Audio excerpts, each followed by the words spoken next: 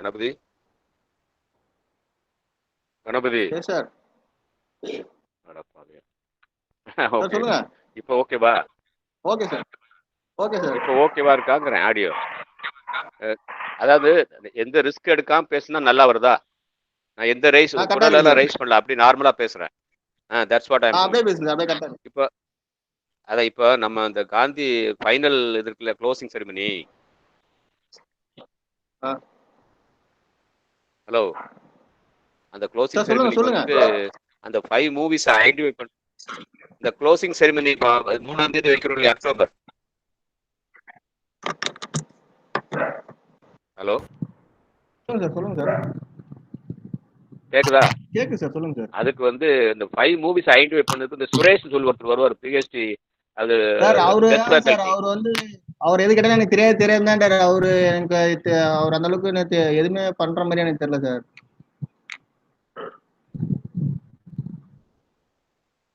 அப்படி அப்படியா? ஏன் அவர் தெரியாது ஆமா தெரியாது ஆமா, சொல்றாரு? நீங்க ஜஸ்ட் அது நீங்க தான் சார் கேட்கணும். அப்படி அவர் உங்களுக்கு சொல்றதுக்கு தெரியாதுங்கிறாரா? ஆமா சார், நீங்க கொஞ்சம் ஐடென்டிஃபை பண்ணி விளையாடுறதா ஏங்க, ஏதாவது 5 மூவிஸ் வந்து ஒரு 5 மூவிஸ் ஐடென்டிஃபை பண்ணி நான் உங்களுக்கு நீங்க வாட்ஸ்அப்ல அனுப்புறேன். Okay sir. அந்த லிங்க் அனுப்புறேன், நீங்க அதை போட்டுருங்க. ஓகேவா? சரிங்க சார். அவர் சுரேஷ் வந்து சரியில்லை இல்லையா? சரியில்லைன்னு கிடையாது, அவருக்கு ப்ராப்பரா இன்ஃபர்மேஷன் மெயிலா தரலையா கொடுத்துறேன் என்னன்னு உங்களுக்கு, தெரியல. அவர் இமெயில். வந்து ஓகே ஓகே ஓகே. இல்ல, அவர் அப்படித்தான் சொல்லுவாரு, எப்ப எடுத்தாலும் அதுதான் சொல்றாரு. சரி, பார்க்கலாம், நான் பாத்துக்கலாம். ஒரு ரெஸ்பான்சிபிலிட்டி எடுத்தா கரெக்டா ஒர்க் பண்ண மாட்டாங்க, அதான் பெரியதா. சரிங்க சார், சரிங்க சார். அது அப்புறம் தனியா பேசிக்கலாம் சார். பாத்துக்கலாம். Okay okay. Good morning, sir. Sir, this is Shilpita Murthy, sir. Sir, Yes. This is Shilpita. Should we start at 8 o'clock, sir? No, your voice is breaking up. We'll Hello? start at 8 o'clock, sir. Yeah, we are supposed to start by 8 o'clock. Yes, sir. What about your professor Dastagir? Sir, he is yet to join. Ask him to join. Sir.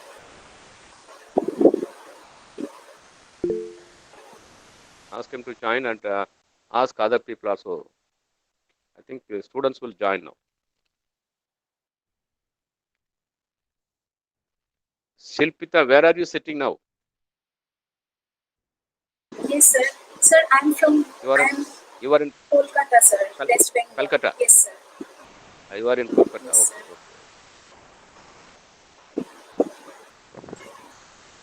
But managing webinar in a virtual format is very, very tough. Yes, sir. It is very challenging. Yeah, very, very tough.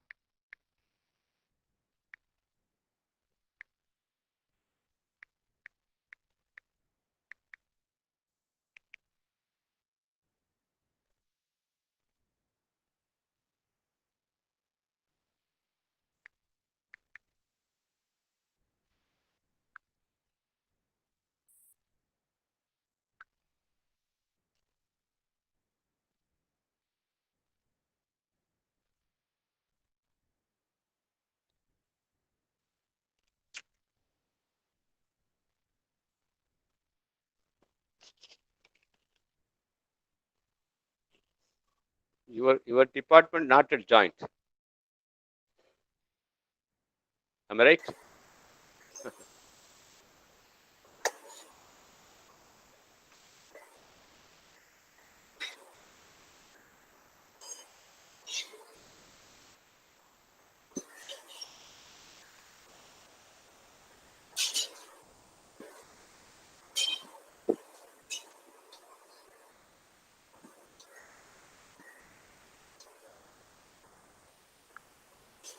the technical session 2 chairmen joined or not? Professor Prasad? Not yet, sir. Hello? No, sir, Not not joined. yet. What about the speaker, resource person? Claiborne. Claiborne, sir, has not yet joined, sir. So Dastige, sir, just joined. Okay. Yeah. They have to take the responsibility.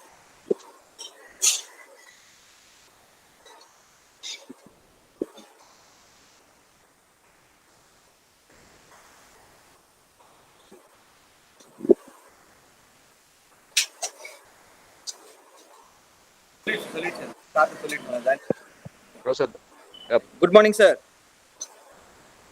good morning, Dasiri. Sir, I'm here. Yeah, you are here. Okay. Have you talked to Vice Chancellor? I will do now, sir. It's now 8 o'clock. After the session. Yeah, you ask him. Yes, sir. Ask him to join. Yes, sir. Sure. I sent a message to him. You ask him to join. Sure, sir. I'll speak to him in another 10-15 minutes. Surely. Yeah, I talked to both directors. They are Very coming. good, sir. So kind of. They are coming, and VC you can talk to him. Already I talked to him. You talk to him. I'll do that. Also, I asked all the faculty members, students. Yes, sir. You have today. given a wonderful instruction. Thank you so much.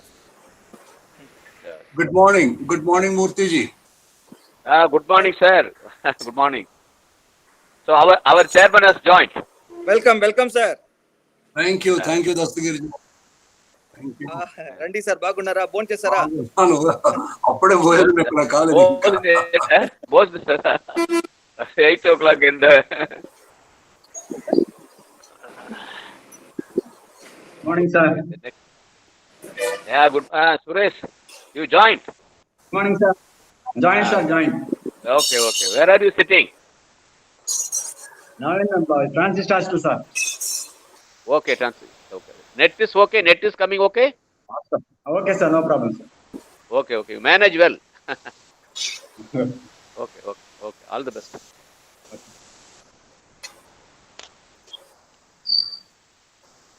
So yesterday we had very fantastic introductory session, of course.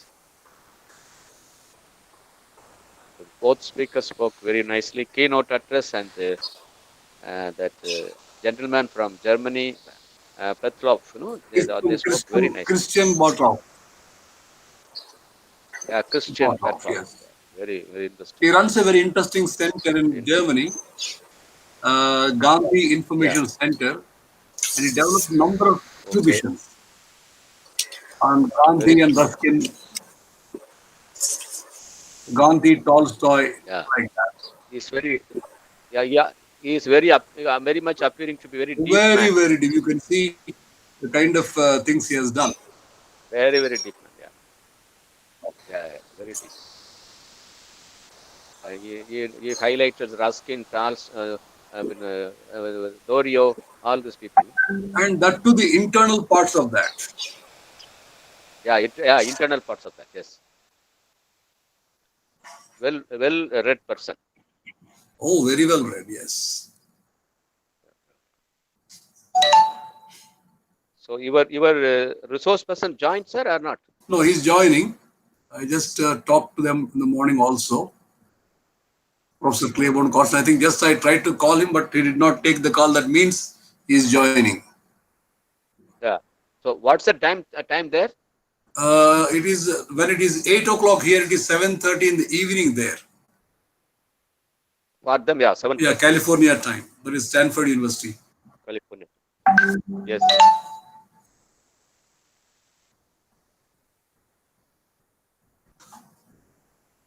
So with all these difficulties, we are managing well. Yes. Because virtual seminar webinar is very tough. Yes. Yes, very tough. And we had around 100 plus participants yesterday. 196. That's what Gulam told me. Today we expect more. Vice Chancellor and directors may join. Oh, wonderful. That would be really great. Yesterday they had some meeting, continuous meeting. A lot of meetings, I know. It's very difficult. Yeah.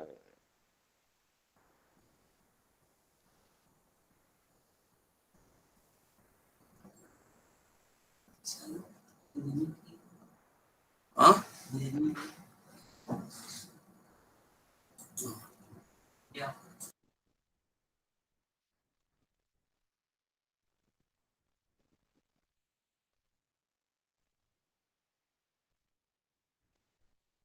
Madam is there?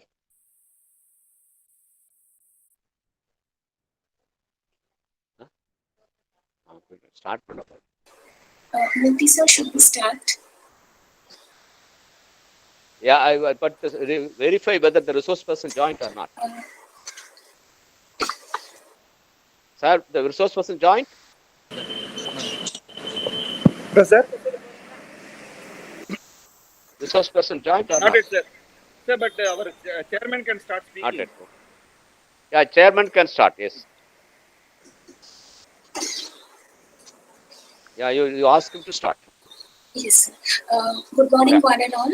Today is the second day for the international webinar on Gandhian Discourse and Sustainable Development, Sesquicentennial Panorama, organized by the Department of Sociology, School of Social Sciences and International Studies, Pondicherry University, in collaboration with Gandhi King Foundation, celebrating the 150th birth anniversary of Mahatma Gandhi. For the technical session 2, we have our chair, Professor Prasad Golanapalli from Gandhi King Foundation, Hyderabad. Sir is the managing trustee of the Gandhi King Foundation in India. He is a Gandhian scholar and visiting professor to many universities in India and in USA. For example, University of Rhode Island, University of Nebraska, Omaha. He has spent the last 4 decades spreading the word of peace and non-violence through the Gandhian ideology. He has been instrumental in building collaboration between various peace institutions across the globe. I invite you, sir, to chair the technical session.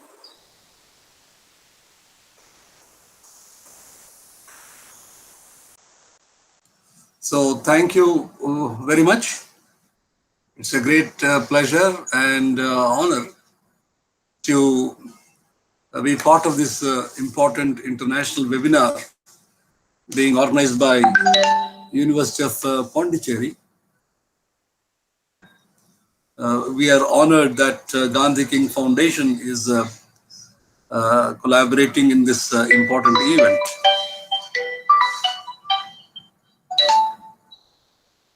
One second, excuse me. Truman? Truman?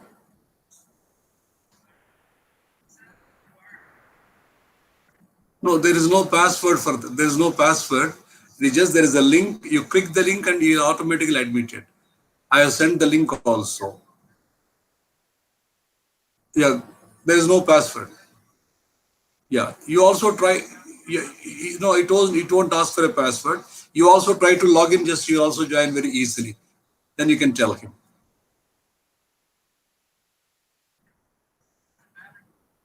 Huh?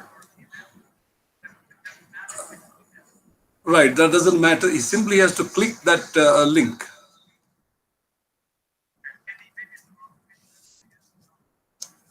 You want me to send it again?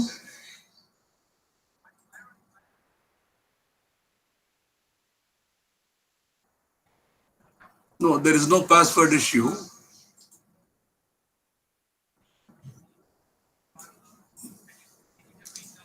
Yeah, I'm doing that.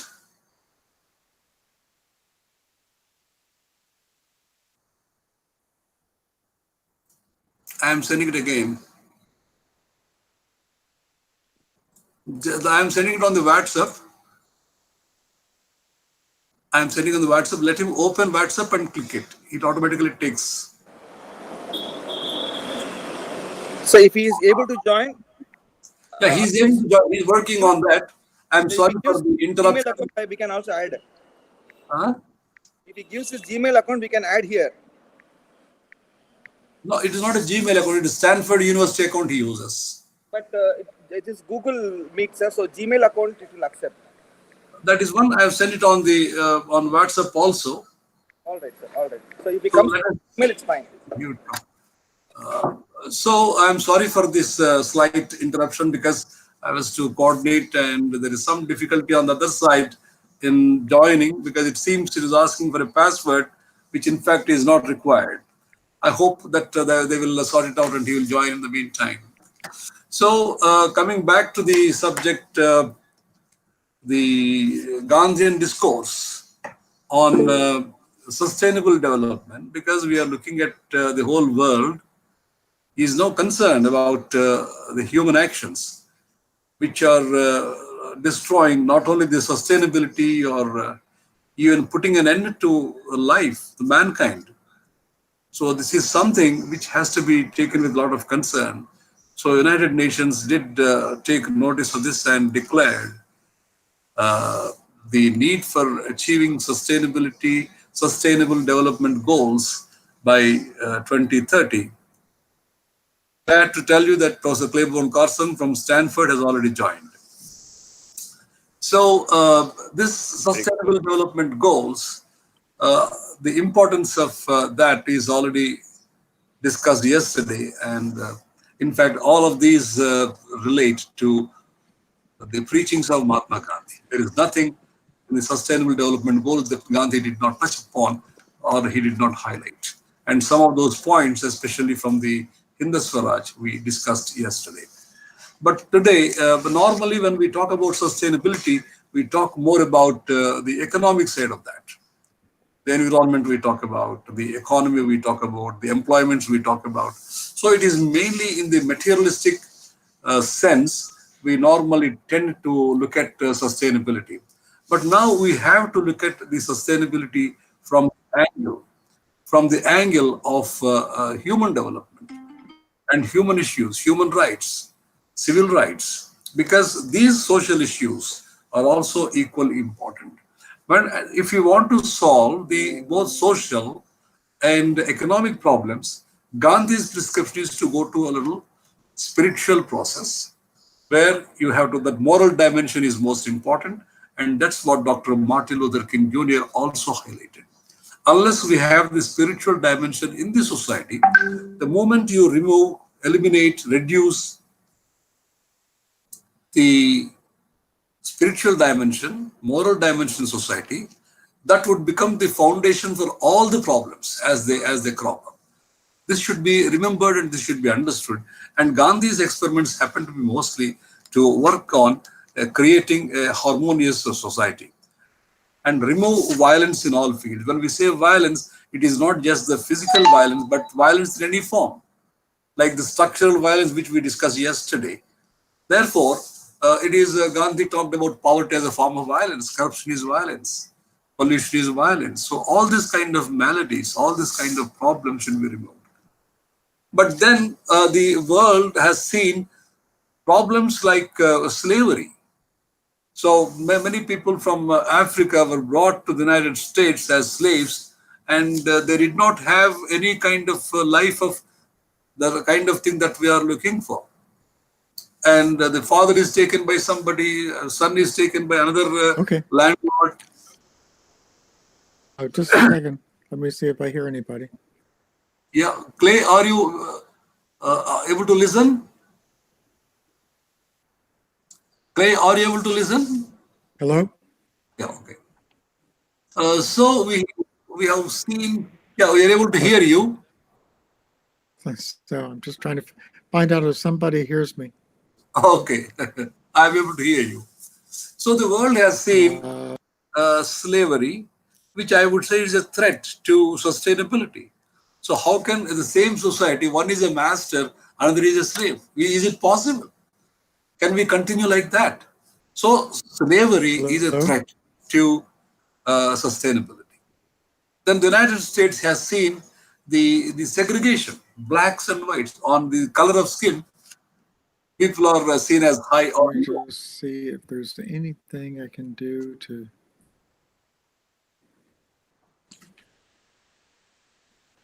So segregation is one. Segregation is violence. And in South Africa, there was apartheid, color prejudice. Black people or Indians could not travel in the first class compartments. They can't walk on the pavements. They cannot have dwellings in the central part of the town or cities. They have to live in slums outside the city, like the unfortunate untouchables were kept outside. Now, untouchability is a threat to sustainability. Then exploitation is a threat to sustainability. Exploitation may be coming in the economic side, but otherwise, the things that I had been talking about, how do we create a society where or which is free from slavery, segregation, color prejudice, untouchability, looking people high and low. So this kind of differentiations are very, very bad. And so long as this kind of things exist, there will be tensions, there will be conflict, there will be violence, there will be hatred. Therefore, we have to work towards a harmonious society where men and women are equal. All human beings are equal. So on the social dimension, we have to take that kind of effort to create a society which is really sustainable. So I am now here today talking about sustainability from the social and moral dimensions, not just merely from the economic or environmental dimensions. So today we have with us Professor Claiborne Carson, whom I greatly admire.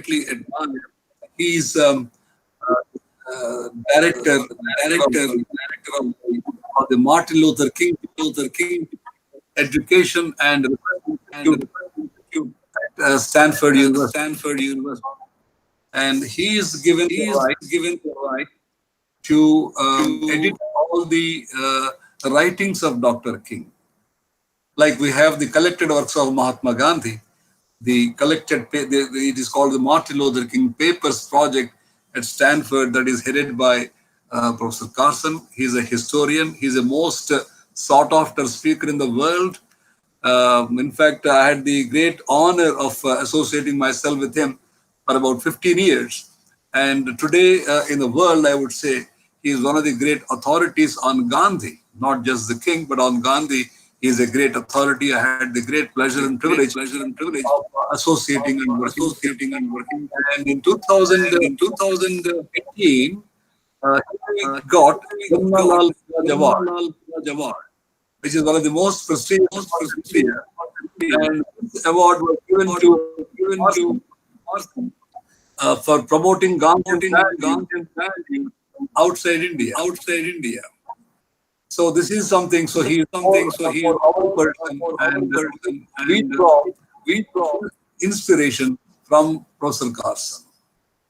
And then we had the privilege of forming in the month of March, last year, March 1st, at Stanford, we formed Gandhi King Global Initiative as a network of people who are interested in peace, nonviolence, and justice, civil rights. So this was started in Stanford University. We call it Gandhi King Global Initiative.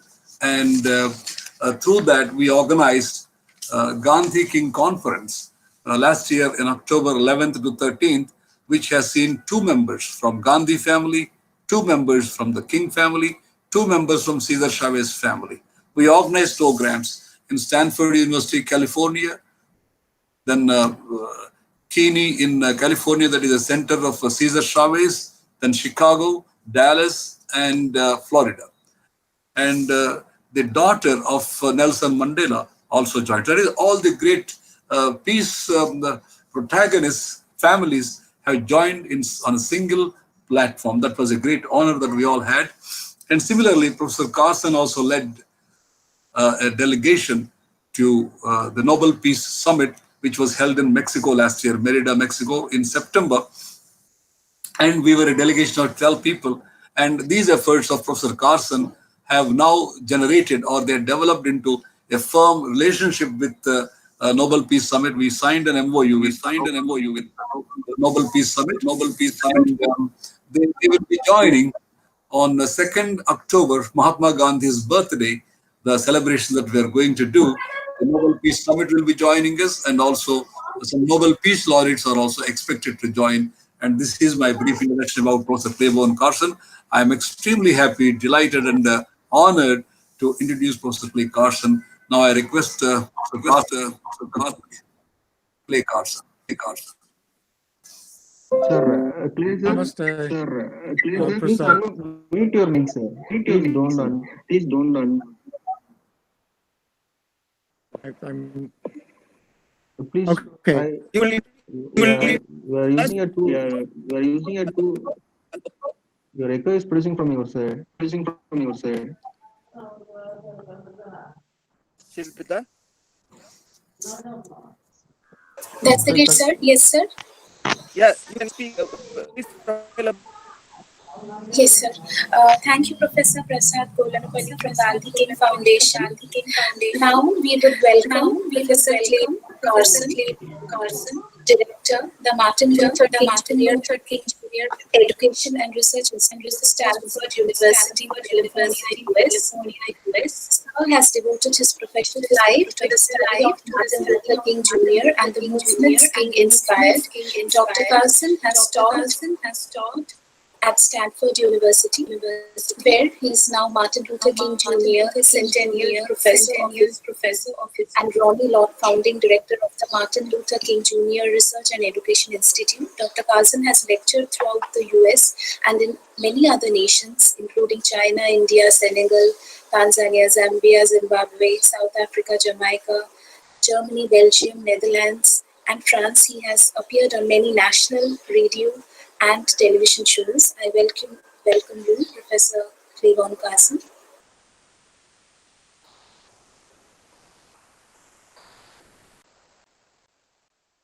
Turned off. Can you hear me now? We can hear you, sir. It indicates that it's turned off. So much, Prasad. Namaste. Been a voyage with you since we first met 13 years ago, I think it was. You suggested the possibility of bringing together and the King movement. And I thought that this was somewhat visionary ideas. And I think that idea that has over the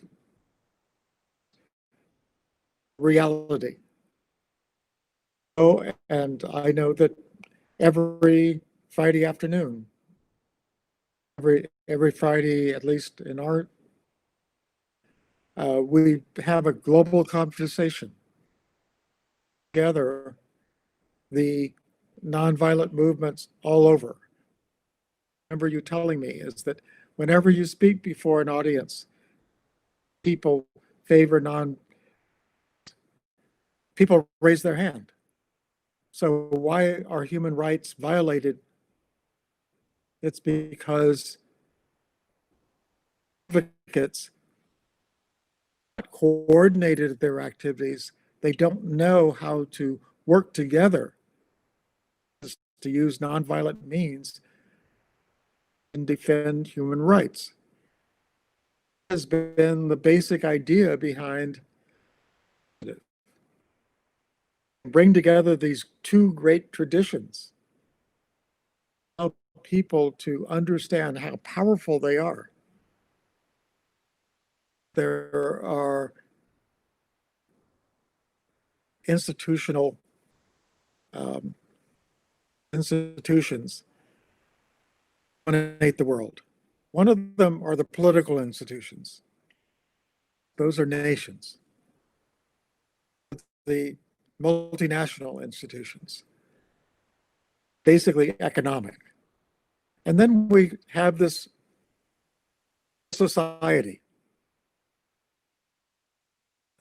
Prasad, you might nod to me and tell me whether civil society is the right term to use in India. I think that what we see is that all these three, by far, institutions. The people who are profess to support human rights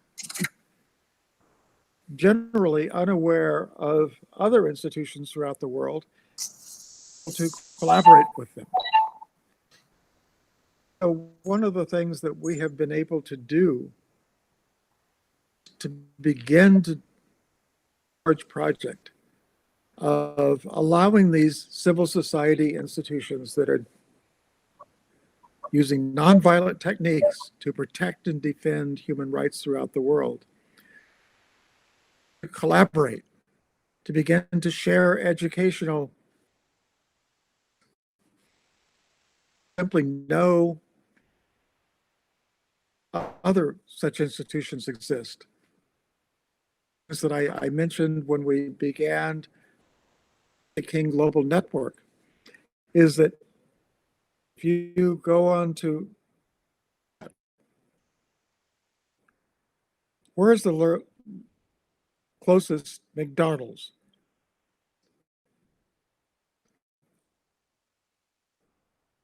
You can find the location, how far away it is, address, the same institutions devoted to human rights.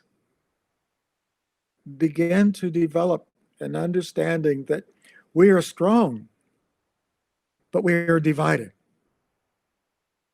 These institutions throughout the world often don't know. It was evident when I organized a conference at Stanford. I didn't know 20 miles which were organizations. And it turned out there were a number of them. Professor at Stanford, and I should know that. What we have tried to do is to understand that rights is very strong throughout the world and wants their own human rights defended. What can I do about someone else's human rights? Refugees, people who are in their own country. We begin to defend that. From Gandhi and King and many others, these are the strategies that have worked in the past and can work in the future, based around the idea people struggle collectively. Techniques. You know, when we think about why is South Africa free of apartheid now? The rest of the world boycotted South Africa. Something that was mobilized on an international basis. South Africa became that couldn't even get loans, believed in their future. Economic pressure, political pressure, for Africa to change. So I believe that we are where we can begin to of civil society organizations, environmental groups in the world devoted to the earth, cooperating rather than competing with one another. See this as toward that goal, this kind of global community. And when we think about what has been accomplished, March meeting that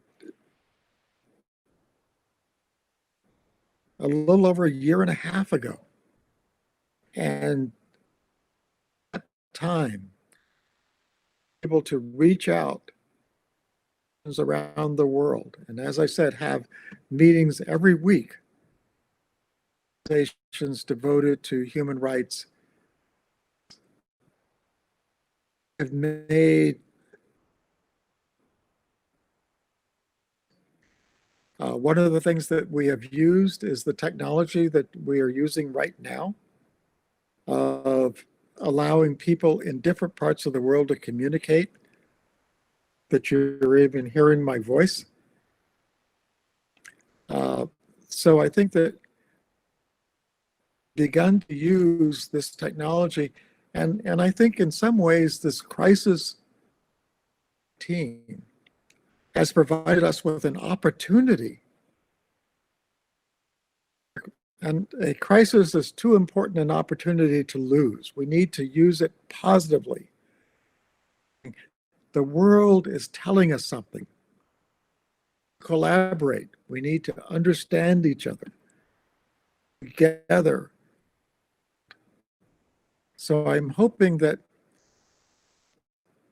meeting part of that, and that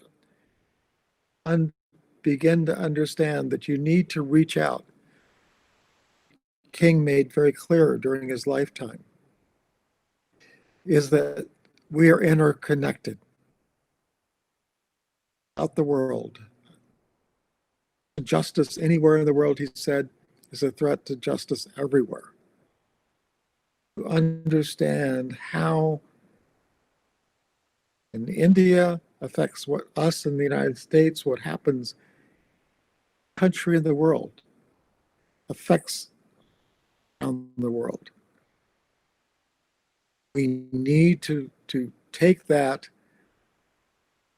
beginning to understanding and what I'll end is by just King said in his final book, Old House. He said that there is this world house. People of different faiths, different backgrounds, different cultures. We inherited this world house to live in it, unless some of you plan to live on other planets. Most of us will be living on this earth that we have inherited. Live together. And he said our options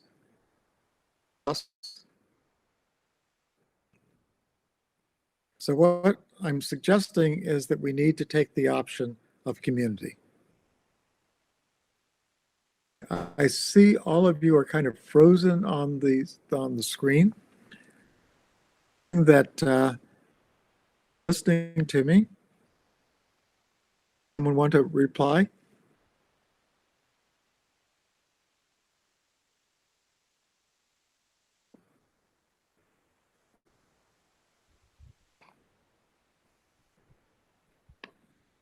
Have we lost contact? No, we are here. You go ahead. Go ahead. We are hearing. Go ahead. Go ahead. Go ahead. I just want to be sure. I'd like to have a dialogue rather than a monologue. But let me make sure that my computer is connected. And Prasad, do you want to say a few words?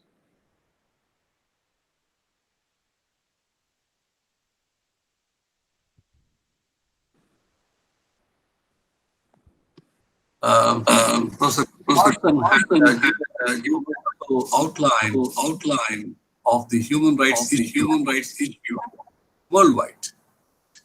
It covers the refugee issue. Some people Kindly mute him.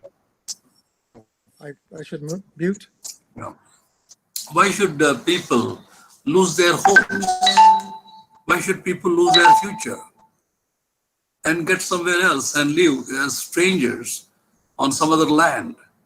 And they would say, no, don't come here because you are going to share our resources. So it is like a human problem. But in fact, like Clay was saying, I ask people sometimes in my talks, are you for human rights? Or are you for violence or non-violence? And virtually I would say most of them, why most of them? All of them would say, we are for non-violence, we are for peace. Or you stop on the road and stop anybody and ask him, do you stand for violence or non-violence, or for peace or not? And definitely every single individual say, I am for peace, I am for non-violence, I am for progress, I am for happiness. But when the majority of the people are for happiness, or for peace, or for non-violence, why there is so much of violence around us in the world? Because I would say, and I would argue, and it is my very firm conviction, that good people like you and me, we are in the majority in this world. Good people are in the majority. But we are not organized. We are not together. We try to find differences amongst us. What is it that I can say that I am different from you? So good people, they are not organized. They are not together. Whereas selfish people, they are very, very, very small in numbers, but they are very well organized. They are organized in political parties. They make policies, they take decisions which will affect all of us. They are organized in governments. They are organized in corporations. But these small number of people decide your and my future and fate. Therefore, it is a small number of selfish people who are able to exert their influence on the world. But why we are not able to do that? Therefore, this is very, very important that all people who believe in the prosperity of mankind, the happiness of the mankind, should come together, work together to create a world which is free from exploitation, free from violence, free from pollution, free from corruption, and free from human rights violations. So that is the kind of thing, the message will go from this conference. So now over to Professor Clay Carson.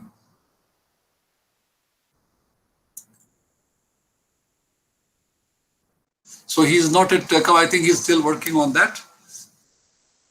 So my humble suggestion is that our work should be more towards how do we unite ourselves. And every small organization is trying to show itself having as a separate, exclusive identity. So it is that kind of feeling of differences, the ego clashes that we have in the well-meaning groups, that is giving an opportunity for the selfish people to really rule over us. Therefore, the conviction should be that all the good people, those who believe in non-violent social order, in fact, Gandhi called it Sarvodaya social order. That is a non-exploitative, non-violent. So non-violence for him is not absence of physical violence, but even the subtle form of violence, like poverty is a violence form, in court. Therefore, the immediate task for us is how do we understand Gandhi and Gandhi's preachings for a sustainable world, especially on the social, moral dimensions. So, Clay, have you come? I a second. So Okay. Now, can you take? could you explain the situation and where we are today? I think that what we've done past less than 2 years, attribute that a lot to your initiative, that you were able to understand this issue. You were the one who walked into my office. Your office was, but I really appreciate that day, because to me that was a start of something that has been a wonderful journey. Really speaking, I don't have an office. What? Really speaking, I don't have an office.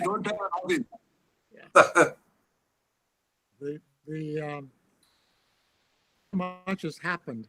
You know, one of the things that Prasad helped me to do was to bring Stanford to India. Many of those students now do wonderful work throughout the world. Some of them, they are They have become wonderful advocates for human rights. I was able to bring a congressional delegation in 2009, which included John Lewis, who recently passed away, Wofford, people who instrumental in ideas to the United States. Now, at the conference, we had James Lawson, who trained many students after his experience in India, 50s, people who I call them the Black Gandhians, who were inspired by Gandhi's movement back to the 1920s and 1930s, brought these ideas to the United States. Who've said they had a new life after Gandhi's death. His ideas came alive again. And from the United States, they were able to go to still other countries. We would have the anti-apartheid movement because ultimately it was the international campaign in South Africa. As both of us know, granddaughter of Gandhi, part of that campaign in South Africa. Things are interrelated. This has to be the beginning of global movement. India and the United States are technology leaders in the world. The kind of meeting that we're having right now, over. People can coordinate their activities. The tactics of nonviolence, the strategy of nonviolence, bring about change in this world.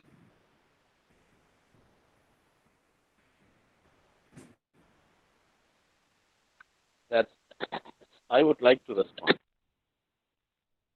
Hello. Good morning. Good morning, Carlson. I am very happy to listen to you. I'm very happy to listen to you. I'm very happy to listen. Very happy. After seeing you in the last June 17th June, when we joined together in the global meet, organized by Peter Mattisbach people. I'm now seeing you. I'm happy to see you. You are okay. Your health is fine. I'm very happy about that. One point that I want to highlight this. So others, I think others can mute the mic. Mute the mic. As a dean of the School of Social Sciences and International Studies, I feel that we have to have more collaborative work to motivate youngsters of the world. Youngsters are our destiny. You can say that they are the people going to rule the world. But the moral ruling or immoral ruling, that's the question before us. The moral ruling of the world community today is very, very pathetic. No morality, no ethics attached with any subject matters like politics, economic, society. So we are missing, as chairman pointed out, that we are good people and we are good in number, but we are not good at our collaborations. We are not good at our generosity. The peace lovers of the world more, but unfortunately, their collaborative work is very, very less. So therefore, we are failing miserably to fight against bad people, you can say. So for that, we are planning to start a very important organization, World Association here from India, taking all Martin Luther King and Mandela's and Mahatma Gandhi's, putting them in front line, working for humanity.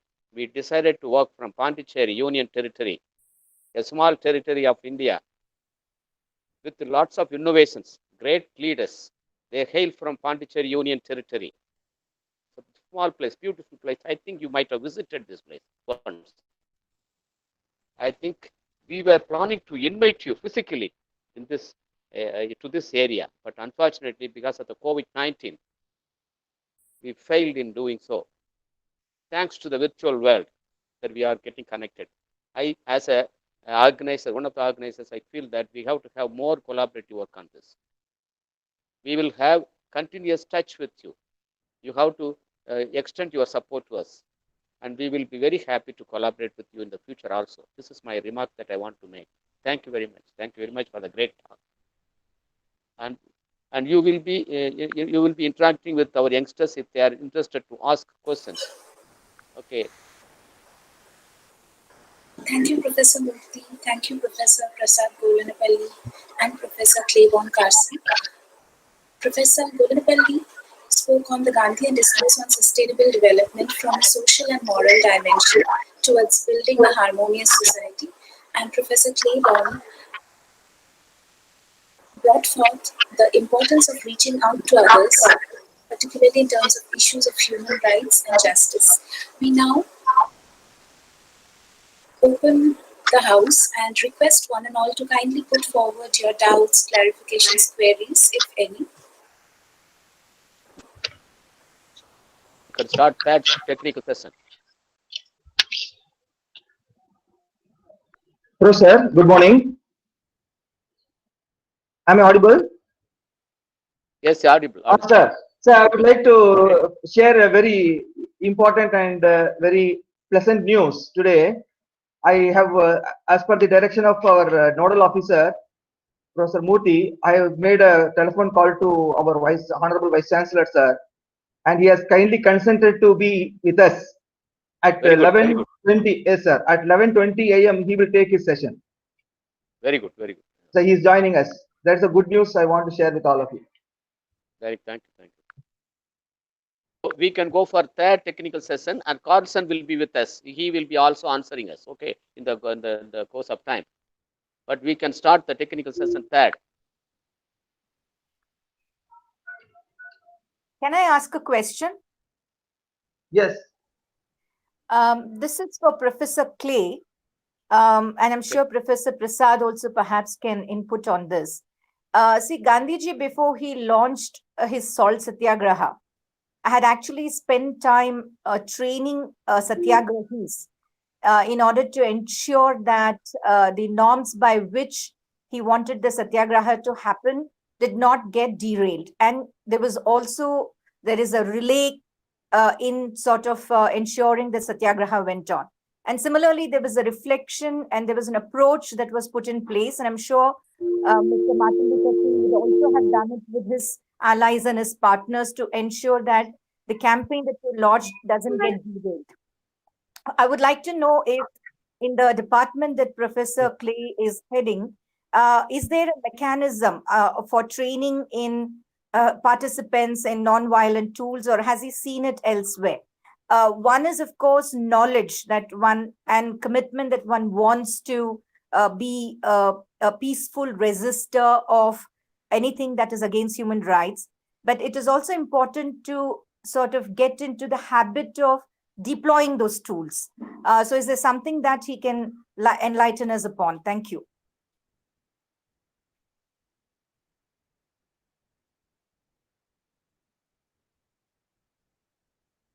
Professor Carlson.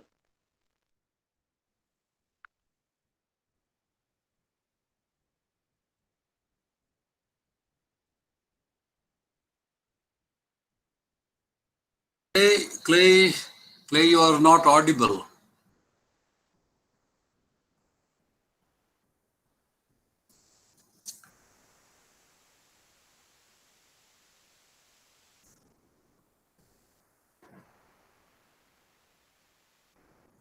Clay, you are not audible. Sound is not coming.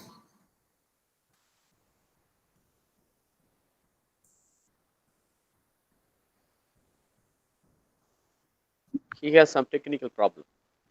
Okay, then perhaps I can briefly take up that. So, Gayatri, thank you for your question. When we look at Gandhian technique of training,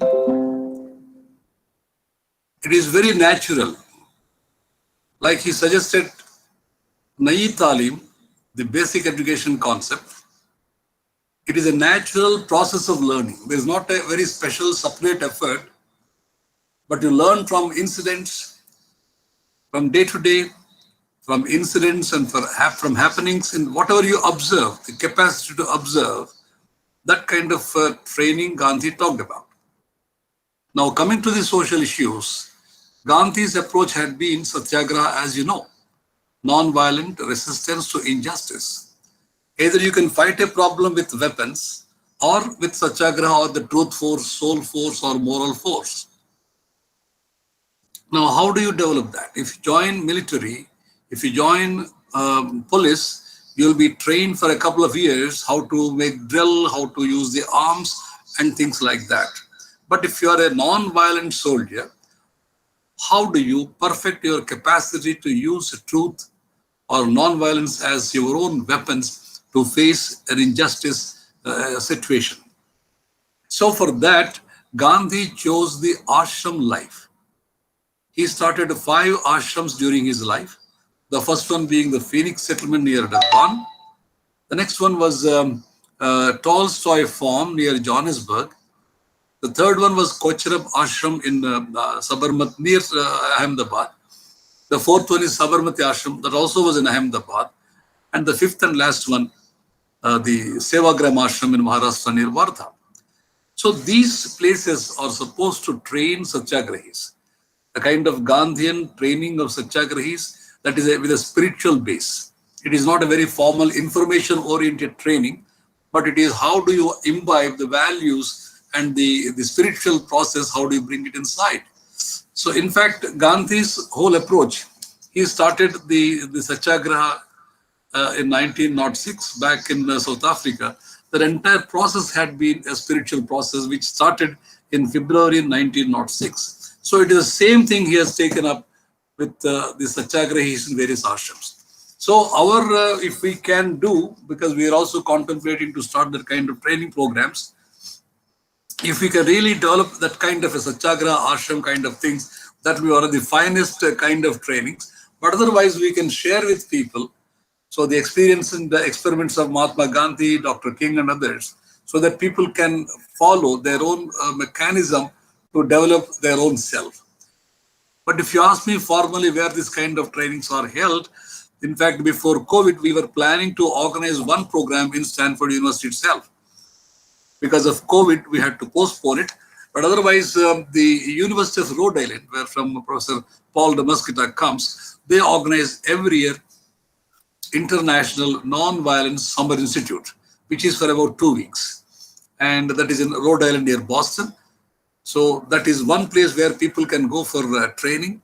And we are planning, I think, once the COVID situation eases and becomes normal, we have also contemplated to do this satyagrahi training kind of things in Stanford University. Thank you. Thank you.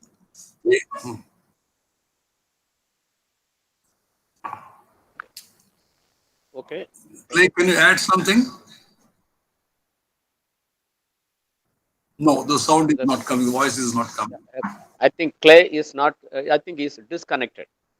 No, he's connected. He's there, but not. The sound is not coming. Oh, sound is not coming. Okay. Should we start this third technical session then? Oh yes. Thank you. Yeah. We can start third technical session. Silpa? Sir, Mukti sir. You can start third technical session. So we are, Monty sir will be joining now. So we'll wait for Monty sir. Ask till that time our professor Dasagri.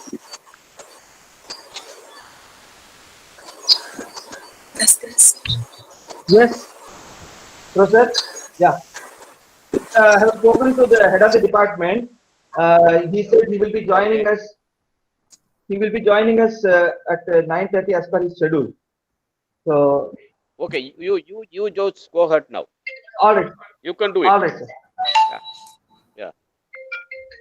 Thank you very much, sir, for this invitation. I'm really pleased because yesterday some of the things which I also wanted to share due to some technical issues I could not speak. This session is devoted.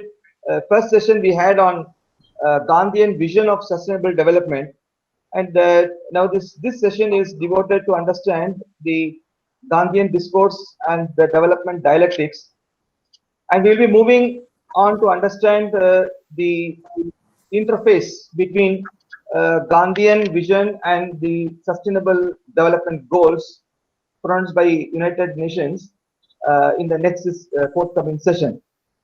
So keeping all this in view, what we today experience, what sociologists have coined it as the risk society, and they have very aptly coined it as global risk society. And this global risk society, although has been experienced in the past few decades. Hello. Hello. In the past few decades is being experienced, and in terms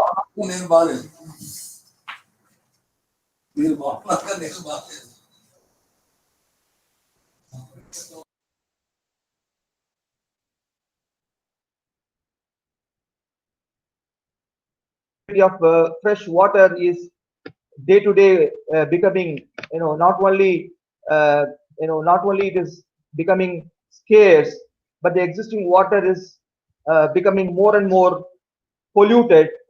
And keeping all these kind of the constraints, and in fact it is a catastrophe that we face. On top of it, we do have several environmental disasters taking place all over the world, whether it is forest fire or the high speed hurricanes, even the earthquake and tsunami, etc., that are now shaking the entire world. The entire world is completely under risk. This sociologists have aptly captured, particularly Professor Anthony Giddens and Ulrich Beck have proposed the idea of what we call it as the global risk society. Taking this as the context of the contemporary society and the contemporary world, the contemporary situation of our Mother Earth, what is the solution to these problems has been in the agenda for the past at least 4 decades. 4 decades we have been thinking about it internationally. There have been summits which have happened right from 1972, which started with the Stockholm Convention, and then we have moved on to understand these, to the launch of Millennium Development Goals that were operationalized from 2000 to 2015, and the present the situation we have, the United Nations Sustainable Development Goals before us. The 17 goals have been put forward, which are operationalized from 1st January 2016, and they will be in operation till 2030. Keeping all these ideas and strategies directing towards a solution to the problem, Anthony Giddens rightly points out, saying this as the Giddens paradox. Giddens paradox conveys the idea that it is not that people are unaware about these kind of crises and catastrophes. All of us are experiencing this all the day, every day. We know the situation that is around us, that is very, very, very much in our neighborhood. Sometimes even in our households, we see that we are facing the water crisis. Not only water scarcity, water crisis. People run around to fetch water. The days are gone when people in the rural areas, they have to walk a few kilometers even to fetch water.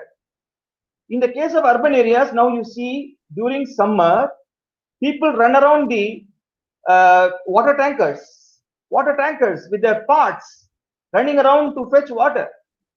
And most often we see that people go on to the roads with empty pots, placing them on the roads to protests that, what is that? Well, they don't have water at home to use, not even to drink. And the 1992 Earth Summit declared water as a commodity. Water is now commercialized. Water is privatized. Water has become a commodity, commodification of water. Why has all this happened? This is what Mahatma Gandhi had already said in his King Swaraj. He said already that there is a situation of this sort which he already projected, that the arrival of Western civilization, the Western capitalism, the Western model of development, he developed the polemic against the Western model of development. He warned. He even described, rather I would say, he rightly labeled it as the Dark Ages. Mahatma Gandhi ji has been prophetic in this. When people are experiencing it today, even then they do not get into any action. They don't apply their thinking. They don't even look forward what is today and what is tomorrow also. This is really a situation that we are experiencing. People run around material things, people run around power, people run around money, but they don't feel about, they don't even think about what is that happening around us. They are unthoughtful about the crisis that we are facing today. But Gandhiji was right enough to say 110 years ago that this is a dark days, dark ages of the Western model of development. He said, educated people, you need to have patience. Educated people, you need to have patience, because this Western model of development is doomed to its failure. It is going to see its failure. Gandhiji already made it very clear. Despite such warning, industrialism continued. Gandhiji was never against industrialization, but then he was very, very cautious, and he was warning against industrialism. Industrialism as such, what does it what does it say? Sociologists conceptualize this as a methodology of enhanced reinvestment. Reinvestment, the capitalists make profit, but with that profit, they are not happy about the profit. What do? Profit is converted again into the capital. It is invested again into either multiplying the business or expanding the business. What is the consequence that we see? We call our world in which we live as the Mother Earth. This is the Mother Earth. But what do we do to our Mother Earth? Gandhiji rightly said. What are we doing to the Mother Earth? We are exploiting it. We are damaging it. We are pumping, pushing, pulling, pinching, and even we are go to the extent of even lynching the world. We are lynching the world. We are lynching the globe. We are kicking the globe. And what is the outcome? This is what we are seeing today in terms of various forms of crisis that we face, various disasters that are happening, landslides, excessive rainfall, excessive heat, and various other forms of disasters that are taking place. Now, what the global thinking is now directed towards? Looking for an alternative planet to live. People are thinking of alternative planet to live, but what is the alternative? That is what Mahatma Gandhi rightly said. You don't create a situation where you need to look for an alternative planet, looking for water, where if the water is available in another planet, we can move. People are still planning. There is a very, very extensive plan that is in operation at higher level of international thinking, and there are experiments going on. What is that? Looking for another planet to live. But Mahatma Gandhi rightly said, you need not look for another planet to live. You can make the same planet in which we are living as a workable, livable place. When he said, this is not this planet, this natural resource is not something that is a gift that we have received from our forefathers, but it is a loan that we have taken from our younger generation. It is a loan. What kind of a consciousness he prepared for us? That is a consciousness which is required, collective consciousness that Mahatma Gandhiji proposed. Mahatma Gandhiji wanted each one of us to be reflexive. Today we are talking about social reflexivity. Social reflexivity. Ulrich Beck would say that there is a need for a second modernization. Second modernization is required. He also calls it as remodernization. We can see the discourse about Gandhi, Gandhian discourse. We see the debates and discussions about Gandhi in thought reveals many of the ways in which Gandhian discourse is characterized and campus and given given kind of characterization where Gandhiji is seen as sometimes Gandhiji is seen as pre-modern. Some of them say Gandhiji is anti-modern. Some people say Gandhi is non-modern. Some people say Gandhi is post-modern. But what really makes a great difference in all this is Gandhi has been prophetic.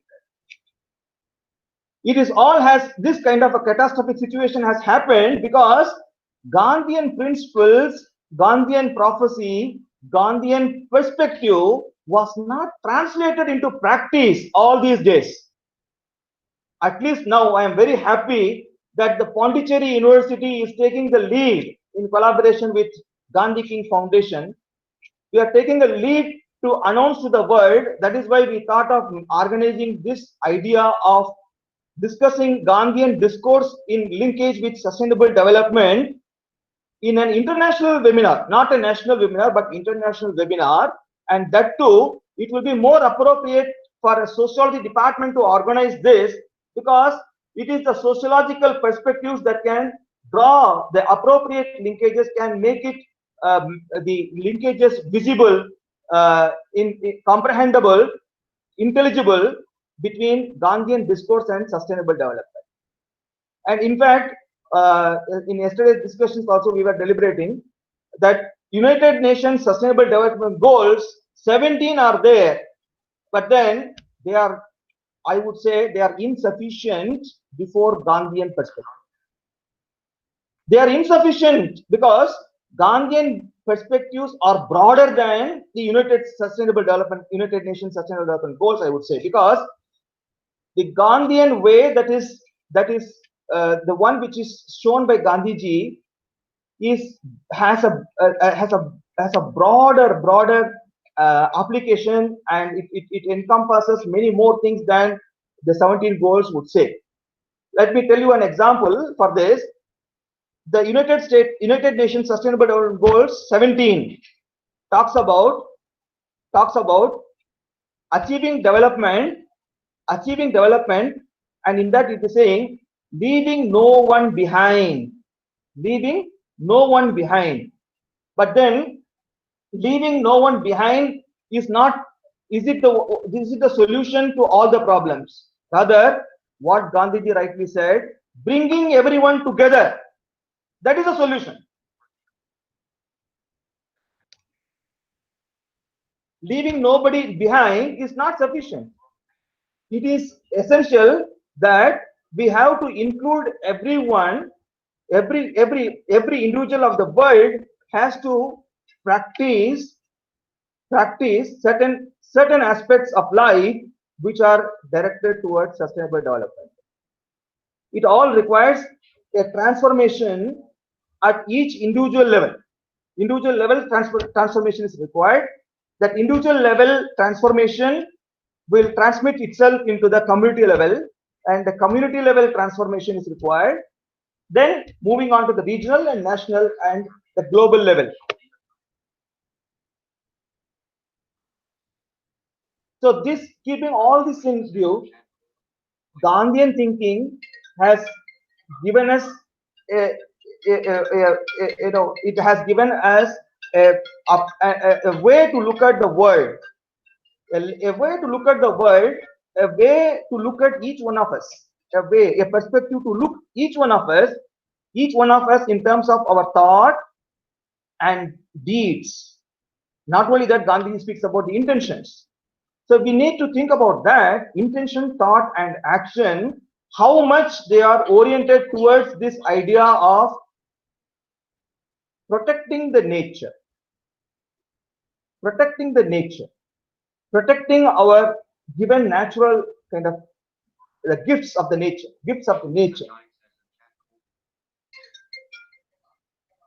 To what extent that these are translated into our intentions? To what extent these are translated into our action? So each individual level transformation is very much essential. That's what Gandhiji had rightly pointed out, that the change has to take place at each individual level.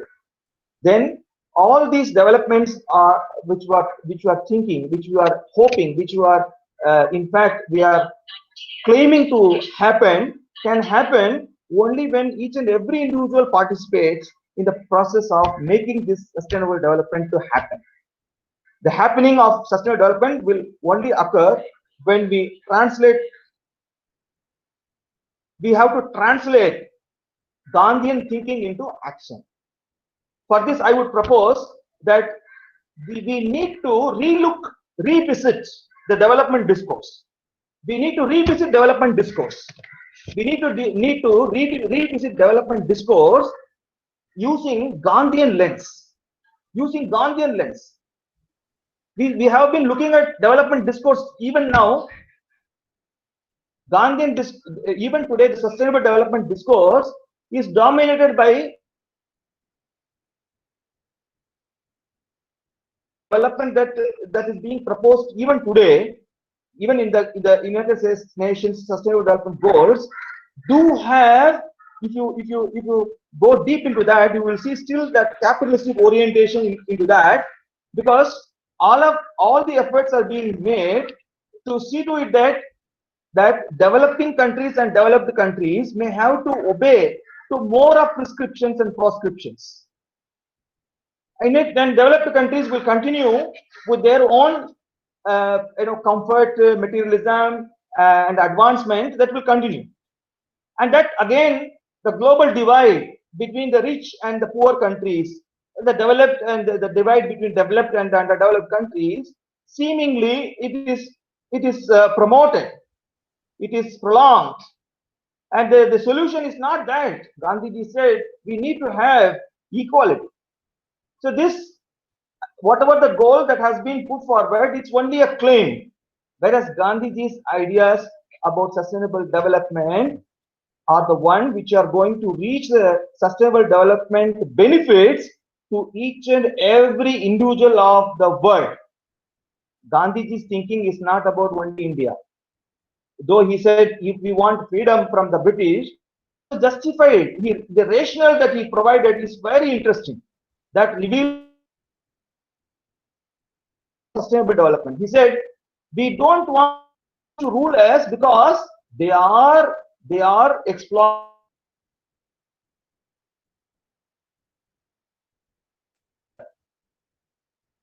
The rule is not required. He also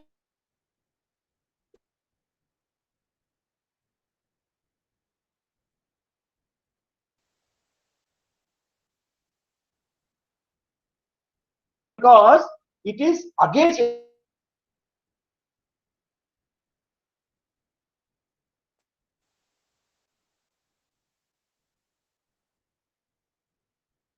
application of violence.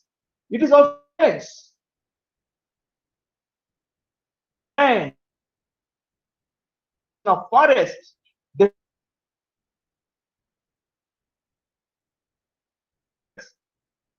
breaking of the land, all this is violence. And that is the violence, the consequence we are seeing in return. That earth is also responding to that in terms of disasters. Because we have engaged ourselves into violence. Gandhiji rightly said, we need non-violence. Gandhiji's non-violence includes that we should not hamper, we should not damage, we should not despoliate the natural resources. And you see, because of this, the damages that we have caused, we are paying the price for it today. We are paying the price for that today because we have not listened to Gandhian words. Gandhian words have not been properly implemented. Because of that, we are paying a very heavy price. Loss of lives, loss of land, loss of natural resources.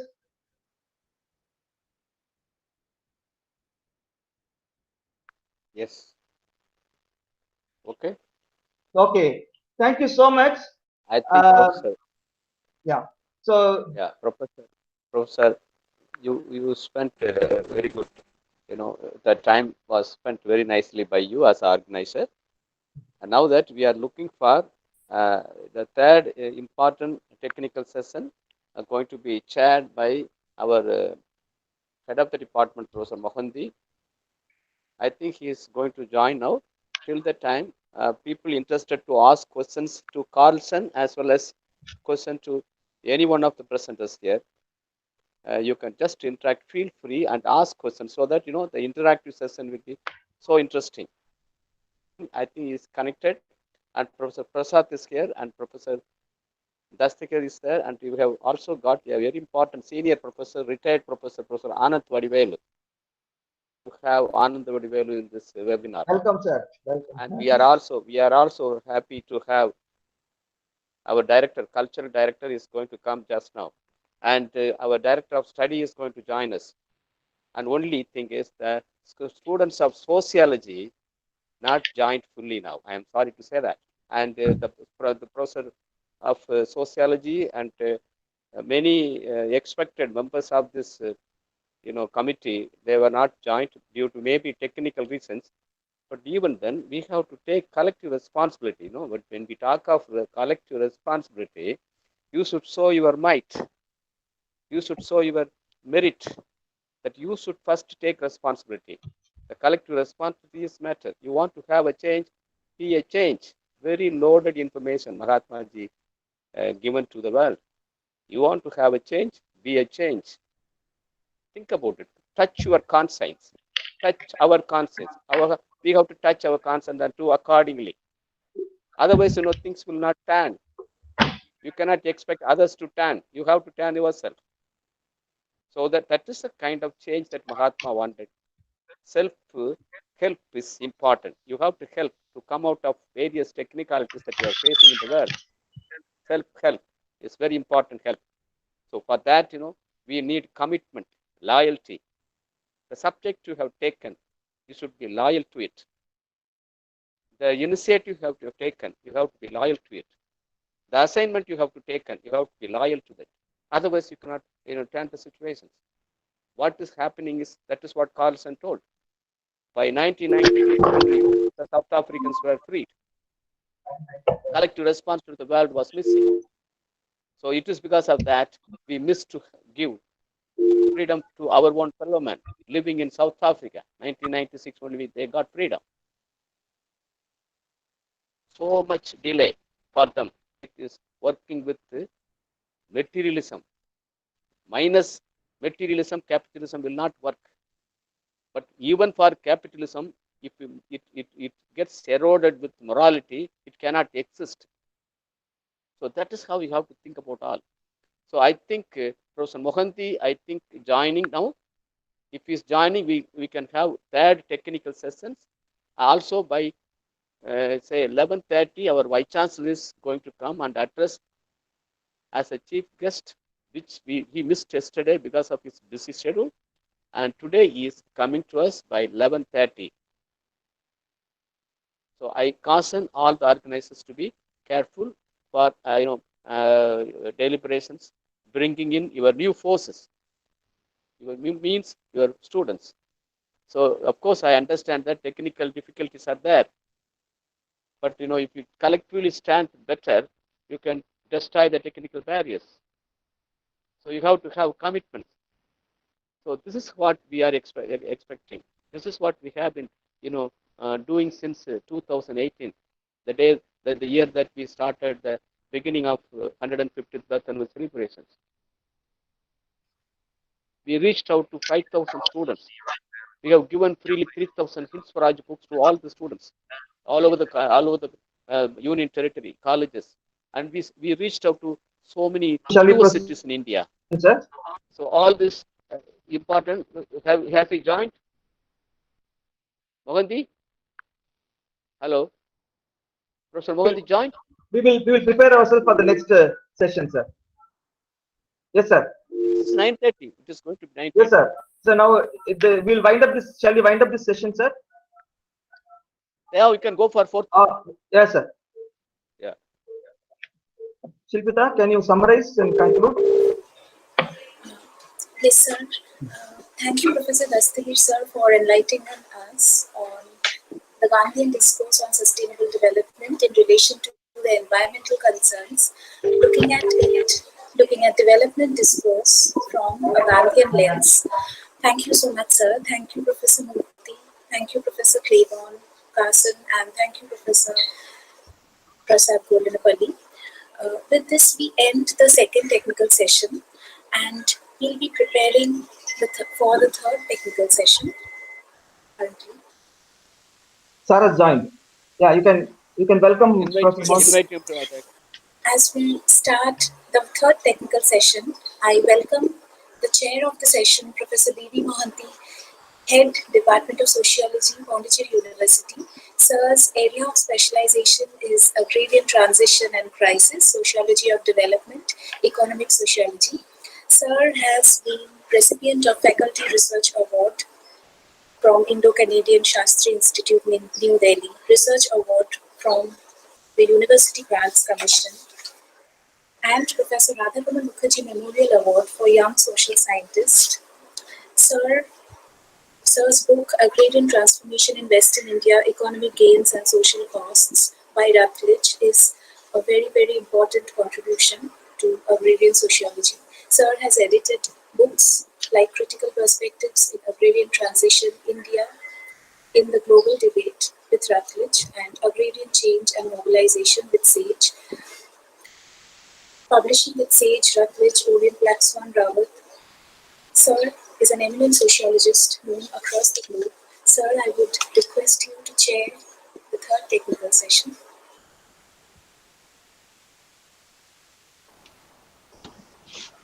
Thank you, Silpita.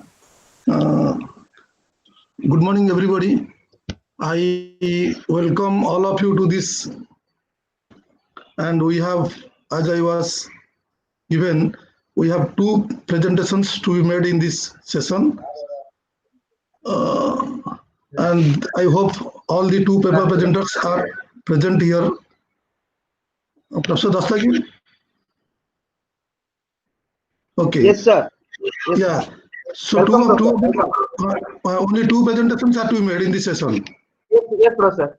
First, Sir's presentation, sir. Sir's presentation can be there. After that, the two speakers will speak. Means my presentation? Yes, sir. Yes, sir. You can take few minutes because. No, I don't have to make any presentation specific thing. We can go proceed to them. I can give my comments and suggestions in the end. Hello. Okay, you do it. Yeah. So now I request the first paper presenter. He is Professor Muhammad Said. So now I request him to make his presentation. I am to know also what is the theme of this technical session. It is not there. Dastagir, sir. Sir, this is about United Nations Sustainable Development Goals and Gandhian Discourse. Gandhian Discourse and Sustainable Development Goals. Sir, you can give comments at the end also. It's fine. Yeah. Okay. So now I request the first speaker to make his presentation, Professor Muhammad Said. Professor Said. Thank you. Yeah, I hope I'm audible, right? Yes. Professor Shahid, welcome. We will be introducing you in some 30 seconds, please. Shalpita, please introduce. Yes, sir. Our first resource person for the technical session is Professor Mohammad Shahid from the Department of Social Work, Maulana Azad National Urdu University, Hyderabad. Sir's area of interest is social work and marginalized groups. Sir is currently experimenting with the theoretical frames of hegemony, common sense, and structural violence. With the he is methodologically inclined to qualitative research and participatory techniques. Sir has worked at Dr. Bhimrao Ambedkar College, Delhi University, Department of Sociology and Social Work, Aligarh Muslim University. Sir has intensively worked on field action projects in collaboration with UNFPA, UNICEF, IILS, ILO, PFI, SIF, PSA, and UGC. Sir has been the head of the Department of Social Work, Dean, School of Arts and Social Sciences, and Controller of Examinations in Manu, and also officiated as Registrar and Finance Officer, Manu. Sir has published extensively with reputed publishers. Professor Mohammad Shahid, I welcome you today as the resource person. Thank you very much.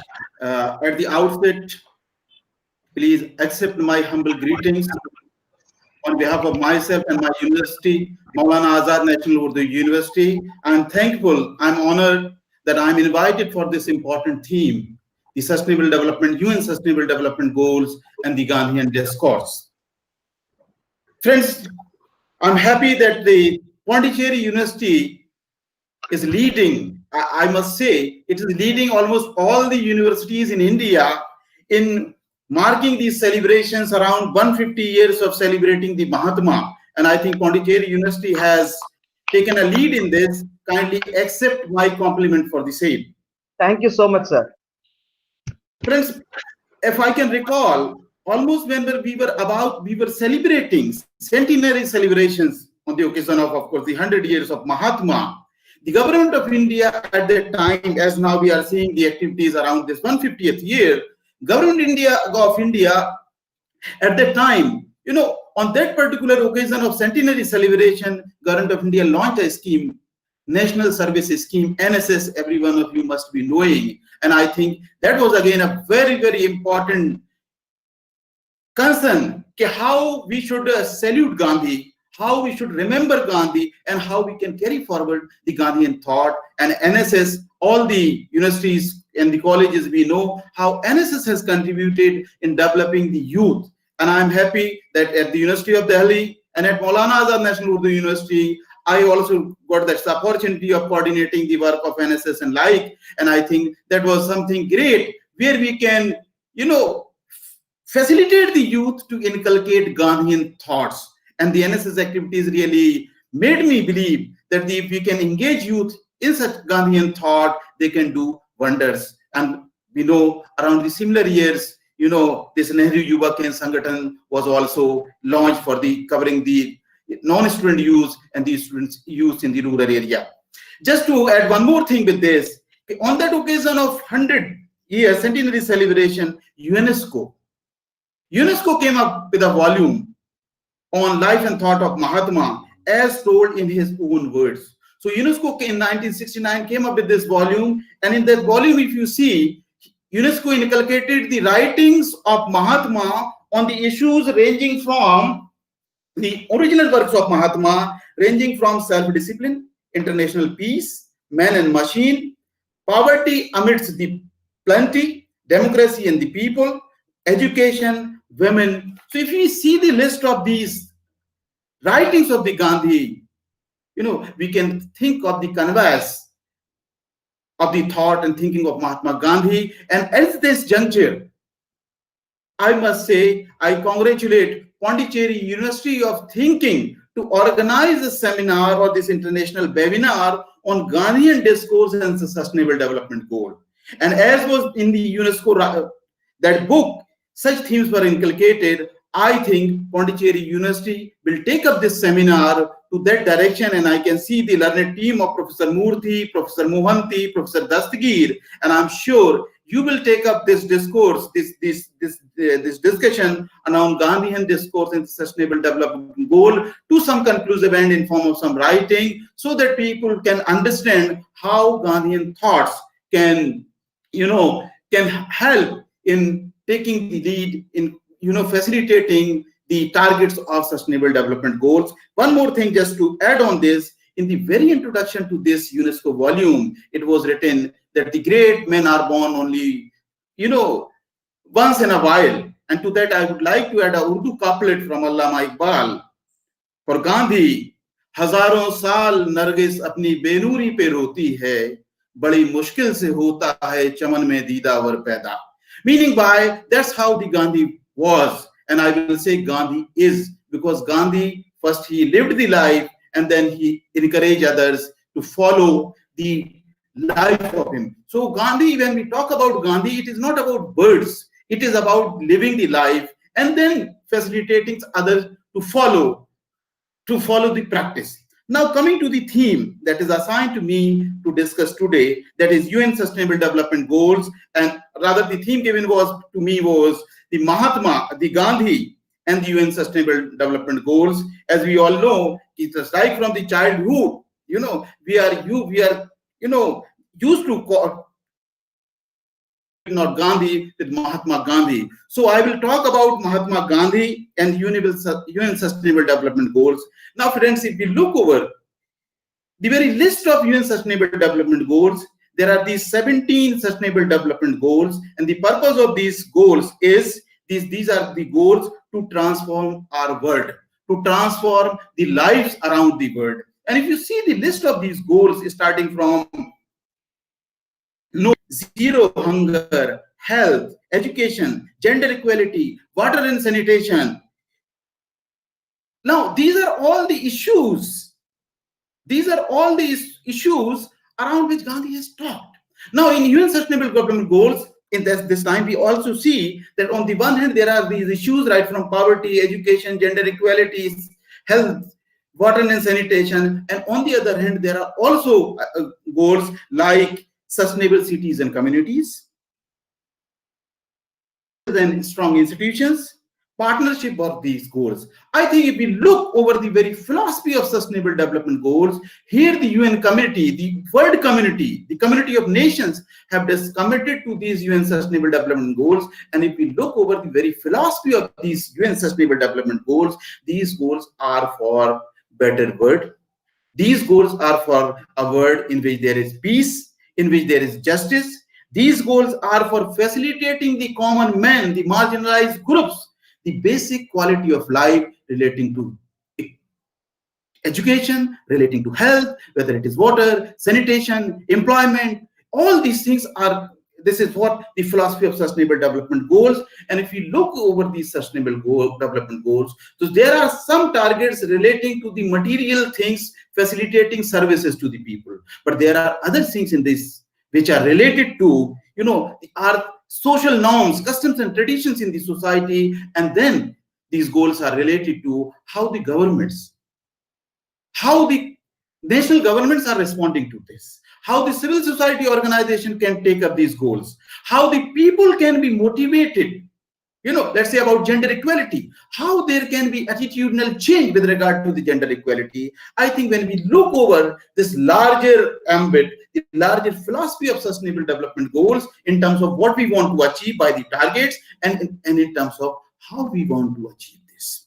We know it is always easy to fix the target, but it is very difficult to achieve the targets. And that's how we have moved from Millennium Development Goals to Sustainable Development Goals. I think here, the thoughts of Mahatma Gandhi can help us in understanding those processes through which we can reach to the real goals. We can achieve those goals, because Gandhi, if you ask me, Gandhi life is all about inducing change. And you see the life of the Gandhi, because when we see the life of the Gandhi, it is an evolving life. Gandhi has evolved continuously. And if we see the early life of the Gandhi, then we have seen that how in the right from early childhood, even to the time when he entered the court, there were initial disasters. Even to his early writings, people have professed, even to the people like Gokhale with regard to Hind Swaraj, they said it has almost writing has sealed the fate of Gandhi.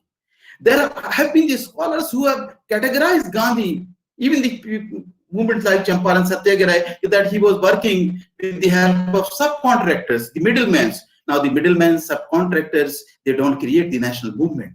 They don't create the mass movement. And Gandhi has disproven all such kind of prophecies, around Gandhi. And that's how Gandhi has shown the road by practice. And from here, that's how now I will, because the time is such that we cannot deliberate neither on the sustainable development goals fully, nor on the very thought of Mahatma Gandhi. So I will very specifically talking about certain things from where we can take the lesson from the Gandhi for us as teachers, for the students, for the civil society organization, as also for the national governments. So let me start with the very autobiography of Gandhi.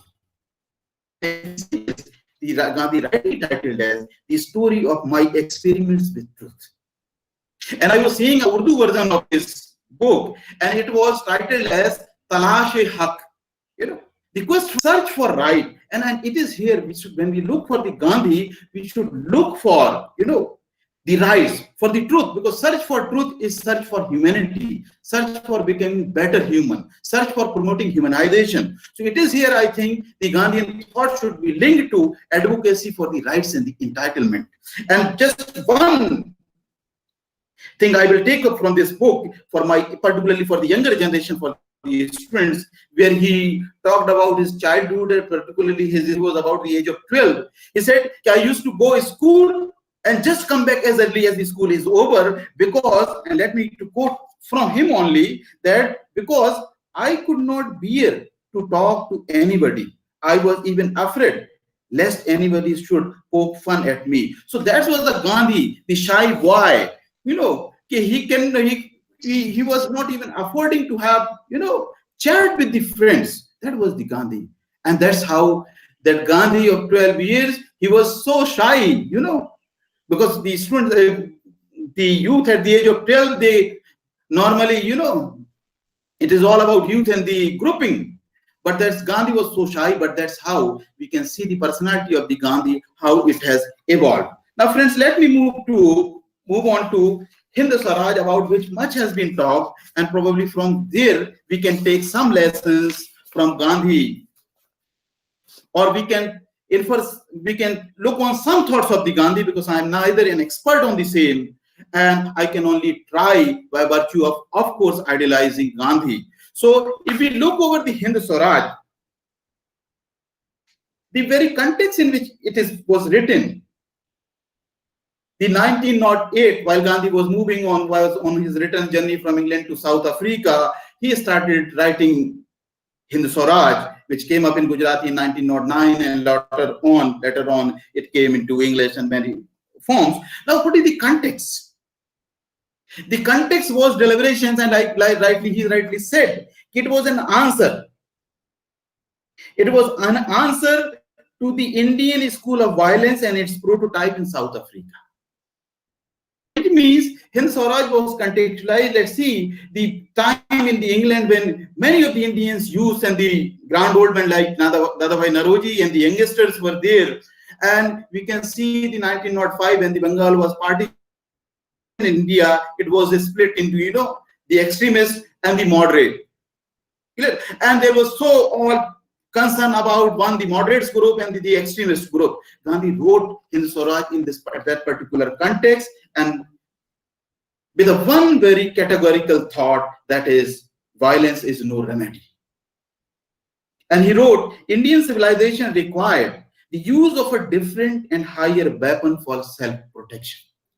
And what was this different and higher weapon for self-protection? I think it is what we now know as Satyagraha. It was his notion of Swaraj. It was his values of truth, non-violence, welfare of people. So these are the values around which, the Gandhi, whole personality of the Gandhi, philosophy of Gandhi developed. There are, Hind Swaraj was initially criticized like anything. I said, Gopal Krishna Gokhale said, this gentleman has sealed his fate.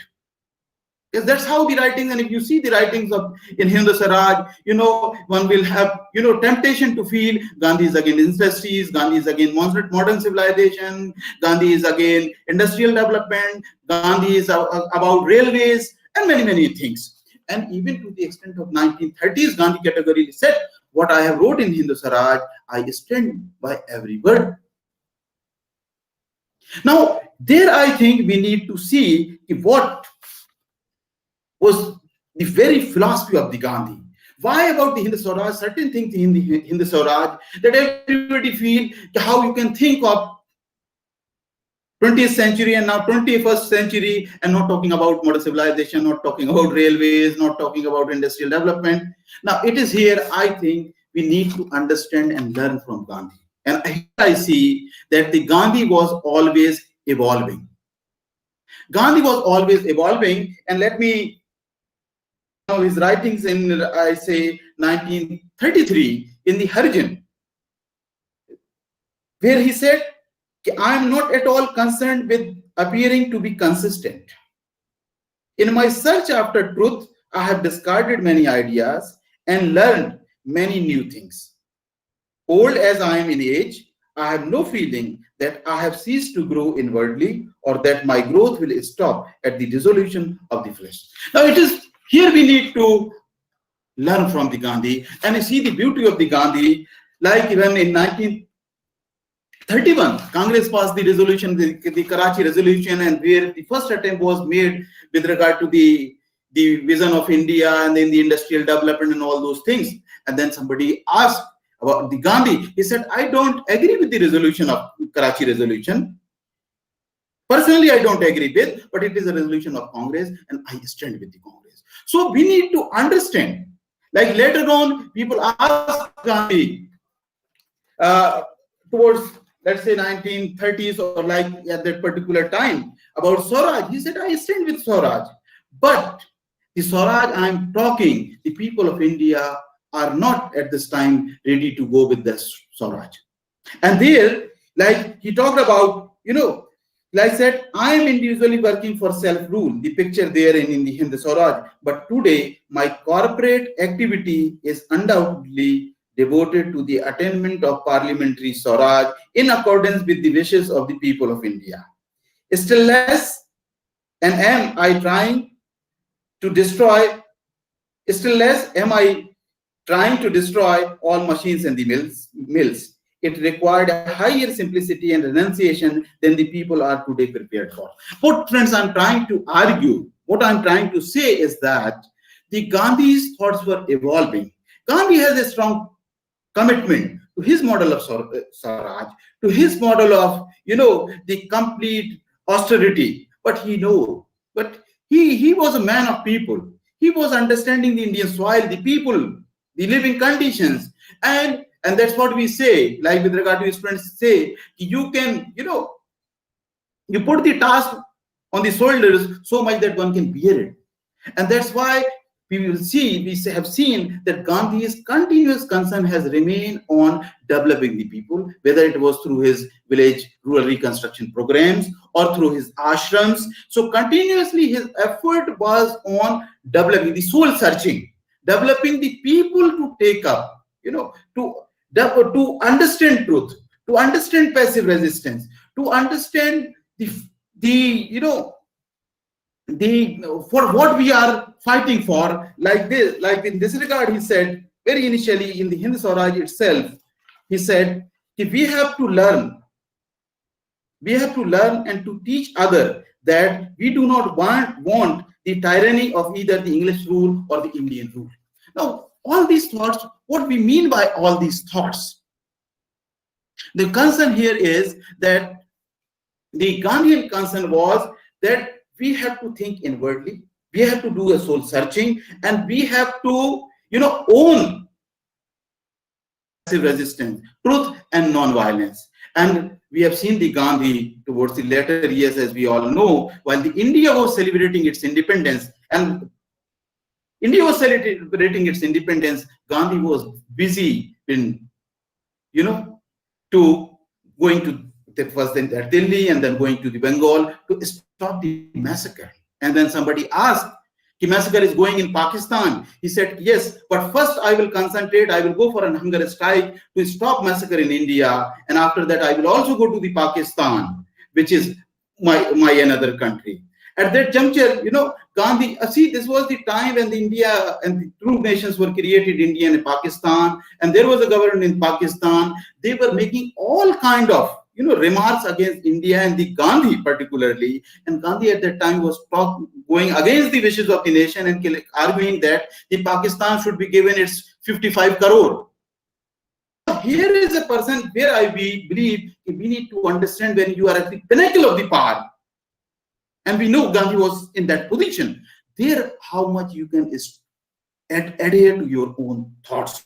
And there, I think the people have learned from the Gandhi that I see, and that's why Gandhi is global, that I see when the South Africa, when Nelson Mandela, you see the first freedom speech of Nelson Mandela, when after this horrible apartheid South Africa came up, he said, now there will be no oppression by anybody. Now, this is an important thing. Because otherwise, like I can say, the permanent dream of oppressed is to become oppressor. Gandhian thought is you have not to change the actor, but you have to change the very process, the oppression. So that we see in the thought of Nelson Mandela, that we see in the thoughts of Martin Luther King. See, I have a dream, and that dream was not to oppress white. That dream was to a better world where there is justice, there is a peace. So I think we need to take these thoughts from the Gandhi, how we can inculcate. And at this juncture, I believe, even when we talk about non-violence, we also need to to understand violence in its larger gambit. Violence is not only what appears in terms of physical violence. Violence is also there in our structures. The structural violence, look at the gender equality. Even in this particular century, how far we have moved on this particular area. So in terms of, we have also to look into the structures that we have created in the society that perpetuate violence. We have also to think about in terms of the larger symbolic ideological things that legitimize violence, the cultural violence. And if you all remember, now these are the three terminologies I'm borrowing from Johann Galtung: the direct violence, the structural violence, and the cultural violence. Again, another great admirer of Gandhi. So what I'm trying to argue is, we need to take a lesson from the Gandhi, how you have to change your personality.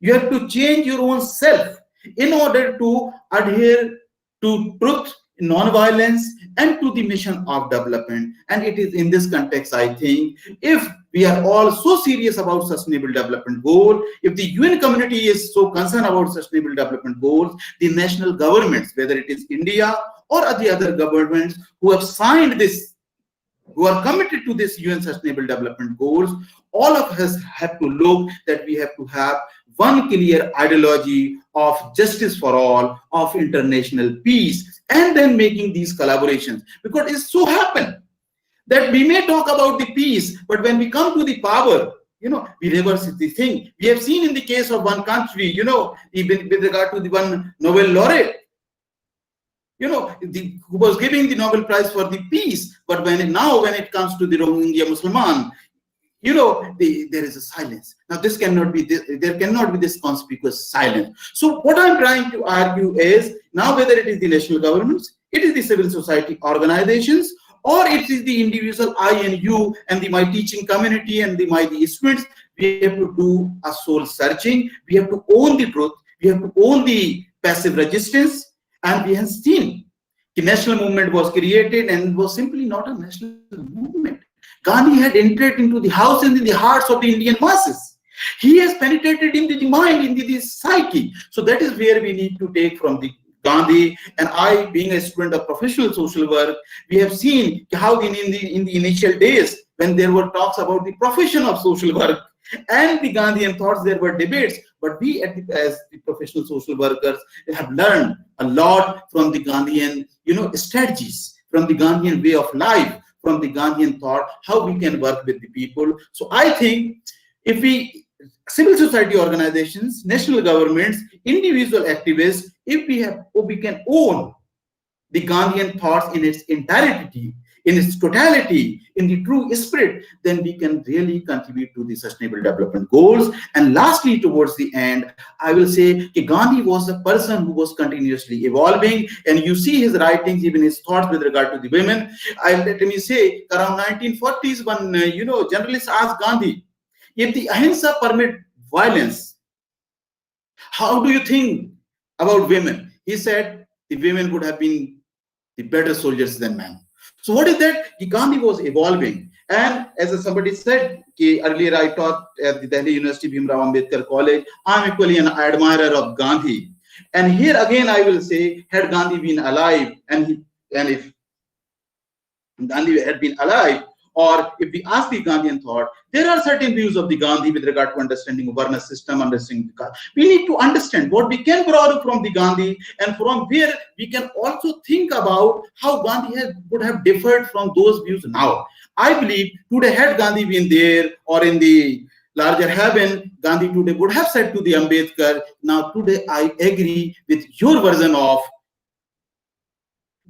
with regard to the caste or the Varna society. I think Gandhi should be seen in that evolution. And lastly, I can say Gandhi would also appreciate, as there is a goal with regard to the gender equality, which is not really easy to achieve, but the recent silent protest that we have seen of women at Shaheen Bagh.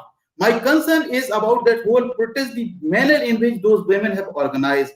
I wish that all women community, let them started coming about all kind of the issues that are inside the house and on the streets and with regard to the national governments. I think then that would be a greater,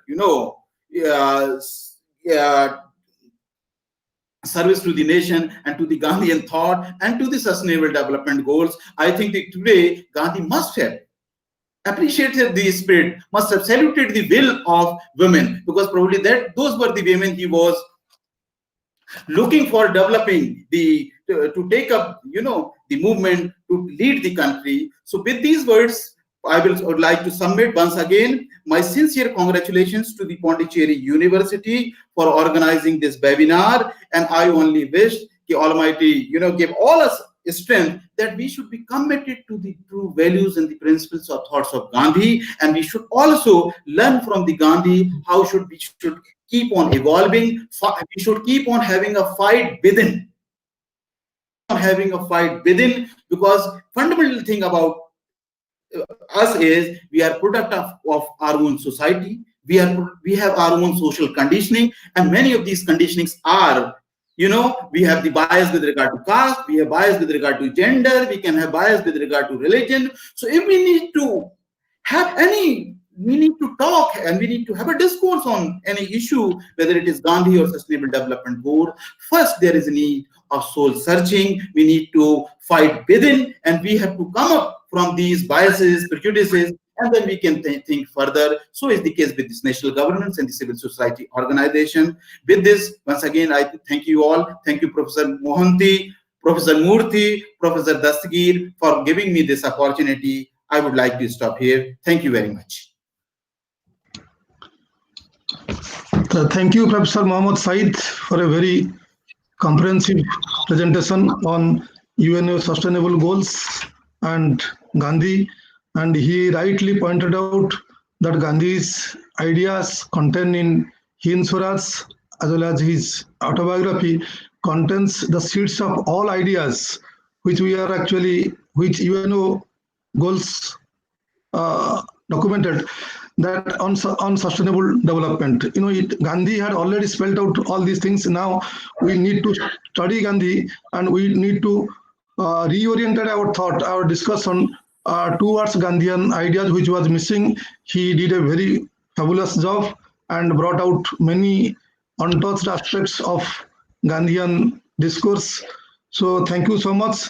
Now we will go to the next paper presenter, and in the end we can take some questions for discussion, because we have to wind up within the certain time limit, because the next session will start also soon. So with this, I will request Professor Dr. Rosina Nasir from the Center for Social Exclusion and Inclusive Policy in Jawaharlal Nehru University to make our presentation. So Professor Nasir, please. Yes, sir. She will be introduced formally for a minute. Yeah. Yeah, please, please, please. Our next, Yeah, please hold our, on. Yeah, continue. Okay. our next presenter is Dr. Rosina Nazir, Senior Assistant Professor, Center for Social Exclusion and Inclusive Policy, Jawaharlal Nehru University, New Delhi. She is the recipient of C.R. Parekh Fellowship, Asia Research Center, London School of Economics, for her paper, Are Muslims Practicing Self-Exclusion? A Case of Public Healthcare Vis-a-vis Muslims in Delhi. Raman Fellowship for Postdoctoral Research by University Grants Commission. Dr. Avabai Vadia and Dr. Bomanji Kusheji Vadia, Archives for Women Fellowship Research Center for Women's Studies, SNDT University, Mumbai. She has published extensively with reputed publishing houses. Ma'am, I welcome you today as the resource person. Ma'am, should I present the PPT? Yes, you will be presenting the PPT. Yes. Yes. Yeah, Professor Nasir, please make your presentation, please.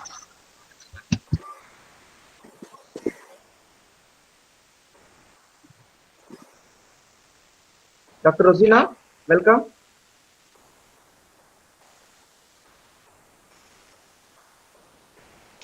Please unmute your mic. Dr. Nasir, please unmute your mic. We are not able to hear Sir, you. please allow the option for sharing. Hello. Okay. Okay. So I would like to. Are you getting it? Am I audible now? Am I audible? Yeah. Audible. Okay. I would like to thank the University of. Sir, kindly allow for the PPT presentation. Yeah, just a moment. It's being done. Let Madam speak. You will get it. Yeah, please, Dr. Rosina, continue. Yes. Yeah, I'm continuing.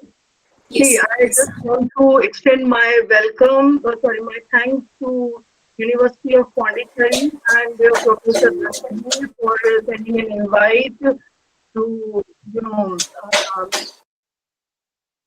on this particular international seminar. And just to think about Gandhi, it is an opportunity. I'm seeing it as an opportunity to think about Gandhi, because nowadays it is, as Professor Dastagi told me, that Gandhi is totally invisible in our discourse, and I do agree with him. So this is a great opportunity to revive Gandhi, not only praising Gandhi, but seeing Gandhi from the different angles, and the way Gandhi is being, read by different people who were not agreeing with the Gandhi. So the present, this is the presentation I made for the convenience of the different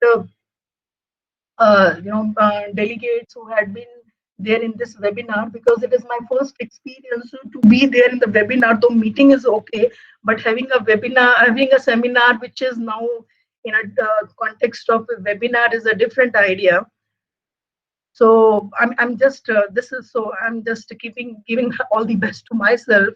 So this idea of Gandhi, I'm just want to think about Gandhi, in terms of sustainable development, that how Gandhi was thinking about poverty, the idea of poverty he has been holding, and how through different principles like alternative technology and trusteeship, he is talking about the idea of poverty, which is one of the first goal of 17 sustainable development goals. So Gandhi, how before independence, I mean in the in the new centuries of 19th century, how the Gandhi was understanding the idea of poverty, and especially poverty in the Indian context. Poverty in the Indian context, in the colonial context, in the imperialism context, and in the context of advent of new philosophies like Marxism, like socialism, how the Marxism and the influencing idea of egalitarianism. how communism was there. So Gandhi was negotiating with all these ideas at that time and the modern technology itself. So I was like to my slides. I mean, if you go deep into and trying to understand the different, to understand Gandhi's and alternative technology, you have to understand the what Gandhi was talking about, the modern technological development, modern. No, if you, I will give a brief on that because there is a limited time. If I'll brief on Gandhi, I would say Gandhi was the major thing or the major idea in Gandhi contribution was that about the import of the ideas as it is in the Indian context. So Gandhi was never ever denied modern technology, but his major resistance was that the modern technology should be ingrained, interwoven in the Indian context or the indigenous context. So if you see the how the modern, if you go to the slide, sorry.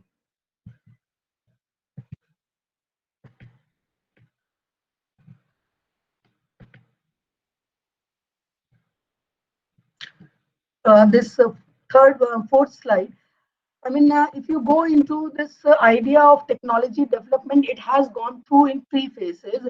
The first phase is the supporter of modern technological development, like Grayson and Shepard. They have been supporting modern technological development. The second approach is of J.S. Mill, though I mean he was pessimistic about the modern technological development.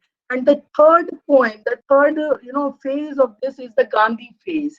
Gandhi was not a was not a supporter, but and as well as he was not pessimistic about the modern technological development, but he gave his own approach and a view which is called as alternative technology, and which is totally opposite to these two different approaches, which are opposing each other. So Gandhi was alternative. But if you want to really want to understand the Gandhi's approach or alternative approach, you have to understand the what actually Gandhi thought of or was professing about the modern complex technology. He is if you have to start Gandhi and to start understanding Gandhi, you have to start with the three ideas. One is that he was talking about decentralization. He was talking about the village, you know, self-contained village and the village community and the rural masses. He was talking about non-violence, and these are three four ideas which helps you to understand, to to I would say to understand Gandhi in every context. That is the premise on which Gandhi is, building everything. So, I mean, for example, Gandhi understanding of progress. I mean, if you want to understand the modern technological development in Gandhi's thought pattern, you have to understand his concept of progress. He differentiates between economic and the real progress. Economic progress is about, he said, is about accumulating more wealth, but the real progress is about the moral and spiritual and holistic progress of the human being. You as a human entity should be surviving in totality rather than in one aspect of it, which is for the survival of your material needs. So Gandhi was very vehement about the idea of labor intensive instead of capital intensive production, because according to Gandhi, if it is a labor intensive, then it will show respect to the human personality. If you work hard, you sacrifice, you are giving a respect to your human identity. So there are three grounds on which Gandhi opposes modern complex technology. First is the centralization of control and coordination. Gandhi says or said, or which is quite relevant in the present scenario also, that if there is a centralization, that means modern technology is a capital intensive production. It enhances or it supports capital intensive economy where the control and the coordination comes in the hand of few. Okay, and then as a result of this control by few, the rest of the people remain unemployed, and these unemployed people will be exploited, and because of the exploitation, violence will occur. In order to stop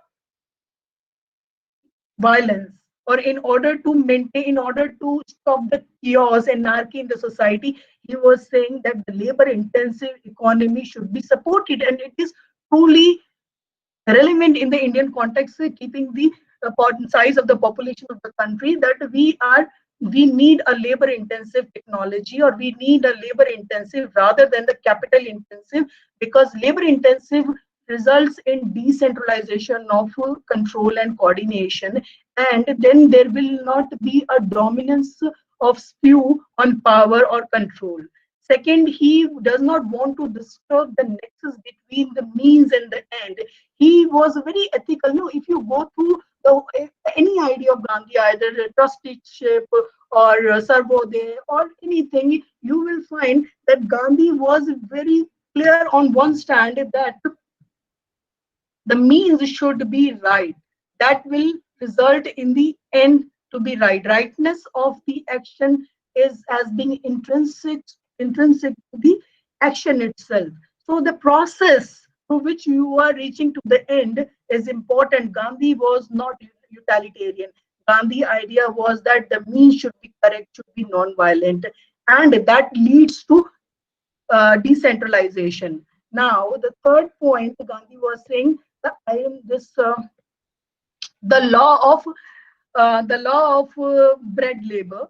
So Gandhi is the law of bread labor, and it is the idea which Gandhi actually learned from Tolstoy and Ruskin, and he appropriated and improvised in Indian context and linked it with the idea of agriculture. That is very important. That Gandhi is not importing as it is. He is improvising in the Indian context in terms of relativity, in terms of time and space. That is the quality you should understand Gandhi, and that is why Gandhi is relevant, despite being those critique of Gandhi actually observe Gandhi.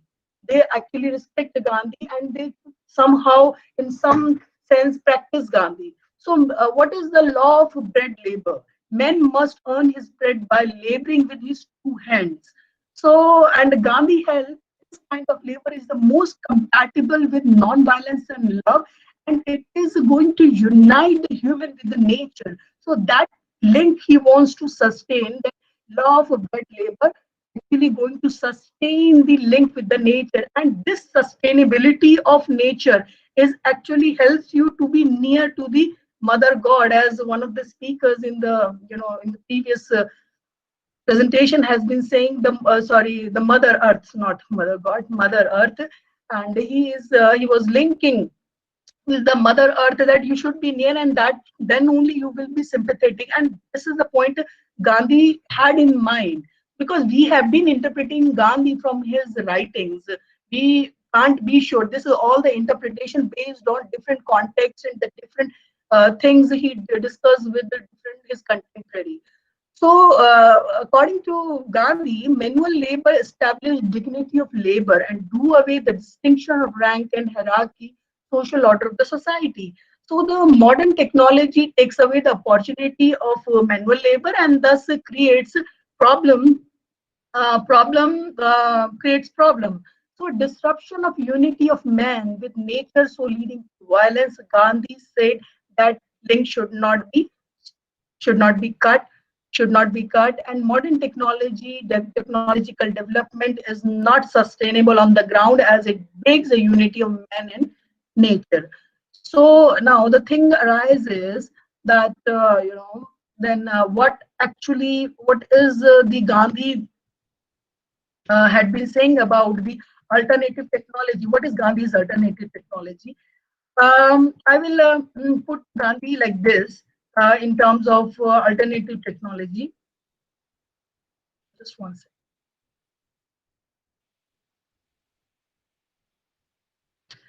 The fact, according to Gandhi, the The concept of Gandhi's view on technology would be seen to be discrimination with preference, and which means to be simple, uncomplicated, and that which can be effectively administered on small scale. It was not the machine that Gandhi resisted, but the way in which they are used.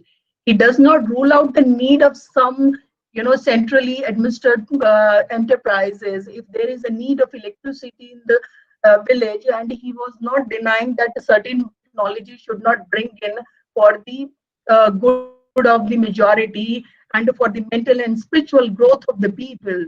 He was not denying. The major objection was of Gandhi was that it should be indigenized, and the fact that Gandhi did not use the modern, and most important, Gandhi actually made an Indian improvisation by introducing a spinning wheel at that time. Try to understand, it was introduced at that time against these modern technologies, and it means Gandhi was struggling and negotiating with the advent of modern technology at that time, and but he could not. He was not rephrasing or phrasing his idea in the language of modern technology, and that is why it was not seen fascinating to the modern economics academics or economists and bureaucrats whose attitude and intelligence are conditioned by the Western paradigm models.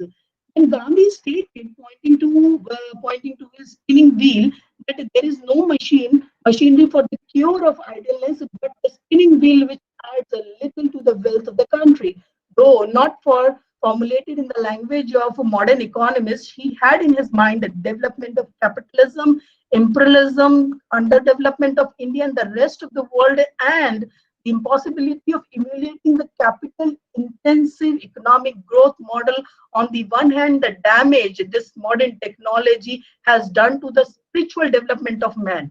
So, on the other hand, he knew that the vast million of people in Indian villages could not be given employment on the line of modern capital intensive technological development model. And that is why he wanted them to produce wealth in whatever little amount with the most simplest and labor intensive technology.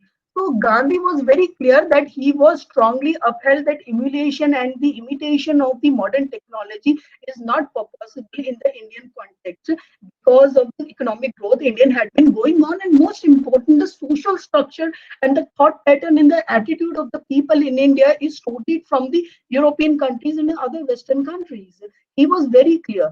And the second point is that this emulation could not occur because this emulation demands capital intensive economy, and which is not possible. So what he suggested to cope with these new advent of modern technology, he supported a simplest comprehensive technology.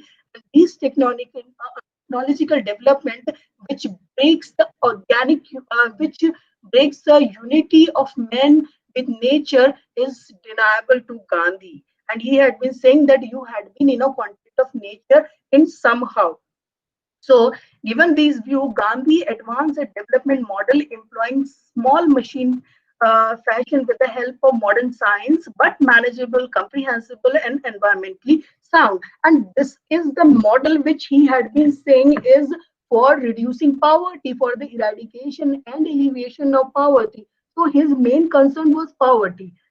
So this alternative technology was dealing with poverty and by engaging people more. Now, if I'll relate Gandhi in the present context and to see how Gandhi was relevant, today is the 25th September, and today is, I mean, in the northern part of India, especially in Punjab and Haryana, there is a total band by the farmers, and the farmers were against this introduction of against the dilution of mandi and the direct connection of market, or leaving the farmers on the mercy of capitalists.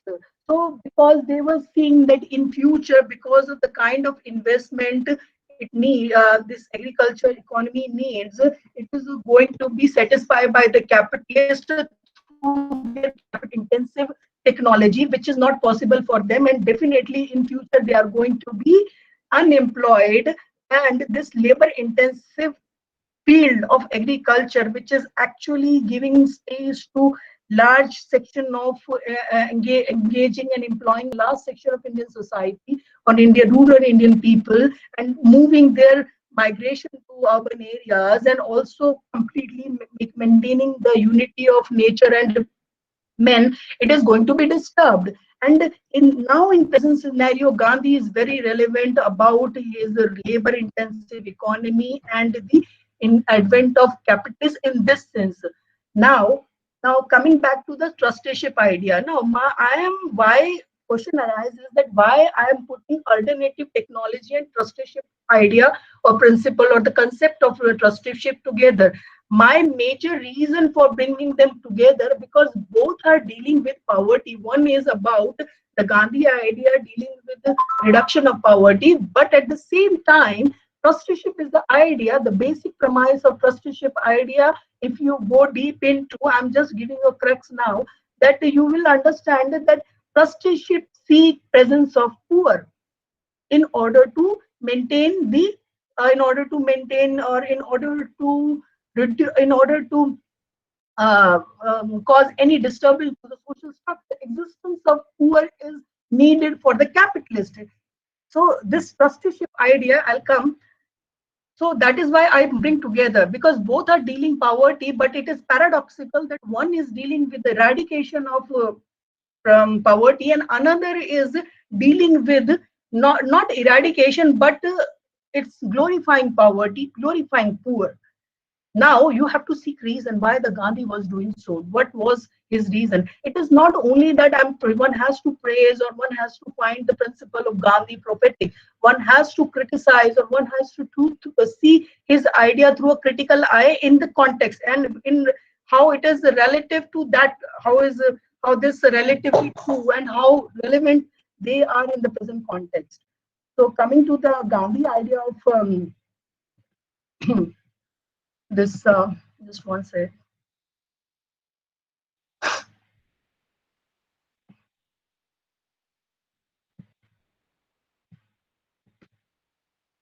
So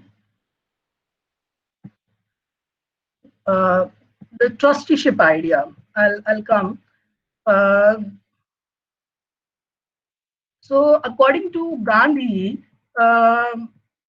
this what is and in order to understand this trusteeship philosophy of Gandhi, I would say this trusteeship philosophy of Gandhi, you have to understand the background, the Asian context or Indian socio-religious tradition. You have to understand that. And it is this idea of trusteeship, it is the ideological version of the concept which is strongly embedded in the socio-religious tradition of India. And significantly, many of those who most vehemently criticize Gandhi and trusteeship have expressed their acceptance to the idea since independence.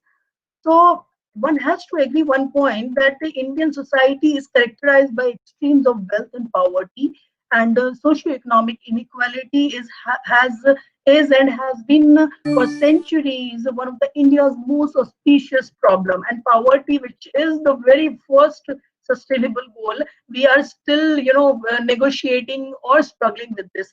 At the same time, and this poverty is more of economic poverty, and India has already established structure, already have established social structure, and one of the paradigm or one of the facet of that structure is the caste system, which can be closely correlated with the economic structure of the country and reinforces the hierarchical comparative static nature of the society.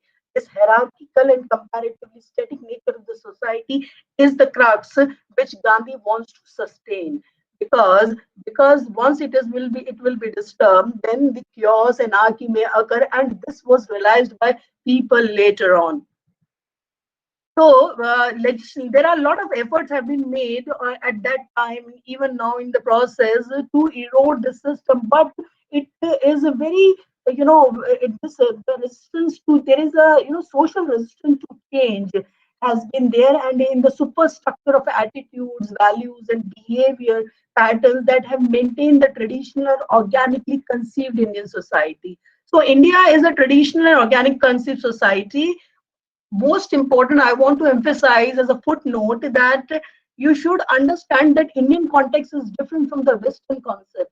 The way things are introduced there can't be introduced here. It is a totally a different land, different people, their thought pattern is different. So this inherent, and there is a inherent concept of your concept of society which is very much embedded in the web of reciprocal relationship. Reciprocal relationship which is based on the concept of giving and receiving of charity. So the charity, once you introduce the word charity in your social structure, that means that there are somebody who is wealthier and another. I mean, there is a somebody is giving and somebody is receiving. That is a judgmani system. Also, you can think in that way. And in Asian thought, if you go, you understand that we talk about dharma, we have to talk about the karma, and it is also held that only the charitable institution.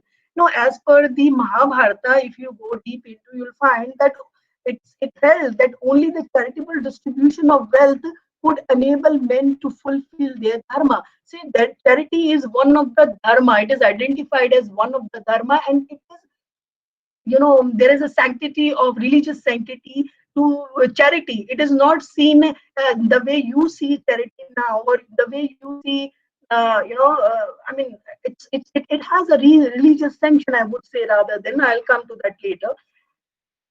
It is applicable to governance also, that government should do a charity. Even there is two categories of recipient. One is Brahmins, and then under different sannyasi and vanprastha. So they are glorifying charity. Begging for alms is not, I mean, it is not giving an element of shame.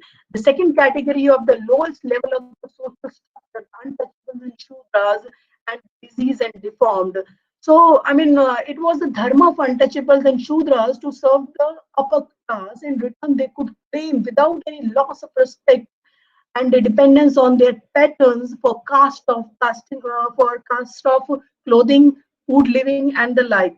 So the point I'm trying to say, the concept of dharma in Indian thought is inextricably related to the concept of karma, which states that by performing well the dharma, that means the duty appropriate to one caste and stage of life, an individual determines for himself a higher position in the next life. And it is not the sermon of the Hinduism, it is a sermon in every religion. They had been talking about the hereafter. Like in Islam, they talk about that you will get rewards in hereafter, you just bear with poverty, but you will get the rewards in hereafter. So this glorifying of poverty and being poor, glorification of being poor, it's most of, I would say, this, South Asian phenomena. I don't know about China, but I could say that in Nepal and in other neighboring state like Pakistan and Sri Lanka, it must be there. They are the religious texts have been glorifying the poverty and the poor, and ask them to bear with their poverty, because if you you will get a paradise, or you will get a better, higher position in the caste hierarchy. But thus, instead of encouraging change and upward mobility, now here the crux says, these system, the social structure in the Indian context, instead of encouraging change and upward mobility within one lifetime, instead of encouraging a demand for right, traditional Hinduism and other religion in India has fostered a strong spirit of acceptance of both one duties and one's place in the social structure. That means a static position, they ask you to accept the static position, don't look for the upward mobility. And it is important for the wealthy to fulfill their dharma by giving charity or alms, as it is for the poor untouchables to fulfill their dharma of accepting alms. That means acceptance of alms is one of the duty. It is not seen the idea of shame or hate, or idea of that guy is not working because he belongs to an untouchable community. The next birth of the member of all socioeconomic groups, it depends on how well they fulfill their respective duties. So why I'm doing all this thing? I'm doing all these things to tell you that that was the context in which Gandhi was living. That was the social structure, and Gandhi has to deal with this social structure. And in this context, the idea of trusteeship came into existence. This is one context. This is the Indian context. Apart from them, I'll come. The belief that one earns merit through giving alms is not an outmoded aspect of ancient Indian religion. It is still customary for a rich man to will much of his wealth to religious institutions and orphanages and the like. So there is also little indication of any significant change in attitudes towards or on the part of beggars. Admittedly, there are laws against, in Delhi and Mumbai, but despite that, we law against begging in Delhi and Mumbai that it should be illegal. But despite that, people had been falling. That is the point I'm trying to make, that the social viability of certain things are there in Indian society.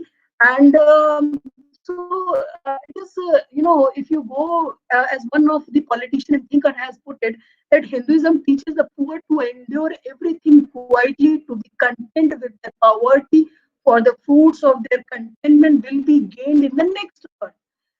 To fight for their rights, it doesn't teach you to be to teach the rich to be. It doesn't teach the vice versa, the same to the rich, to be content or to condone their pursuit of wealth, as long as the part of it is given to charity. So there is a double standard, and it had been there. I'm not criticizing, and my argument is not to criticize and all this. I'm just making a background for you, that why trusteeship idea came into existence and why Gandhi introduced. So uh, one finds that through religious ideas such as karma, dharma, and through the web of reciprocal relationship, including heavy emphasis on giving and acceptance of charity, Indian culture, like the other organically conceived society, has provided its own support to a static social structure. So trusteeship is a political ideology. Why I'm saying that trusteeship is a political ideology? Because trusteeship demands a balancing of the society, and to deal to do not let the people feel discontent, especially the poor. So the independence movement, which movement appear to need an ideology, because now independence movement appear to need an ideology that could meet at least two important conditions. One, to cater to the views of those who held a stake of Indian society, that means the wealthy people, and so that structure remains intact. At the same time, they had to reconcile itself in the same way to the demands of equality and change, and the social revolution is coming, that is permeating into the fabric of Indian society. It is very important that this was a time when Gandhi has to deal with socialism, communism, which were talking about egalitarianism, which was talking about equality, which is talking about class struggle, which is talking about change through social revolution.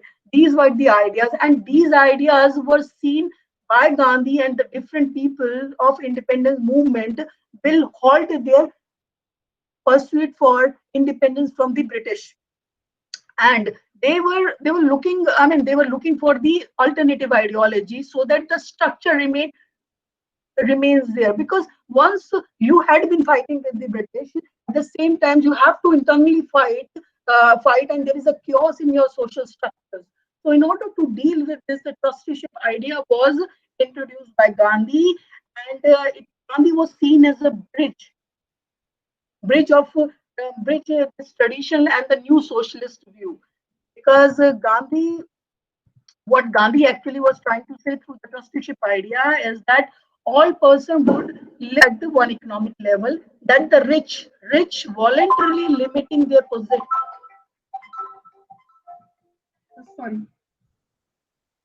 Sorry.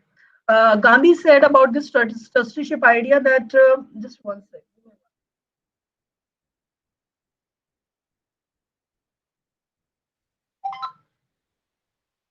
So the rich voluntarily limiting their possession standard of living.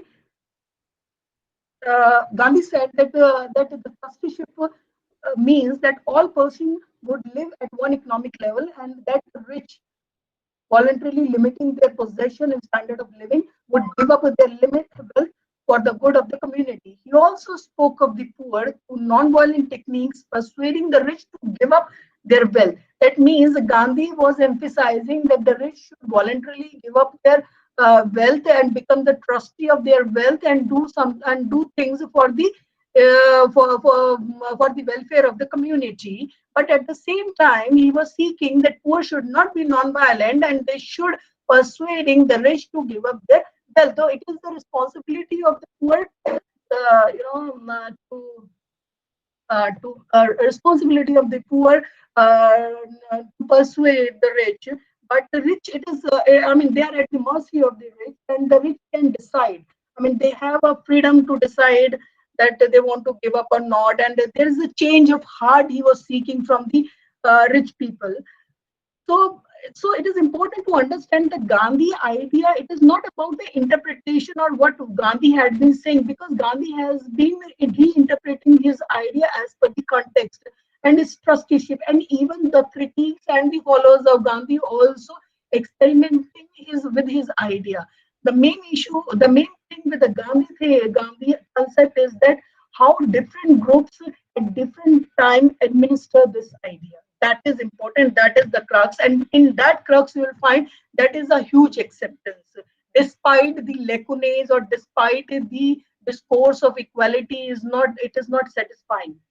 So, but Gandhi firmly believes that the Panchayati Raj is one of the instruments which can be able to, which actually force capitalists and zamindar to obey the will of people. But at the same time, he is ruling out the point that the capitalist and zamindar may become dominant, will not listen to the will of the people. So, in fact, at times Gandhi suggested, Gandhi suggested that the government might step in to make the rich realize their obligation. So it is an obligation, it is not mandatory. So point is that what I'm trying to say, the social structure with the British imperialism and the advent of new ideas, which is talking about equality, which is talking about egalitarians, and the threat of these ideas, which there is a threat of these ideas which can deconstruct the existing social structure. And this social structure, deconstruction of this social structure definitely going to halt the speed of independence movement. So Gandhi took a lead through the trusteeship idea, and he convinced the people in the rural areas by his rural excursions, and by just assuring them that I'm there, assuring them that change will occur and you will reap the benefit of this change. So Gandhi gave the very poor reason to believe to the poor that a better day would be coming for themselves, for them, if not immediately, certainly after they had lent support to the independence movement, and it may achieve its goal. So this kind of assurance, and Gandhi was garnering support of the rural people to this. At the same time, he was engaging with the zamindars and the industrialists, and the Indian industries was seeing a point to give full-throated support to the cries of Swadeshi and Swaraj, out of the awareness, because they have been seeing the colonial power as an obstacle, and once this main obstacle will leave, then nothing will stop them to reach the top of economic, social, economic, or political structure. So this was their idea. So he was able to converge the support into a mass movement from rural areas as well as from the industrialist class. So Gandhi, however, not only legitimized the status of the wealthy, he elevated. In order to reconvince the wealthy, he elevated their roles as long they considered themselves as trustee. Gandhi was like, he was enticing the industrialists to consider the change of heart, to accept to be a trustee. You can say CSR is one of these tactics, but you know how it has been implemented at the ground level. And he elevated the function of the major assets like wealth in the national struggle.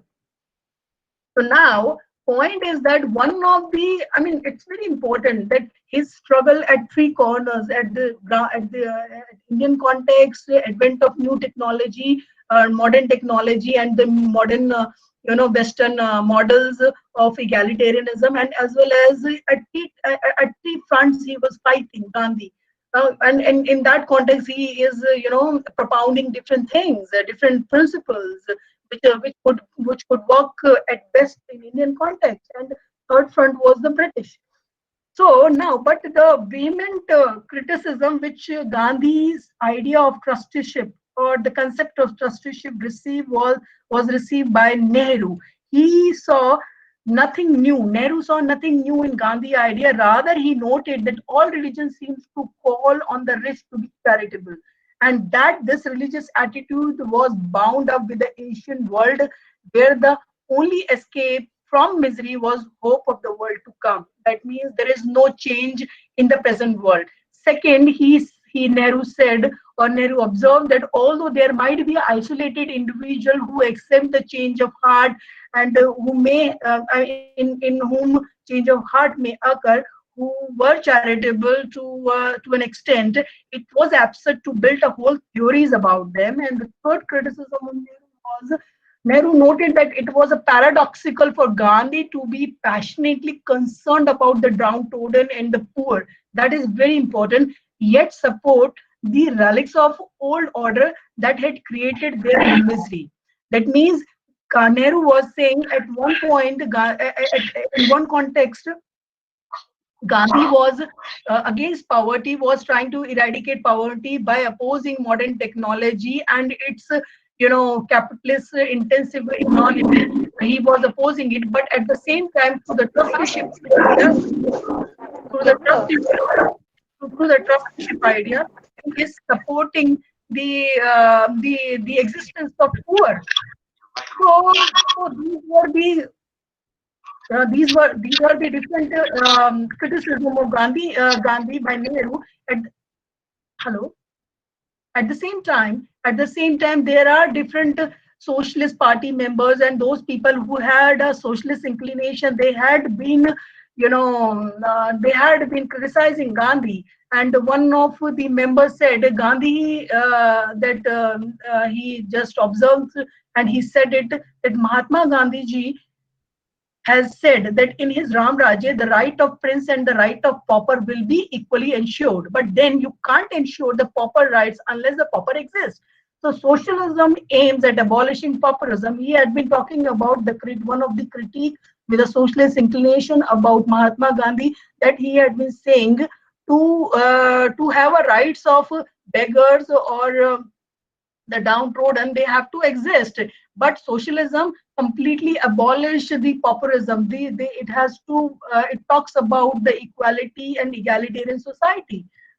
So, but the important point over here is that these people, despite their criticism, they were together with Gandhi in the fight to create a mass movement against the British and to seek independence. Theoretically, Gandhi and the socialists might be at odds, but practically it was realized that primary task, even the Congress Socialist Party, was the independence struggle. The main focus was the independence struggle, and they were together. And they were the socialists were as much as with Gandhi in freeing India from the British clutches.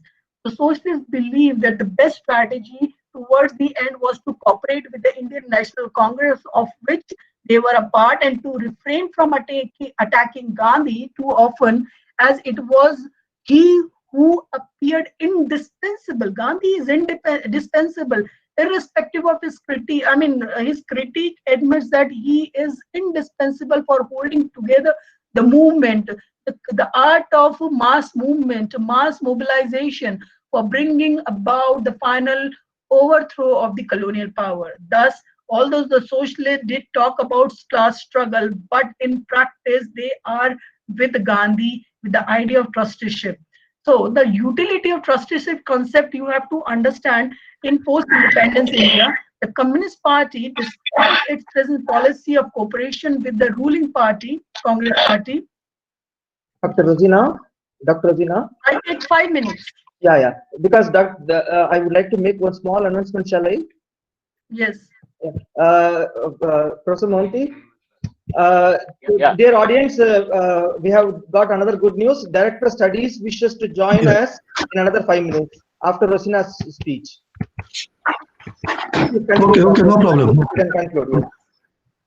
So, I mean, this obviously the Communist Party, and they were cooperating with the ruling Congress Party, and verbally they had been talking about class struggle, and therefore will not advocate the trusteeship idea, but in practice they had been advocating the trusteeship idea. And this is the thing I'm talking about, the post-independence, when the independence struggle was not there. So, and there are no different experiment like a Sarvodaya group like Vinoba Bhave did the idea of trusteeship like Gram Dan or Bhudan, and with this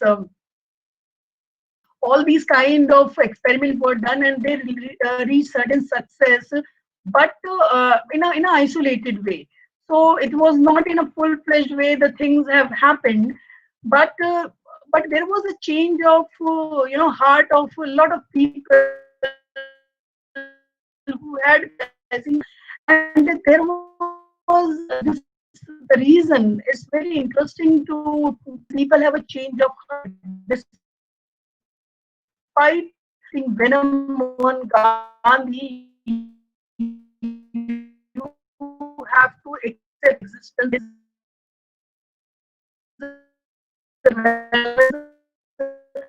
in running the governance. One list, and he was against it, but he took a total opposite turn after independence of India, and he stated, which you can understand from the two lines, no, Gandhi is not watchman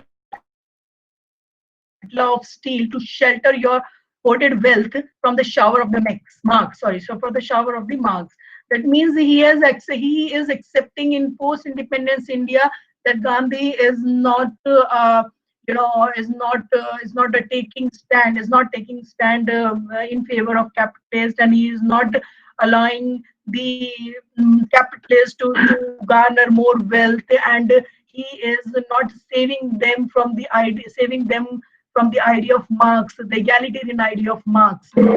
So it should be obvious from the above that in the pre-independence period, there were vehement socialist critiques of Gandhi trusteeship idea concept, which voluntarily tempered their criticism. They have changed since that time, and however, the critics themselves have undergone a change of heart. That is the point. There's change of heart and the concept of trusteeship is now viewed not only as an inherent good but useful as well. But the question arises that how come those who have been criticized, who had been criticizing, how come there is a change of heart? So the answer lies in the governance. After independence, when Congress Party come into power, he understood, or Congress Party understood that it can't overlook its class base. In the name of equality, they have introduced land reforms and abolition things in order to bring equality. But in the name of equality and socialism, the Congress government has taken steps which professed aim to transform the social structure. But they realize that the support of such classes, that means the industrial masses, is still needed if Congress is simply, or the government is simply to remain in power. Even the socialists in Congress are cautious about the alienating them. Here the them is the industrialist class, the capitalist class, the financial support and the administrative skills of the proprietor and the industrial classes are also considered important for achieving government goals of economic development. So that means these capitalists are needed to realize realize their different goals of progress. And the second reason why there is a change of heart is that to encourage change of heart towards the trusteeship idea and to accept capitalists. The other reason is to encourage class struggle within the country, and encourage is that this egalitarian idea or the Marx idea would encourage class struggle within the country, and it will raise expectation of most depressed classes before these expectations can be met.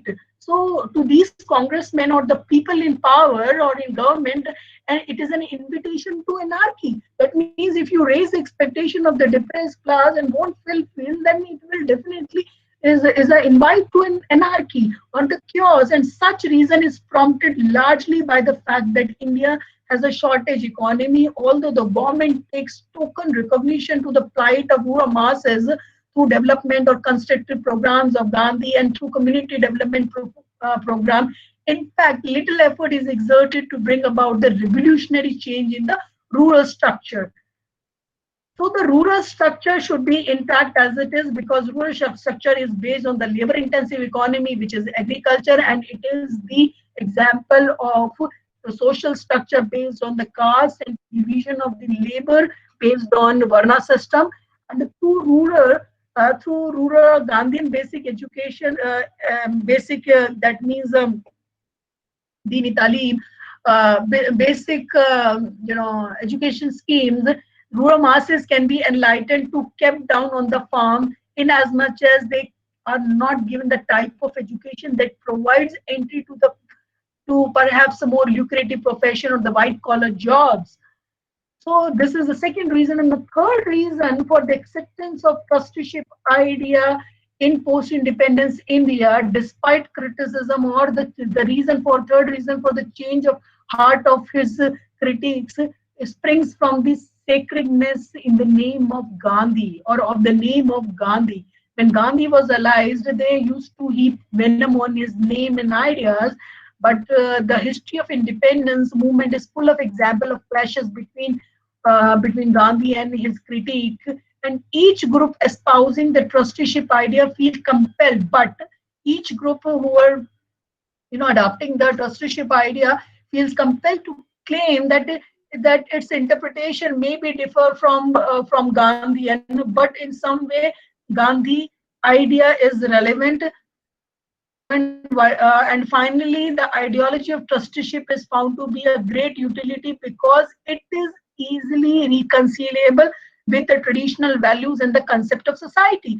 That means Gandhi was not ready to, as I said, deconstruct the social structure, the values and the concept and the traditional values of whatever it is, hierarchical values, it is not egalitarian. You can debate on that. But Gandhi knows this thing, that if you change the values of people, it is very difficult to change the values of the people. It takes, centuries to change the values of the people. And Gandhi was very, sure about this thing. And that is why he gave a principle or the political philosophy of trusteeship, which keeps this thing intact, and reduce the class struggle, the conflict between the poor and the rich. And instead, he wants to maintain a harmony by asking the capitalist to be the trustee, and it is an obligation. It is not, though it is not mandatory. You can criticize on that he was a remain supporter of caste systems, and based on the economy or occupational caste system, Varna system, which actually recognized to an extent mobility in theory, but in practice it is not there. So to ignore these aspects of Gandhi, these important reasons, the good governance, and for which you need capitalist support. Second is that to reduce and to avoid the chaos and anarchy. And the third is that Gandhi values and the Gandhi principle helps to retain patterns and values, because if you jeopardize that kind of values and patterns, definitely you are going to popular support, and popular support is needed in a democracy to exist. So these are the three reasons for which trusteeship idea is valorized, is being is been accepted. So now with just 2-3 statements, I'll say the Gandhi at one point definitely alternative method technology. He was against he was supporting, he wants to alleviate or eradicate poverty, but at the same time, in order to maintain the harmony and to avoid uh, reduce the anarchy. He was supporting the existence of poor, and this is a paradoxical in his thought pattern, and which has to be taken care of very deeply to understand Gandhi. So Gandhi has a layer of understandings, layers of things which helps him to become Gandhi. For that, you have to understand Gandhi in the context in which he emerged. So this utility, the utility value of Gandhi justiceship is a key understanding even now in order to maintain the harmony or in order to maintain the balance. So egalitarian is a myth. Egalitarianism is a myth, or equality is a myth. It will create a chaos in Indian context. With this, I'll stop myself. Hope I may receive uh, some comments or questions, whatever you like. Thank you, Dr. Nasir, for a very detailed presentation on the aspects of sustainable development in the context of Gandhian ideas. She made a kind of a review of Gandhi's writings and brought out many key issues which clarified many misconceptions, and there are the lapses which are there in the existing discourse on sustainable development on Gandhi. So it is very detailed presentation, and she has raised many important kind of issues, and now we can take it for further discussion if time permits. I do not know how much time we have. Professor Dastagir? Yes, Professor. Professor, now we have our Director Studies, Professor Balakrishnan, Honorable Director, is Okay. with us. Shall we ask him to Okay. address the gathering? Yes, please, yes. Yes, Good. yeah, Thank you. you can. Thank you. Professor Balakrishnan, welcome. Thank you very much for your valuable time and great support for us. Thank you so much, sir. Welcome. Please. Director Balakrishnan. Yeah. Our respected. Director, sir? Hello. Yes. Can you hear me? I welcome Professor S. Balakrishnan, the Director, Directorate of Studies, Educational Innovations and Rural Reconstruction, Pondicherry University. Sir, you're welcome to the international webinar. I request you to kindly address the gathering. Okay. So very good morning to everybody, the delegates from India and abroad, particularly Professor, I can see Professor Murthy, Dean, School of International Studies and Social Sciences, Professor Mohanty, Department of Social Sciences, and Professor Ghulam Dastagir, and other participants who are here, faculty members and other participants. So, in fact, I am not going to give any big address. I am, I am basically a earth scientist, and my knowledge about Gandhian philosophy and Gandhian thoughts are just the same as that of a layman's knowledge. Any Indian, whatever knowledge he may have, that's about the same thing. There is, I'm not going to give you any big address. Only thing, this topic is sustainable development and Gandhi. These are, really a wonderful topic of interrelated nature, because sustainable development is a concept which says that the world, to survive for many more decades, decades and centuries, we have to use the resources very judiciously, and also we have to be very, we can say, miserly about use of the earth resources, and we also have to think about recycling and not spoiling the environment and all these aspects. So in the 1970s, this 60s and 70s onwards, this environment, caring about the environment, has taken off everywhere in the world. People started looking at that, that the GDP growth and manufacturing and giving, this cannot be sustained for long. Suppose, imagine that, we buy a fridge and then next year also, after 2 years, we have to buy another fridge. Like that, if entire world keeps buying a fridge every once in 2 years, 3 years, what happens to the old fridge? You know, the old fridge is going to give a lot of pollution. You know, apart from that, it is going to put chlorofluorocarbons into the atmosphere, a lot of gases that are used as refrigerant. So this type of ecosystem, an economic system, where it is the growth or the prosperity, rich and poor, these are measured in terms of how much resources we are going to use. If that is the indices, I'm sorry, the world is going to face a severe problem. As it is, we are facing a severe problem now. You know, basically, we can say this problem that we are facing today is also a result of, you know, our consumption, pattern of consumption, you know, without giving any regard for the nature. So this thing, what I think probably the Gandhian way of life, Gandhian economy, Gandhian thinking was that you use what is needed for you. Don't use resources, you know, what you think, you know, that is what he says, you know, use, you know, whatever you need for your need is fine, not for your greed, you know. So greed is something different, you know. So this is what the world today, even the economic matrices like GDP, I think it is wrong.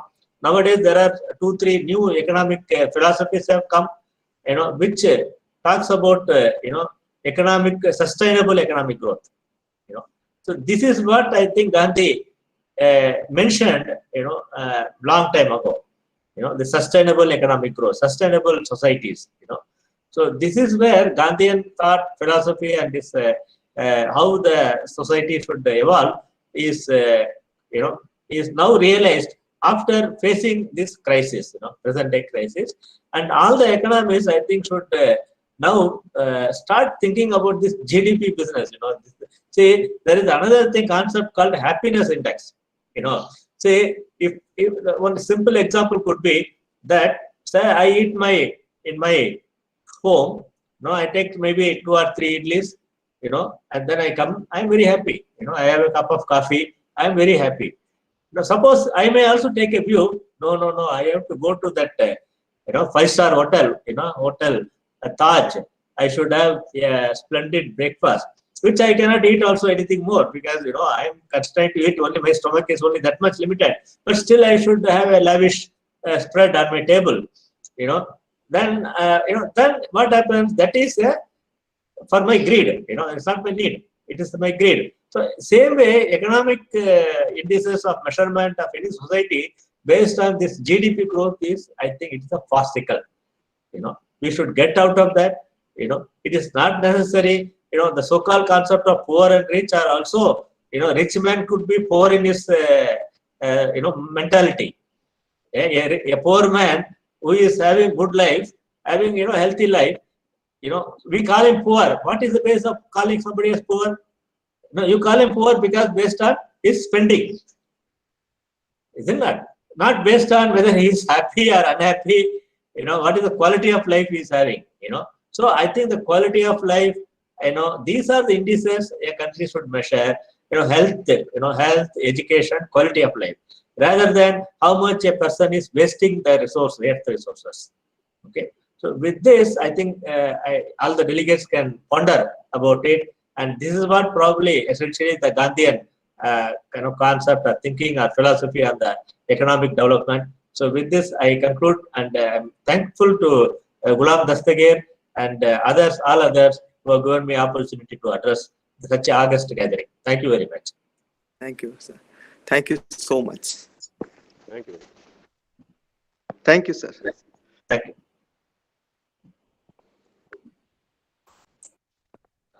We can start Sir, thank you so much for giving such a wonderful deliberation, linking sustainable development with Gandhi. Pleased. I hope the participants will take the message of practicing Gandhian principles in really building a sustainable development and bringing about a world order with sustainable development. Thank you very much, sir.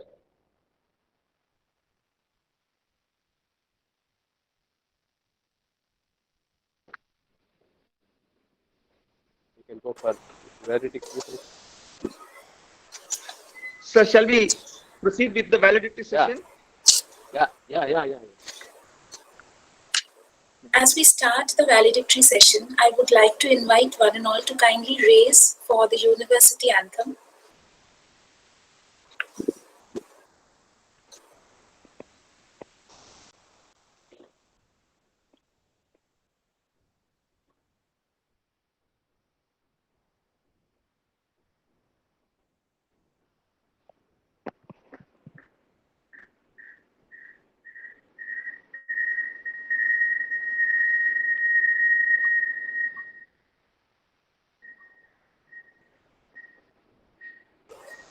Sir, can we have the university anthem?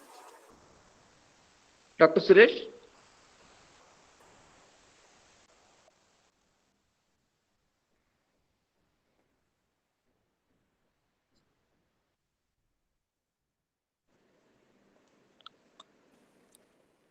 Sir? Ganapati sir? University anthem. Ganapati?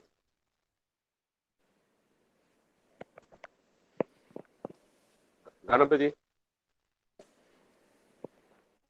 Mr. Ganapati is there? Dr. Suresh?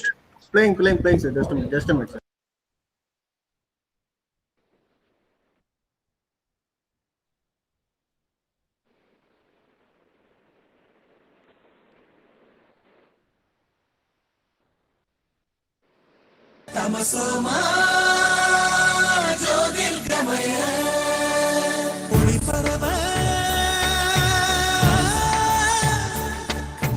Puduvai Puduvai புதுமையே போற்றுவோம், புதுவை பல்கலைக்கழகமே உனை வாழ்த்துவோம்.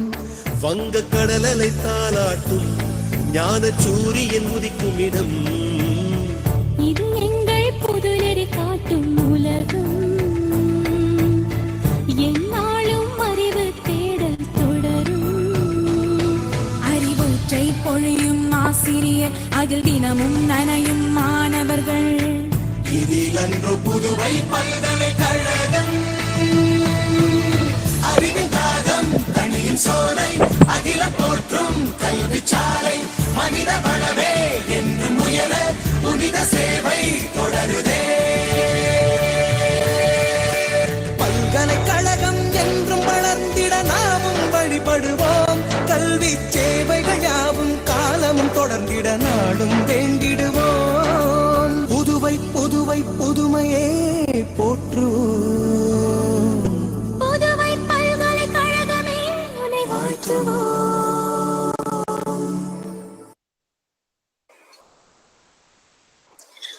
I would now like to invite Professor B.B. Mohanty, Professor and Head, Department of Sociology, Pondicherry University, for the welcome address of the valedictory session. Thank you. Good morning, everybody.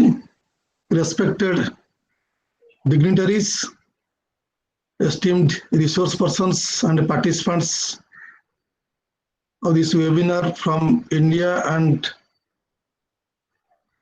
our colleagues from Pondicherry University, students, research scholars, and friends. So now we have reached the end of our deliberations for last 2 days. We have discussed in detail the various aspects relating to our international webinar on Gandhian discourse and sustainable development. We had a kind of galaxy of speakers who touched upon various issues pertaining to sustainable development that is of very contemporary relevance. And this deliberations, the last 2 days deliberations, discussions actually brought out many key issues which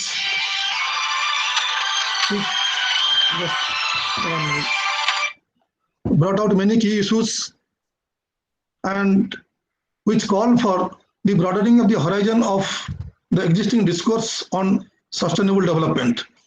And it also raised many missing points and missing kind of concerns which were actually raised by Gandhi long before in his book on Hind Swaraj. And in fact, this debate and discourse, whatever we had actually last 2 days, it gave a kind of new twist to our understanding of sustainable development in the context of Gandhian ideas or Gandhian economy and polity. And it is really a very fruitful, and we had a kind of a very meaningful discussion and debate, and many of the paper presenters, they made a kind of elaborate presentation touching upon various issues and clarifying many kind of misconceptions or kind of contradictions which are there in our understanding of sustainable development, and when we try to link with Gandhian understanding or Gandhian kind of ideas. So I will just add a few lines as a kind of footnote to whatever has been said so far. And I must tell you one thing, that Mahatma Gandhi was far ahead of his times in grappling with challenges of the mankind arising out of lifestyle which multiplied wants and desires and left no stone unturned to satisfy them.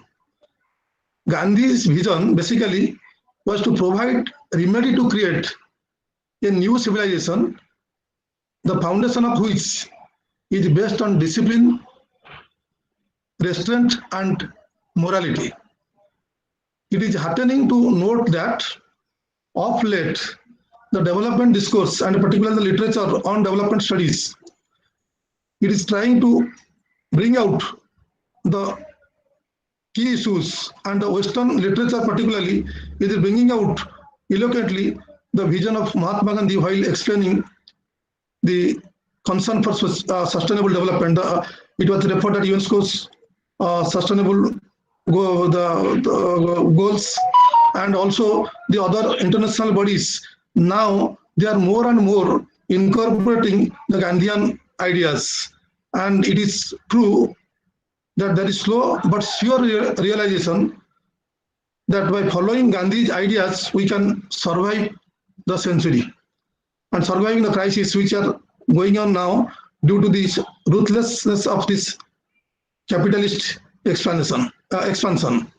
So we actually at this juncture we need to note seriously Gandhi's words that Earth has enough for fulfilling everybody's need, but not anybody's greed. These words, in fact, constitute the sum and substance of sustainable development. There is no alternative to such a worldview, and we must take a note of it. I'm sure I know that this seminar, this webinar gave this central message that there is no alternative to Gandhian views, and there is no alternative to this kind of a worldview which is advocated by Gandhi. And we must see especially his writings on Gandhian economics and polity, which are there in actually in his famous piece Hind Swaraj, which is in fact a manifesto of sustainable development. And Gandhi was critical of the development or critical of the idea that development should not be measured in terms of efficiency, output, and productivity. Rather, it should be measured or in terms of equity, justice, and harmony. All perfect kind of harmony among mankind, ecology, and nature, and all these civilizations and cultures must coexist or should coexist in a very harmonious kind of manner. So it is therefore indispensable at this juncture to read Gandhi's writings and comprehend them to further the cause of sustainable development. So with this brief remark, I proceed to the pleasant duty of welcoming our guest in this valedictory session. First of all, I would like to welcome Professor Rajiv Jain, the Director of Culture and Cultural Relations of Pondicherry University. And as I know him, he is not only an outstanding kind of academician, but also very simple and very gentle person. And he works very hard for the university, and he works very silently. Whenever we have gone to him, approached for anything, he simplifies everything and extends his helping hand. He is actually a thorough gentleman. I have actually, to my kind of whatever I interacted with him, I have understood him. He is actually very helpful and friendly person, and at the same time also he is very professional and very rigorous in academic kind of front. So we are happy that he has kindly agreed to preside over this valedictory function, and really we are grateful to him. On behalf of the Department of Sociology, I extend you, sir, a very hearty welcome to this valedictory session. Now, I would like to welcome Professor Aravind A. Ansari, Head of the Department of Sociology and former Director, Sarojini Naidu Center for Women's Studies at the Jamia Millia, New Delhi. So, you know, she's an old friend of mine, and we have interacted on many occasions. We have kind of very strong professional relationship, and she is a very active member of Indian Sociological Society. She is currently the member of the Managing Committee of Indian Sociological Society, and we often meet. She is a very distinguished sociologist. I am happy that she is going to deliver the valedictory address, and we look forward to her address. And I really extend a very warm welcome to you, madam, on behalf of the Department of Sociology and on behalf of the Pondicherry University. Now I welcome my old friend, Professor Theodore Silva, who is also a distinguished resource person for this valedictory session. He is a very senior sociologist. He has done a lot of work and work also on India. He has already visited our university, our department. We had interacted with him earlier. He is a very strong supporter of our department, and he follows our academic activities.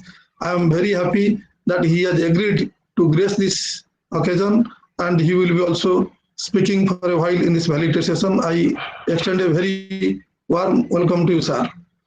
I also welcome our Dean, Professor Murthy. He is actually instrumental in organizing this webinar. He has been working very hard for last couple of months, organize this webinar series in commemoration of the 105th birth anniversary of Mahatma Gandhi.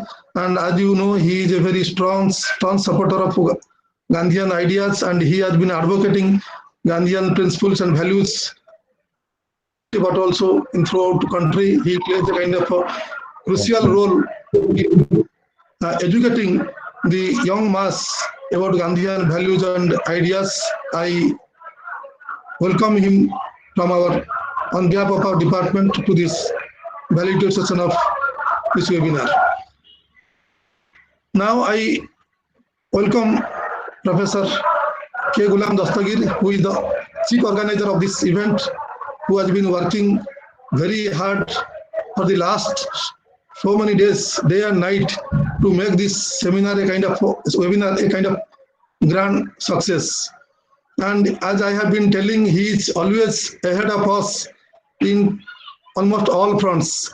You know, on the online technology, he is so well versed and so familiar, and he has all the advanced knowledge about this, how to operate this technology, and really he does everything perfectly and very systematically. Whether it is administrative work, whether it is academic work or extension work, he does to the best of his ability and satisfaction, which is far above our expectation. So I am happy that he took this initiative and spent his valuable time and organized this event in a most successful manner. I really thank him and I welcome him to this webinar. And lastly, I welcome all the esteemed delegates, participants, resource persons, students and friends to this valedictory session. We had a kind of a pleasant deliberations and very meaningful deliberations. Now this is the kind of last session. I welcome to all of you on the behalf of the department and on behalf of the Pondicherry University and School of Social Sciences and International Studies. Thank you so much. Thank you, Professor Dastagi. Thank you, Professor Mohanty, sir. Now I invite Dr. Suresh Vajranam, webinar convener, guest faculty, Department of Political Science, DTE, Pondicherry University, for the summary of webinar proceedings.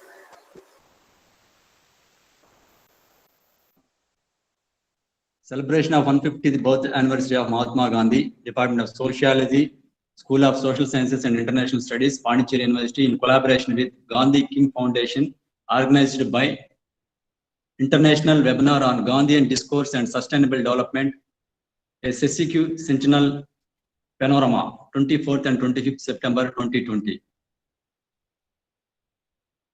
The program starts with Gandhi. Day one, the program starts with the Gandhi Bhajan and University Anthem. The chief guest of the program, revered visionary Vice Chancellor Professor Gurmukh Singh, has graced this occasion with his words of wisdom. Under his able leadership, Pondicherry University will scale new heights. His motivation encourages us to organize many such wonderful programs. The Government of India, academic institutions, think tanks have commemorated 150th birth anniversary of Mahatma Gandhi celebrations, organizing conferences, seminars, workshops, symposia, and webinar, etc.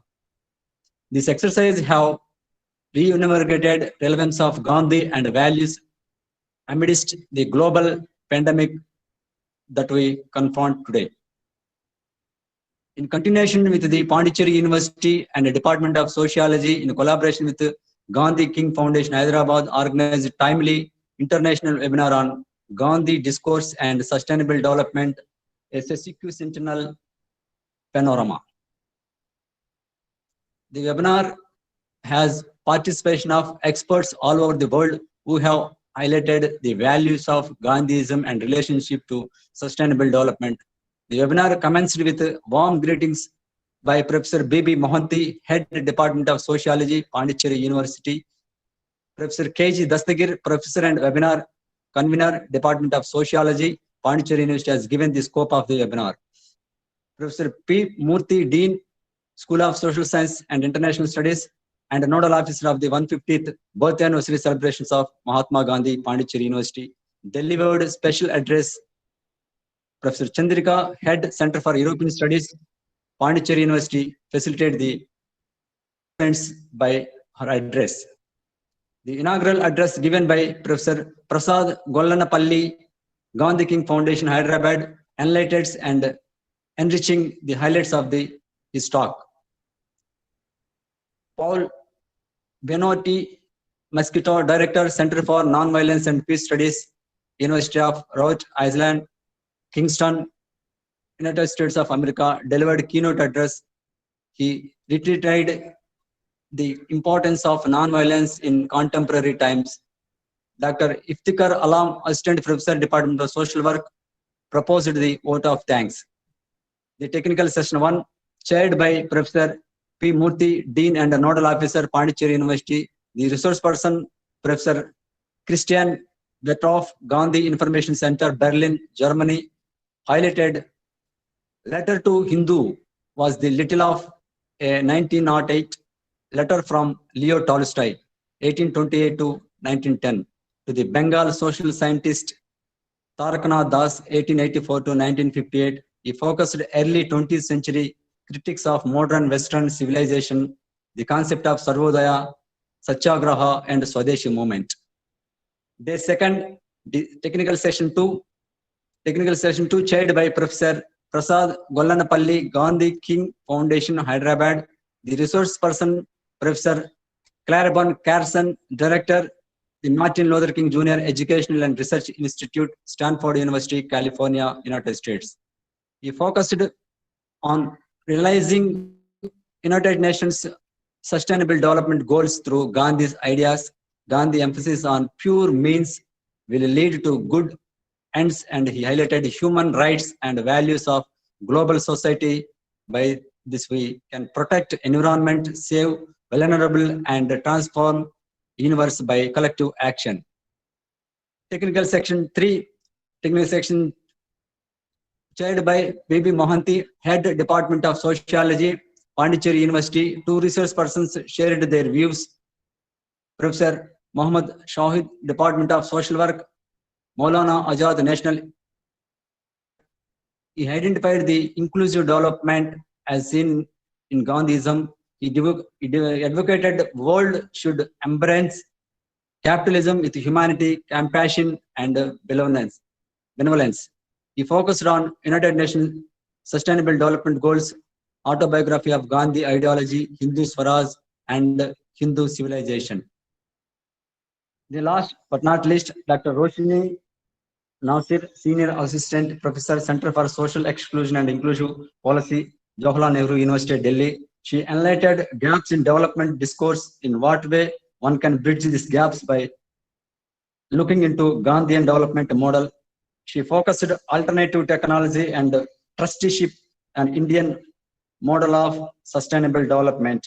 And also she highlighted idea of modern technology and Indian context. She focused concepts of decentralization and the Panchayat Raj system, non-violence, dignity of labor, and Indian social system, Gandhian ideology. She highlighted social, economical, and political all angles of respects. Thank you for giving opportunity. Thank you once again. Thank you, Dr. Suresh, for the summary of the webinar proceedings. I now would like to invite Professor P. Murthy, Professor, Dean, School of Social Sciences and International Studies, and Nodal Officer, 150th Birth Anniversary Celebrations of Mahatma Gandhi, Pondicherry University, for the special address.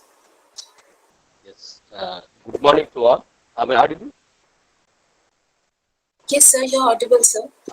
Yeah, good morning. Good morning to all. After a 2 days journey, we have now safely landed for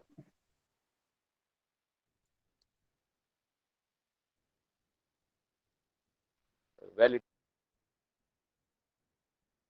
function. It's very, opening eye-like kind of open the eye of the world, the non-violent world, the world that we are aiming at, the world that is needed for sustainable development.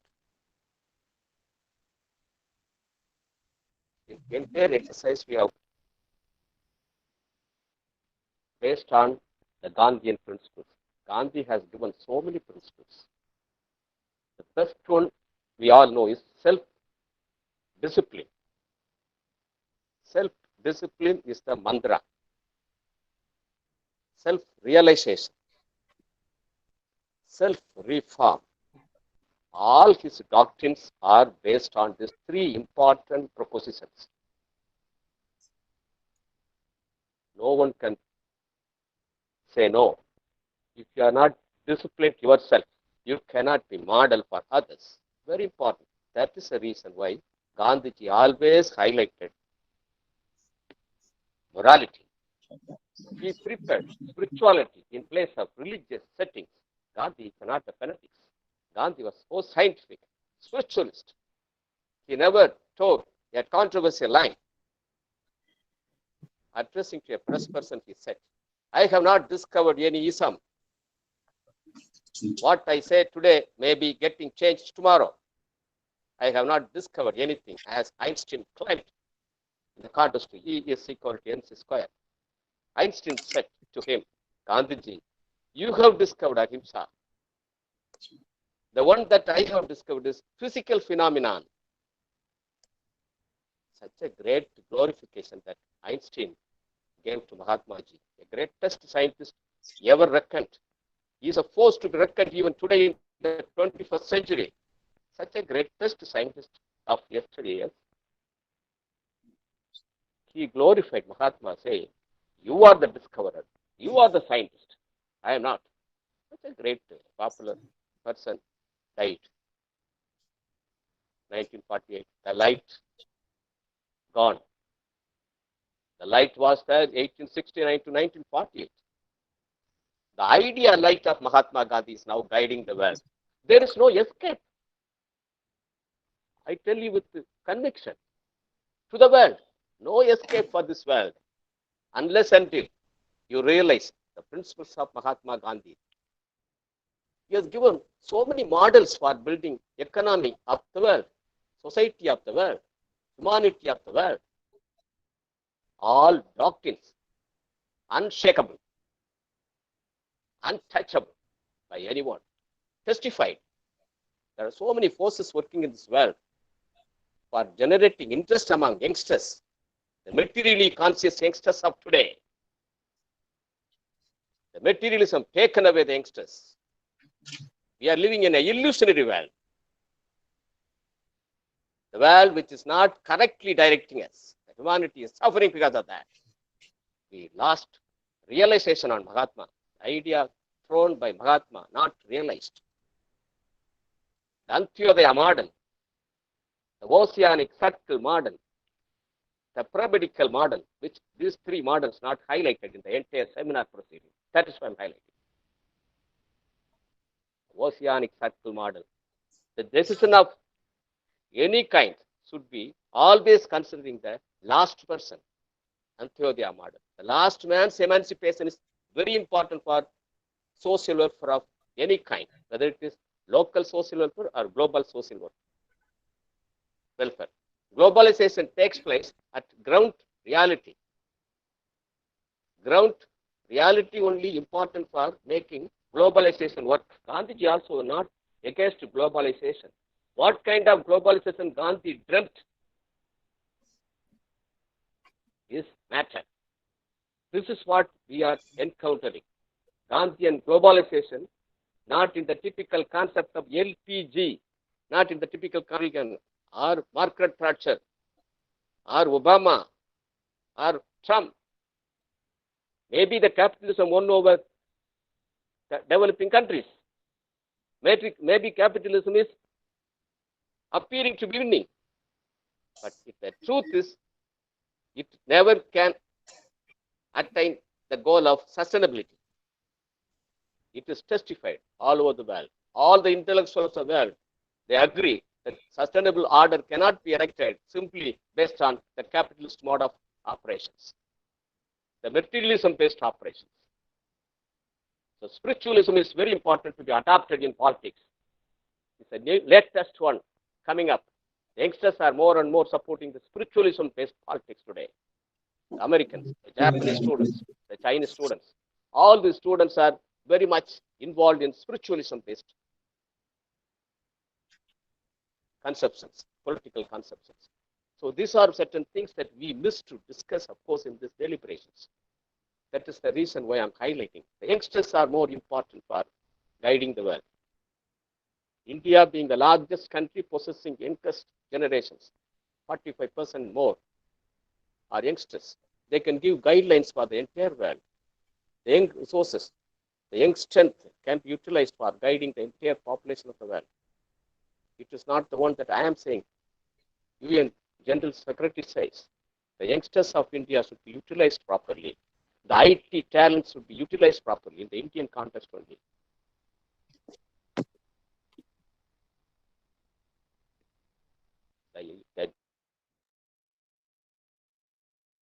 India is #1 country, but what we do is something different. We have to utilize all these forces for advancing the world, for the welfare of all, not for welfare of few individuals. For that reason, Mahatma dreamt. For that reason, only Mahatma constructed his ideas. Very systematic ideas he constructed. All starts with self-discipline, self-realization, self-reform. I really, as a coordinator or nodal officer, whatever you call me, as a dean of the School of Social Science. I'm proud. For the last 2 years, we have been running so many programs. My friends are here. So many friends are here. My old friends like Professor Anand Vadivelu, Professor Mohanty, Professor Dastagiri, Professor Prasad, Carlson from USA, Tudor from Sri Lanka. And another gentleman touched off yesterday, the marvelous speech he delivered. Beautiful kind of conceptions he has come out with. All such leading scholars are available. They will definitely, I'm sure, will take further and motivate the youngsters. Youngsters' motivation is toughest area today. Motivating youngsters are toughest one because they are swayed away by materialism, market forces. They are living in an illusory understanding. Attitudinal change is very, very difficult today. Very, very difficult today. We have to change their attitude. The mindset has to be changed. When I met Abdul Kalam ji by 2004 March in his Rashtrapati Bhavan, he invited me. I had an interaction. We had conducted a very innovative conference, Vision 2020 conference, connecting with Mahatma ji. During Patnagar period, Vice Chancellor, he was Vice Chancellor. That souvenir I gave to Abdul Kalam. In that I have noted one sentence, an innovative sentence. That is nothing but for all anomalies, problems that we are facing, one solution, sir, I have. I told him, I said, what solution I said? Heart-centric,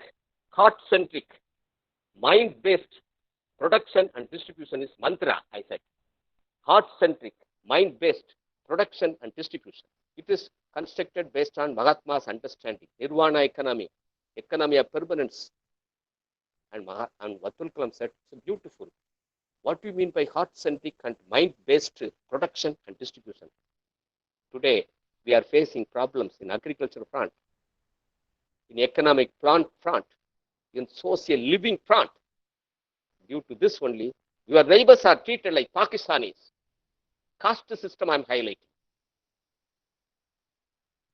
Who has to eradicate? You and me. Untouchability is still existing. The human etc. is being carried away by humankind. Who has to address all these issues? You and me. We are supposed to take responsibility, collect responsibility. What is missing today is that we never address the issues to be addressed. The heart centrism is missing. Heart is very important. Heart is lotus. Mind sometimes play like monkey. That is why I said heart centrism is very important. All evil will go. Your distribution will be equal. Your production has to be mind-based. Don't think production, any production that you can go for mega kind of things. Go for micro needs. Professor Balakrishnan correctly highlighted. Need-based economic plan, not greed-based economic plan.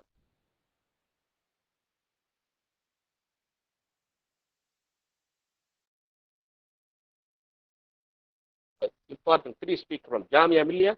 You got a great speaker, 2 speakers I met in different conferences, in international or in the national. They were all very much popular among youngsters. I don't want to take your time. Also, our Vice Chancellor is expected to join now. He may also give some address. And our Raju Jain is another gentleman, a very, very simple person. He looks like Gandhi. I always rate him as a Gandhi. Simple man, very great vision. Truthfulness is important. Very great in understanding simplicity. So if you are a simple man, truth is close to your heart, you can have a great sustainable order around you. Building sustainable order around you is matter, self-realization, change yourself.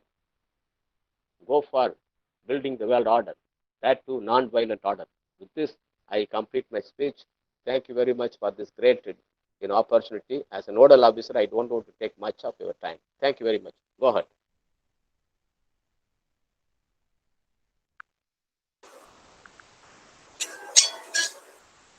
Thank you, Professor Murthy, for the special address.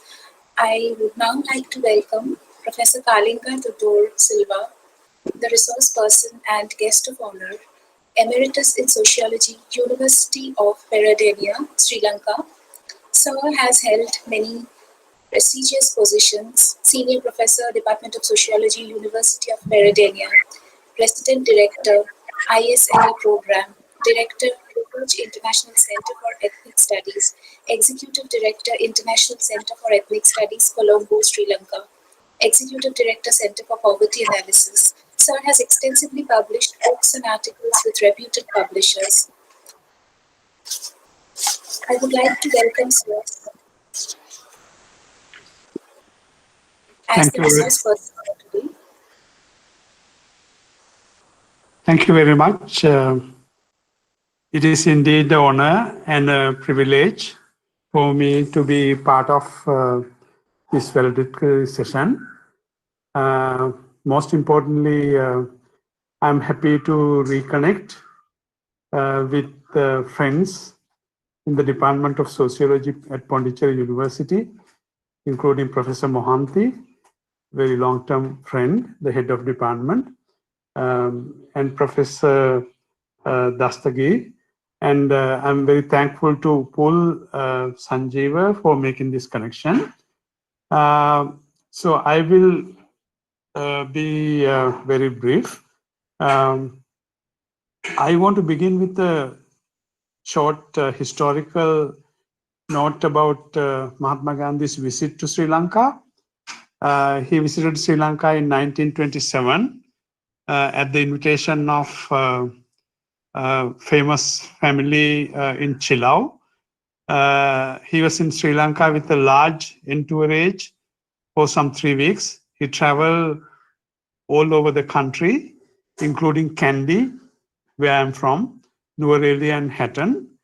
I think his comments on the plight of and the citizenship issues of the plantation workers of Indian origin in Sri Lanka received great deal of attention in Sri Lanka and also in India.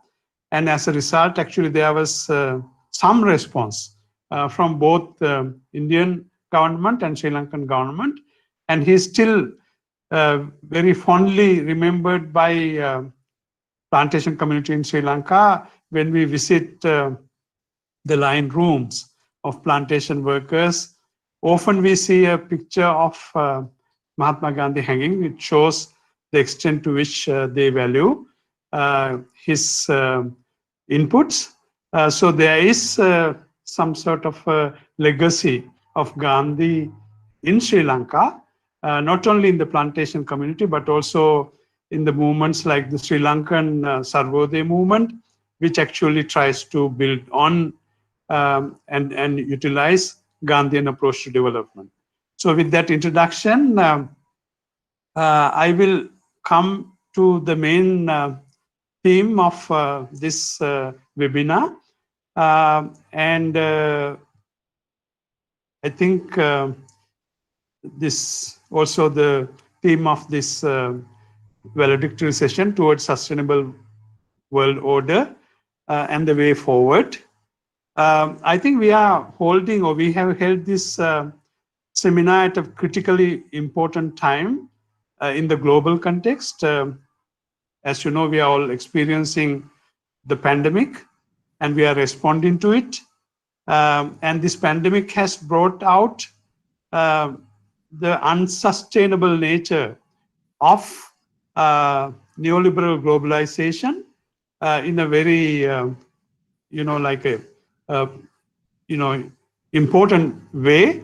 And in a way, we have actually received a bit of a respite from the neoliberal globalization because of the pandemic. Everything is held up for a short time.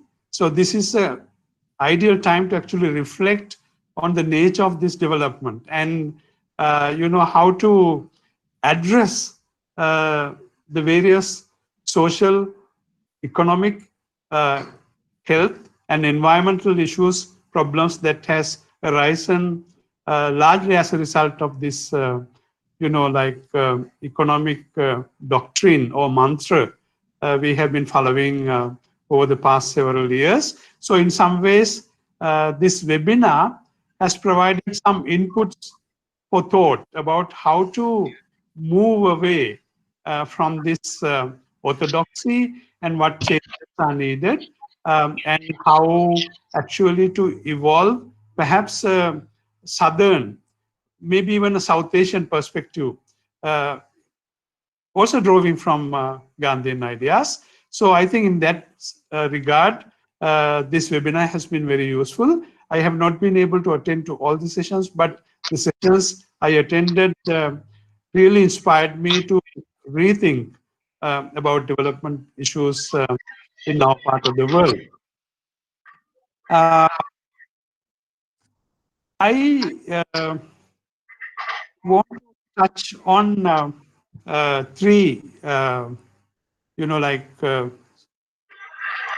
development goals and situate them within the Gandhian framework, also using ideas presented in this conference to show how important the Gandhian philosophy and doctrine to understand the issues in the modern world.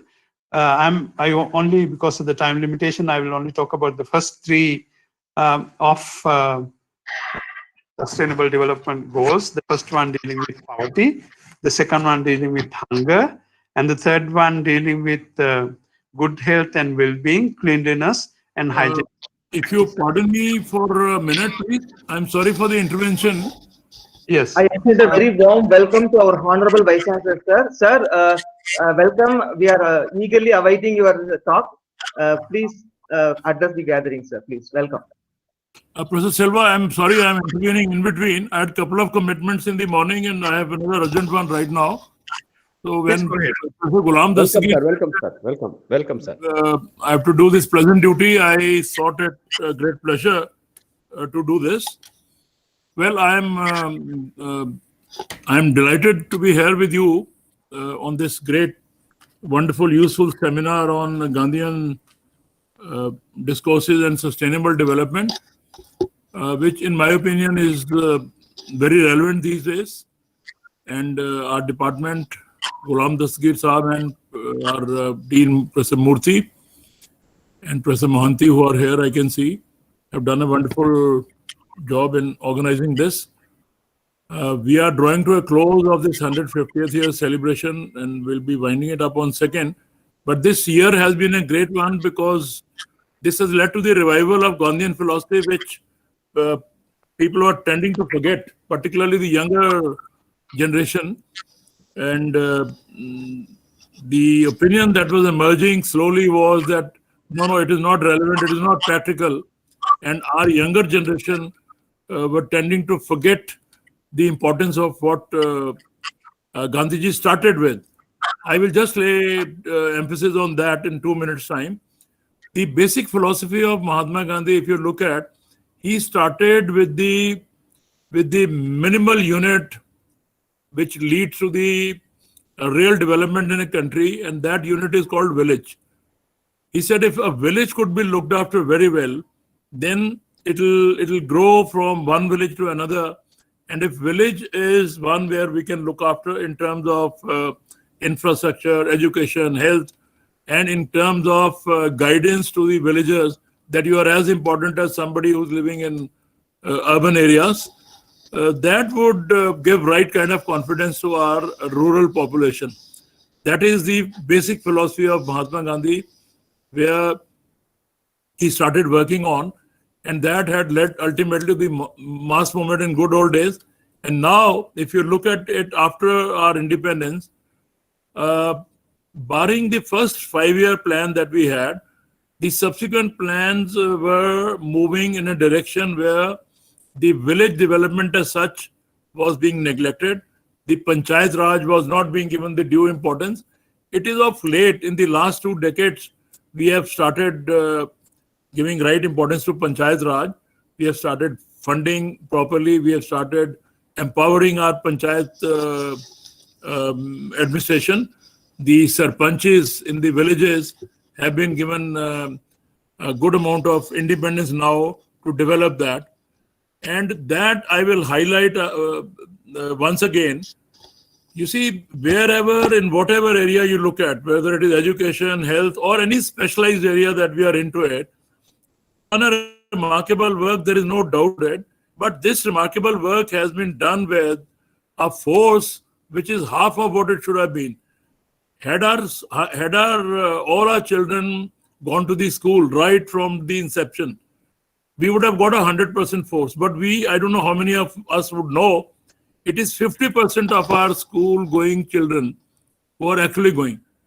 50% of the children are able to join school, as against the target should be 100%, of course. So whatever we have achieved, it is with that 50% score. And of late, in the last 5 years, in fact, when we have started talking very emphatically about gross enrollment ratio, which has now gone to about another 10% higher. Now you imagine, had it been 80% or 90%, the force that we would have generated ultimately in terms of our IT sector or medical sector or infrastructure development sector, it would have been a force which the whole world would have seen.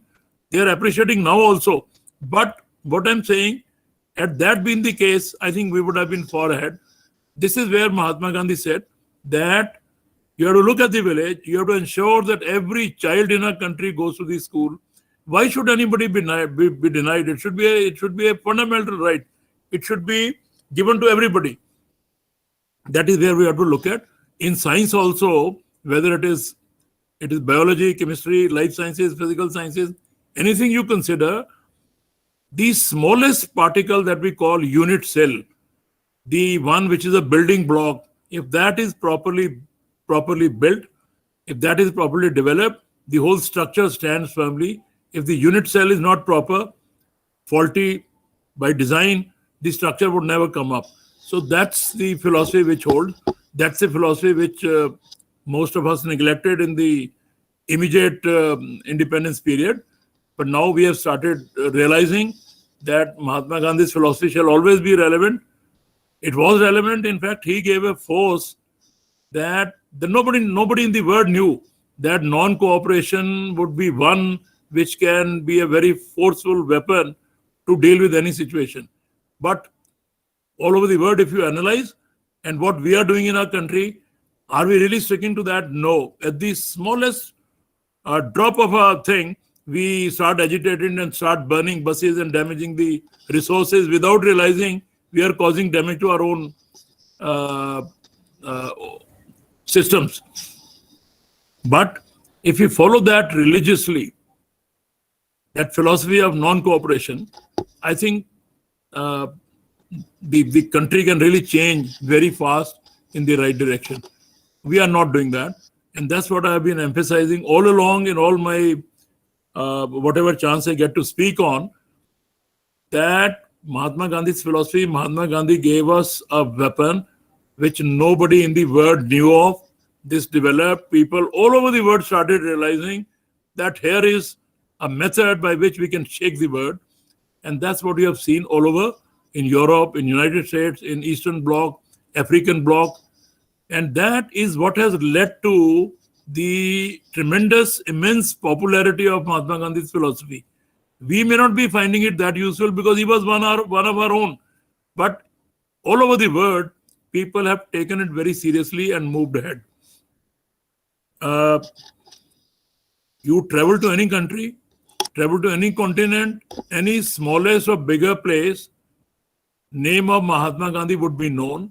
There'll be either a university or a school or a street or a building named after him. Statue of Mahatma Gandhi would be there. So the whole world, including UNO, is realizing what a great thinking he had given, what a great thinker he was. And we need to imbibe those qualities in our own young children. We need to tell them that was always relevant. In fact, that has led to a great amount of thinking into our Indian philosophy. And the constitution that which we rate as one of the best in the world, because the team that ultimately made our constitution had laid a lot of emphasis on Gandhian philosophy. Of course, they consulted all other constitutions. That is why it took about good 4 years to write. That's what we came up with ultimately. And that is where every country in the world acknowledges our constitution as one of the best, one of the most practical ones. But then the need of the hour is that we need to follow it religiously. Are we really doing it? I think we are very far from the reality. People may not appreciate my comment, but the fact is that we are not in totality sticking to it, and we are, and that's where I will extrapolate that to Gandhian philosophy also. It is very relevant, and rather than going to religious philosophy, if we stick to the principles which were given by Mahatma Gandhi, I think our country will be a much better place to live in, and it will lead to an all-over progress if we stick to the starting point of our development. That should be a village, the unit cell, the unit, the basic fundamental unit where we need to look at. And if that is extended further, then all kind of economies you can plan, you can think about. But if we start thinking about bigger cities and neglect this unit, I think we'll be nowhere. We will not be even self-sufficient in our food requirement. We have achieved all this because we have been giving of late due importance to our villages, particularly in the last 2 decades. We really gave a lot of importance, and that has led to it has revolutionized everything in terms of our food production, milk production, agriculture, everywhere. And we need to sustain it. And that is where we need to follow Mahatma Gandhi in true letter and spirit. And then we'll be as good as any other great country in the world. That's it. Thank you very much for organizing this. I appreciate your effort. And I give my richest compliments to you because, as I said in the beginning, in my opinion, the need of the hour is that our younger generation, the youngsters who are with us in university, which is the right age to inculcate right qualities, that lot is with us. So they are the ones who need it. And I'm sure this will go a long way in inculcating this kind of a philosophical thought into their minds. So thank you so very much for organizing this, and I give my highest compliments to everybody here, and particularly to those who joined us from abroad. Mr. Silva, I was hearing, and I'm sure he will bear me out on whatever I said in terms of importance of Gandhian thoughts. They were relevant in the past, they are relevant now, they will always remain relevant. We will have new challenges, but the remedy will be one which Mahatma Gandhi very rightfully gave us, and we are fortunate enough that he was with us. He was born here, and he served here, and we consider ourselves very lucky. That's it. Thank you so very much, please. God bless you. Sir आप आ गए, बाहर आ गया, आप आ गए, नई रोशनी आ गई, आप आ गए, पूरे चेहरे खिल गए, आप आ गए तो मुस्कान आ गई. बहुत धन्यवाद sir. You have given a great message, especially for sustainable development. The young generation has been asked to take up a wonderful task. Thank you for this great message for bringing about sustainable development in the entire world. Thank you so much, sir. Thank you, Professor Silva, and I apologize for intervening. Thank you. Okay, sir. Thank you.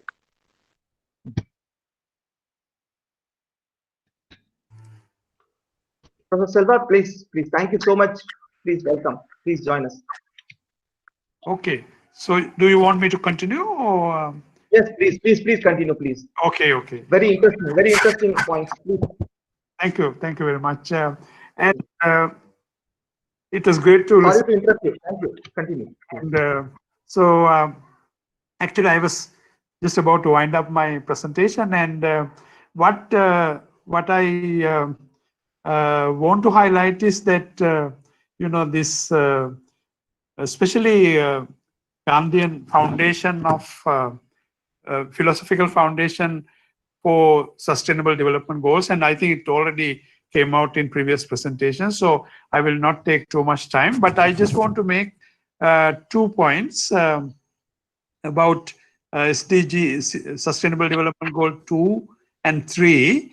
Now, in regard to hunger, I think Gandhi has written extensively, And I just want to give one small quote from his writings, which actually helps us contextualize the problem of hunger in the modern world. Now here I'm quoting, "Indeed, the test of orderliness in a country is not the number of millionaires it owns, but the absence of starvation among its masses." So I think this is an important key message from Gandhi, particularly relevant to our part of the world. The objective of development, especially in the modern world, should not be to produce more and more millionaires and millionaires who become billionaires, but address key development problems like poverty and hunger, and address the needs of the poor and vulnerable groups in society. So that is point number, a point about the hunger issue. And what he discussed under good health is also relevant, particularly in the current context. He stated that it is necessary to have knowledge about one's body, which most of them are ignorant about. I think we all have to learn from this. We have to control our body through our own decision making, food consumption, and lifestyle. And in some ways, this Gandhian philosophy provided the foundation. And there is one more statement from him that I want to quote because it is particularly relevant to the current issue. "No one should spit or clean his nose on the streets." I think this is relevant not only to India at that time, but also today in the context of the global pandemic. So that is what, basically we have to support the measures introduced in order to address the pandemic, and in some ways some of the fundamental ideas from there for that comes from the Gandhian philosophy. And finally, the final point I want to make is that perhaps the South Asian sociology has to learn more from Gandhian ideas. Not that we should accept all the ideas uncritically, but there is a very strong foundation for a South Asian social science, rooted in Gandhian ideas. So I think we should benefit from it, and that will benefit not only the Indian sociology, but social sciences generally in our part of the world, and maybe the South in general.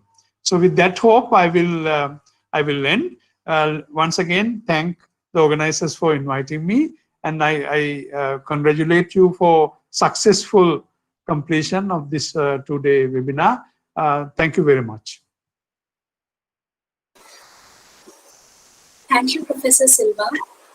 Now, I would like to invite Professor Arvinder A. Ansari, Professor and Head, Department of Sociology and former Director, Sarojini Naidu Center for Women's Studies, Jamia Millia Islamia, New Delhi. Dr. Ansari is a sociologist currently heading the Department of Sociology, Jamia Millia Islamia. Her areas of specialization are sociology of ethnicity and minorities, sociology of gender, feminist theory, cultural studies, and sociology of globalization, focusing on identity, conflict and peace, and urban studies with special focus on spatial segregation. She has been the founder-convener of Research Committee on Minority Studies. She is currently member of Managing Committee, Indian Sociological Society, member ICC of Ministry of Minority Affairs. She has successfully completed many minor and major research projects. She has presented papers and participated in international and national conferences and in the panel of many prestigious institutions. Ma'am, I invite you for the valedictory address. Thank you, Shilpata. Thank you for a wonderful introduction. I don't know whether I would be I would really look forward to sustain this. And I really take this opportunity to thank Honorable Vice Chancellor, Mr. Gurmeet Singh, Professor Murthy Krishna, Dean Social Sciences, Professor Mohanty, Head Department of Sociology, Professor Gulab Dastagir, convener of this international webinar, to give me this opportunity to enrich myself. Friends, I am here as a learner, and I have greatly enriched by the presentations of Professor G. Chandrika, Professor Balakrishnan, Professor Prasad from Gandhi Foundation. All these esteemed resource persons have talked about Gandhian philosophy, and I would also like to emphasize all our colleagues across the globe who have, presented papers here have really left me enriched. Keynote address by Professor Paul Bido had set the tone for this international webinar, and I'm particularly thankful to Professor Shahid from Manu, bringing in the concept of gender, which is the topic I have been, directed to speak today.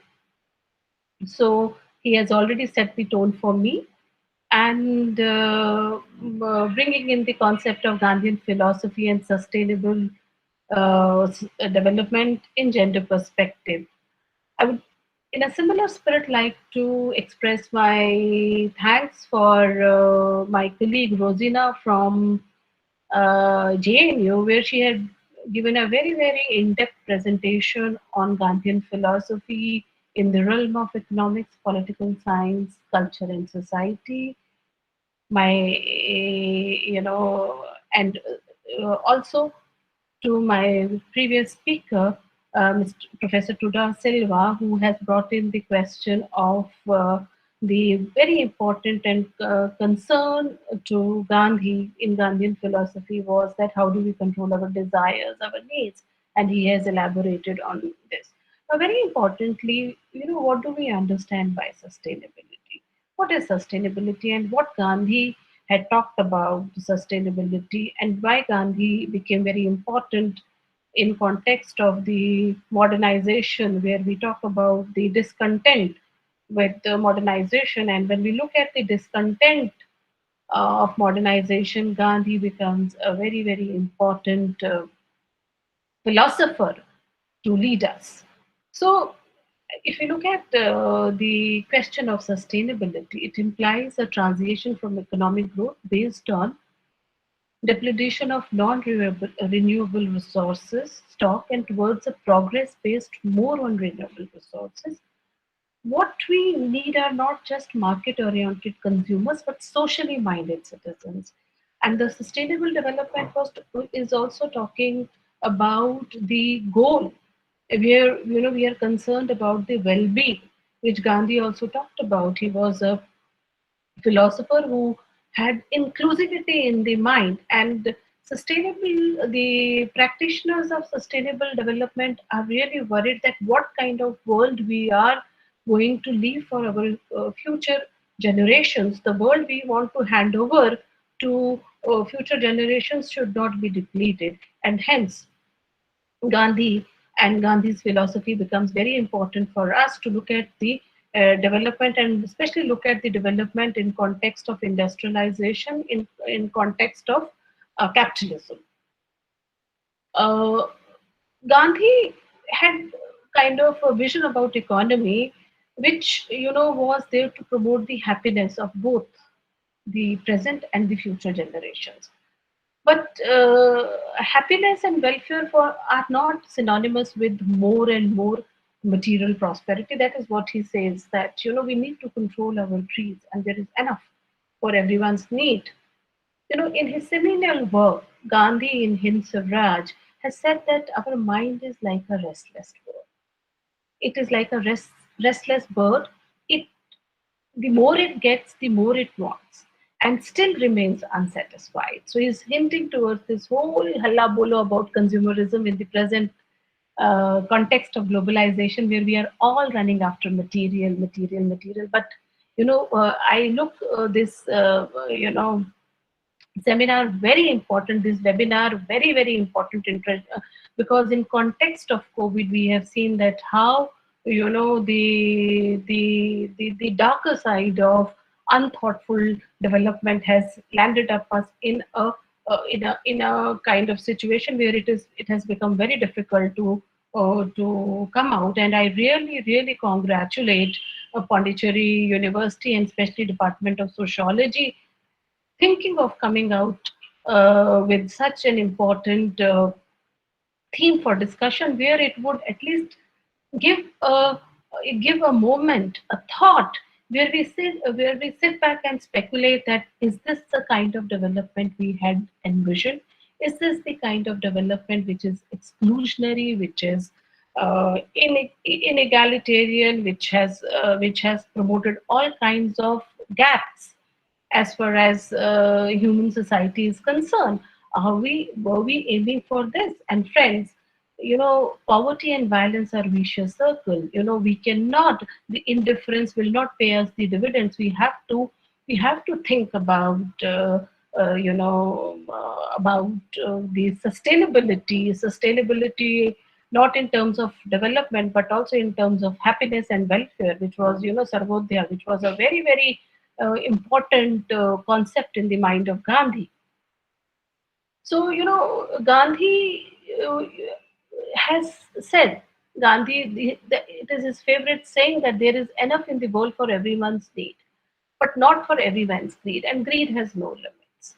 Similarly, Buddha also talked about controlling our desires in his Eightfold Path philosophy. He also emphasized that it is greed which needs to be controlled, because we have to sit and introspect as individual, as collective, as community, as nation, and as global community, that is how is this greed has impacted us. And we have the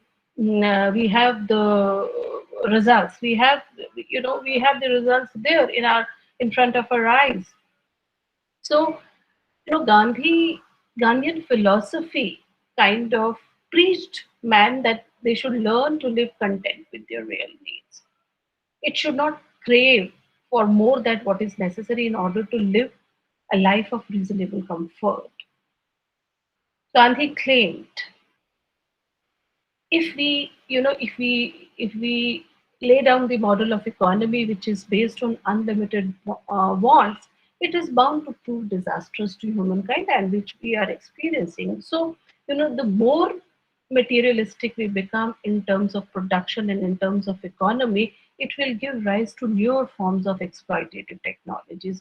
It will lead to indiscriminate exploitation of renewable resources. So for Gandhi, civilization in the real sense of the terms consists not in the multiplication but in deliberate and voluntary reduction of wants. This alone promotes real happiness and contentment and increases the capacity of service. And this is what we also see when we look at the development model, and when we look at the UN proposition for sustainable development. So somewhere this is very important, this concern for civilization and the concern for future generations, the kind of environmental hazards we have brought in for ourselves with unthinkable path of development is now questioning. And I really take cue from Vice Chancellor's Professor Gurmeet Singh's presentation, where he talks about village. And yes, village was central to Gandhi's model of sustainable development, because now for him village, he looked at village from the perspective of a unit of production and distribution.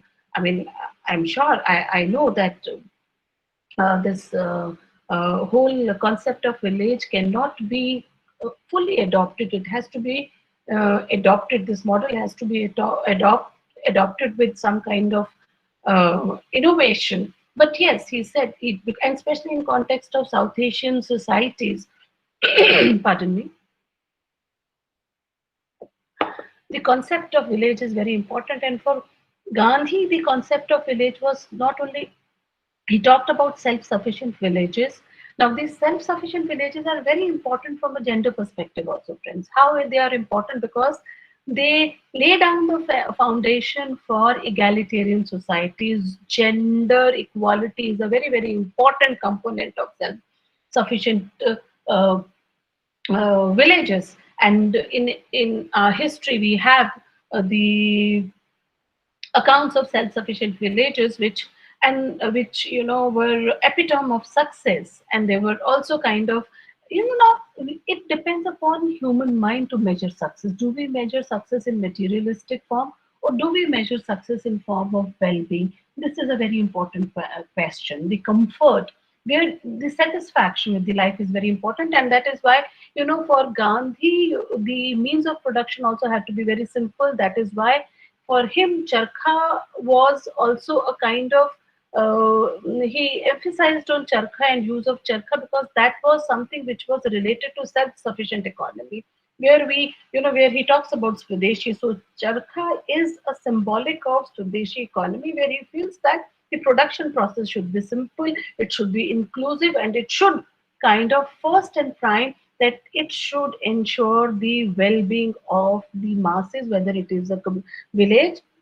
In Gandhi's terminology, village also had a kind of some association with community, with emphasizing that simple living and high thinking.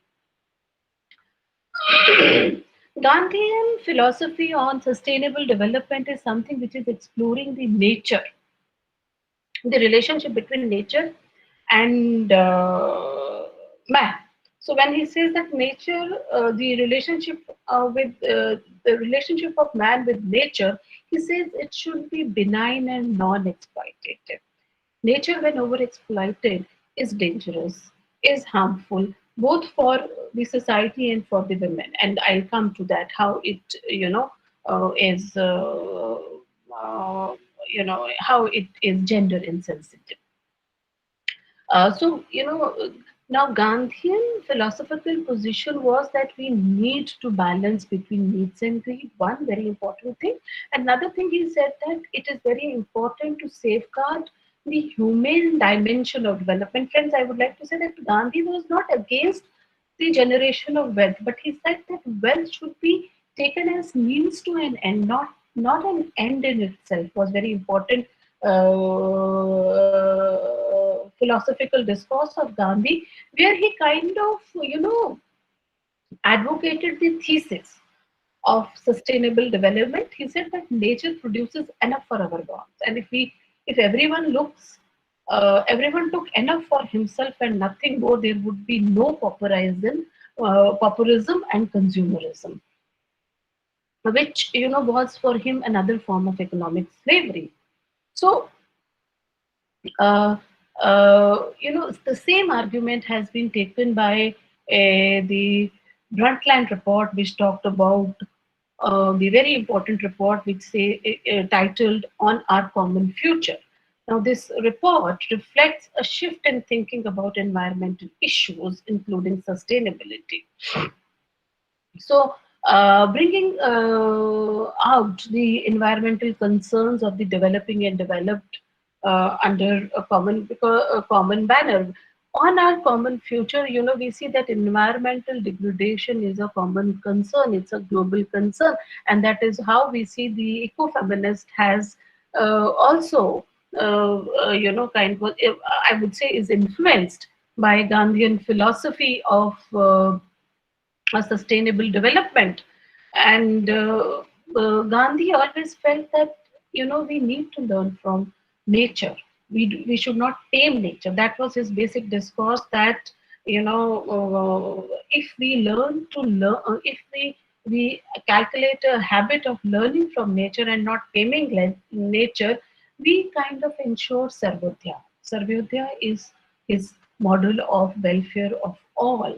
And this mechanism, the Sarvodaya mechanism, will promote growth of justice, growth of justice is only possible with minimizations of want against multinational corporations.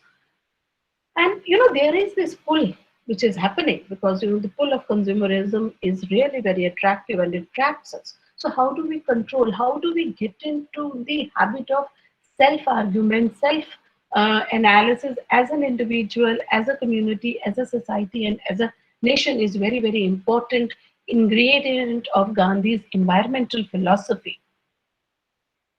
Gandhi said, I quote, that I need no inspiration other than nature. She has never failed me as yet. She mystifies me. She awes me. She sends me to test.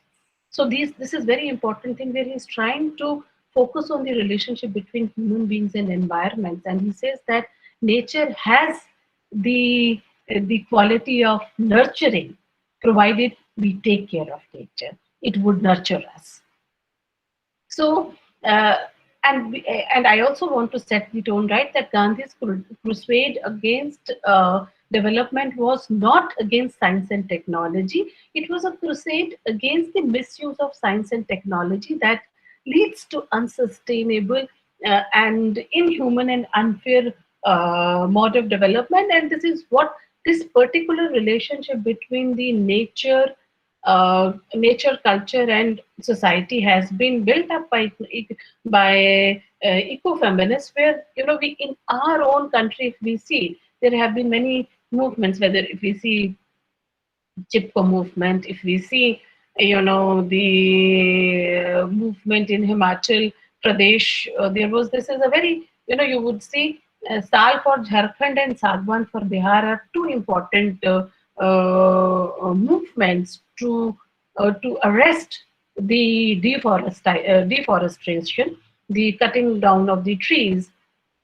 The very famously, Ramchandra Guha, who was influenced by Gandhi, has and written a lot about Gandhi's work. He kind of has highlighted the work of Chandi Prasad Bhatt, who was a leader of Chipko movement. And in his writings, he has shown that how these Mahila Mandals were very instrumental. For instance, Himachal Mahila Mandal Gora Devi, she kind of led the women's movement and tried to convince the state, the panchayat, the village elders that please do not,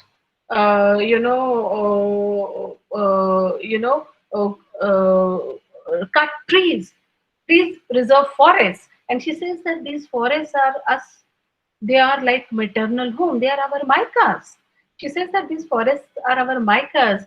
We get herbs, fuels, fruits, vegetables from them. Cutting the forest will result in floods, and our fields will be washed away.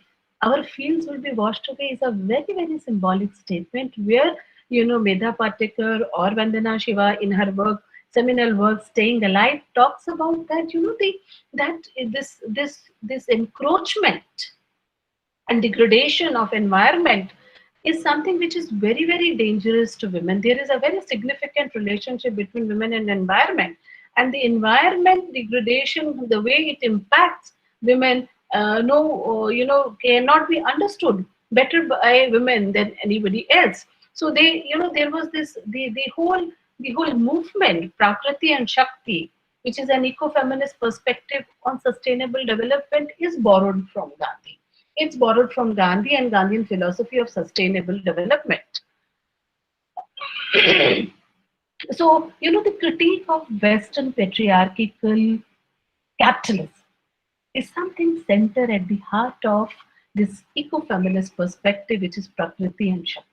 It talks about Gandhi says, I'm scared of nature. There he understands the Shakti of the Prakriti, the nature. How disastrous it could be if it is overexploited. And in the same sentiment, the eco-feminists like Vandana Shiva and also scholars like Maria Mies, and not to forget the works of John Ruskin to Henry David Thoreau were influenced by Gandhi's philosophy on sustainable development, and the practitioners they kind of adopted this philosophy and practiced it, which is a very, very significant contribution, tribute to Gandhi, one would say. So, these feminists, they said that the Western patriarchal capitalism is something which has worsened the condition of women as well as nature in the wake of globalization.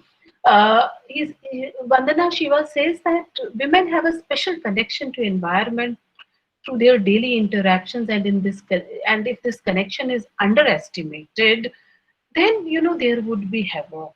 There would be, then we are proceeding forward where we have a more gap and inequality, and gender inequality for any nation is not productive. When I say productive, I say not in a context of capitalist sense. I say it becomes the gender inequality becomes counterproductive, because what we have seen, the feminization of poverty, feminization of labor, is something which is the result of neoliberal capitalist economy. So this is how when we try to imbalance the relationship between the environment and gender, so there are dangers of capitalist reductionist paradigms, because it fails to perceive the interconnectedness of nature or the connection of women's life, work, knowledge with creation of wealth. So it is very significant, which has come uh, uh, uh, from Gandhian philosophy, the whole eco feminism's philosophy, which is trying and which is kind of resisting the ecological destruction, vociferously globally we see. That is something, and in his sustainable development, there is also a very important policy which is there, which I see. And this policy, which had been talked about, Nai Talim by now, Nai Talim is something which is embedded in our development. It is Nai Talim for us is learning by doing, and this is what the feminists have also been. The special knowledge, the feminist epistemology, the feminist empiricism, which is embedded in the everyday life, is something which has to be highlighted. That understanding that is also a rich repository of knowledge, which has been ignored in the development paradigm, the capitalist, which does not fit into capitalist development paradigm. I'm reminded of Amartya Sen when he talks about development as freedom. He says development is freedom. So here it is not. It is a freedom and emancipation from the the drudgery, the exclusion, the violence. You see that it's an ongoing vicious circle. So this is very important, and how it impacts the marginalized communities is very important question. So friends, I would like to end with something which it does not fit into my address on gender development and Gandhian philosophy, sustainable development. But I am intrigued to talk about, because yesterday when I was listening to resource persons, esteemed resource persons, there was this concept of Nai Talim which they were talking about. So Nai Talim is something, the philosophy which has been adopted by my institution, Jamia Millia Islamia, which was Gandhi's dream, and it's Jamia Millia Islamia is is a vision of Mahatma Gandhi, and this year we are completing our 100 years on 29th October. So we adopted this philosophy of Gandhi, Nai Talim, where we know, especially our nursery schools. Now, actually, what has happened, we are also got into the trap of development. But Nai Talim was learning by doing, and there these all nursery students had their, small nurseries, plantation nurseries, where these hostel students would grow their food, would learn crafts, would learn the vocabulary, where it was a combination of both the traditional pattern of learning and the modern education. So it's something which is very important, because when Nai Talim, or the participatory development, which is very much ingrained in his philosophy of Hind Samraj, where he says learning by doing, and everybody should should do a labor. Now this labor is something which is very important, and which labor for him was that charkha. That is why I again come back to the charkha, the means of production, the machine, which was very important for Gandhi, was because it was my own labor which was very important in this, in means of production. So Gandhi's significance of charkha is that, when I when I engage myself in labor, I understand the energy, the pain that is embedded in production. I understand. If I understand the hard work, the toiling, then I may, then I can appreciate the labor of others. Is very important. My friend also talked about. Ghulam Dastagir talked about risk societies. Yes, Ulrich Beck's and Anthony Giddens' work on, on risk societies is basically,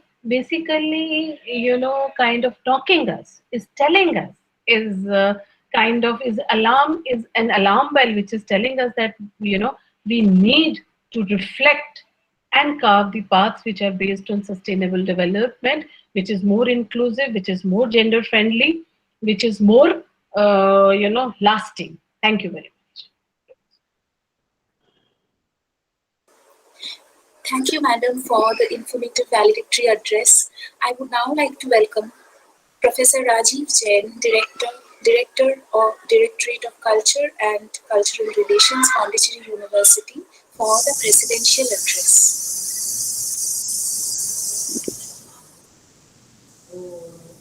Good afternoon.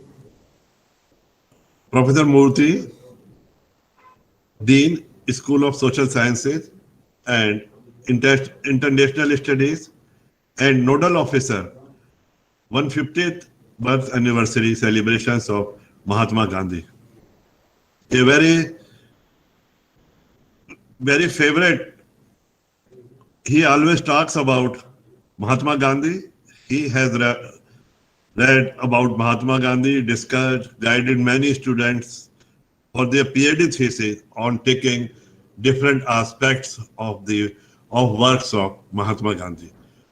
I congratulate him for organizing a series of webinars, international webinars on the different aspects of Mahatma Gandhi. As we say that today, our younger generation is not knowing about Mahatma Gandhi. Even we show them the figure of Mahatma Gandhi, they will not be able to tell about one sentence about Mahatma. So he is doing that commendable work in this field, so that younger generation and also a person like me who has not known much about different aspects of Mahatma Gandhi, only I dwell on the scientific content of Mahatma Gandhi, which I will discuss here. Professor Dastagir, organizer of the conference, Department of Sociology. Professor Mohanty, head, Department of Sociology.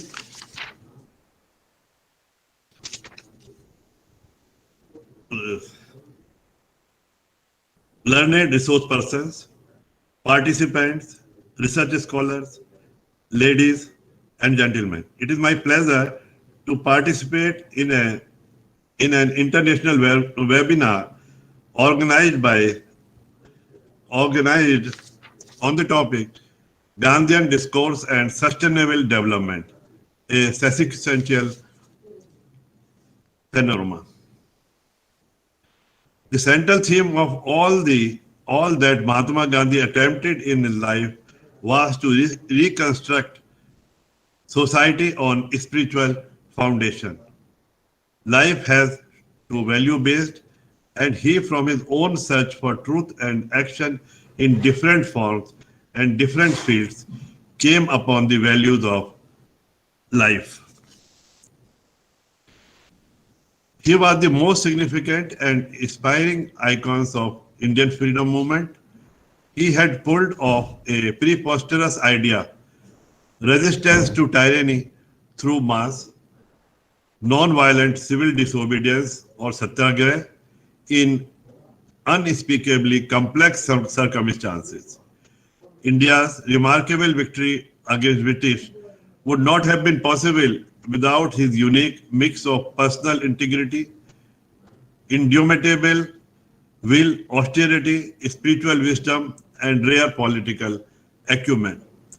At some time, Time magazine USA once named the Dalai Lama, Lev Elsa, Dr. Martin Luther King Jr., Caesar Chavez, Anouk Sen Suu Kyi, Benedict Aquino Jr., Bishop Desmond Tutu, and Nelson Mandela as children of Gandhi and his spiritual heirs to non-violence. In South Africa, Nelson Mandela went on to fulfill Gandhi's dream of Satyagraha. American president at that time, former American President Barack Obama, confessed to be deeply inspired by Gandhi. But what of India after Gandhi? The world remembers him with reverence and thinks that his philosophy is the only hope and alternative.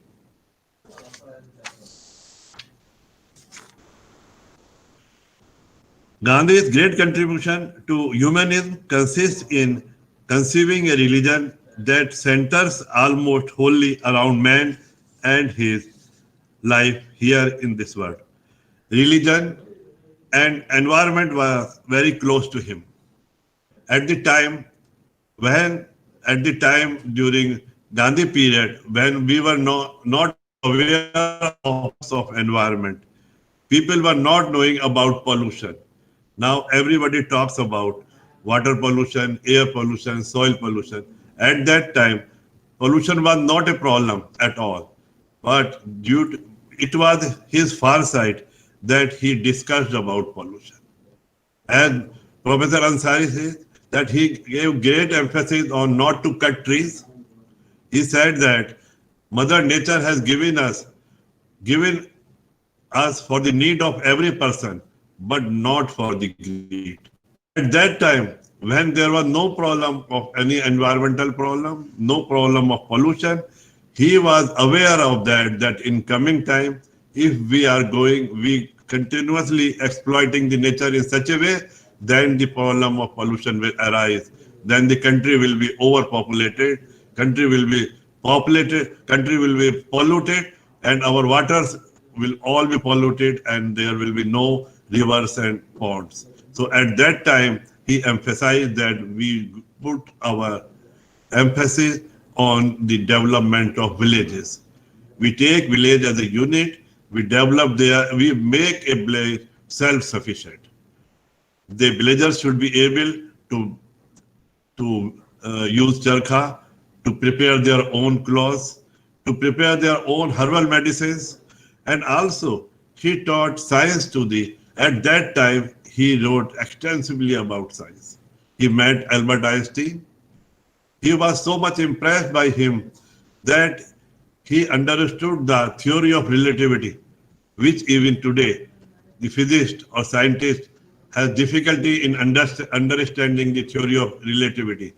And he explained the theory of relativity in a very simple way, to the surprise of Albert Einstein. Albert Einstein was greatly influenced by his knowledge of science, even though he was not a scientist at all. This was his contribution, that he said that there is life in plants. We should not touch plants. We should not harm any plant, but we should cultivate plants. We should grow more plants, because we are getting life from plants. We are getting life from rivers.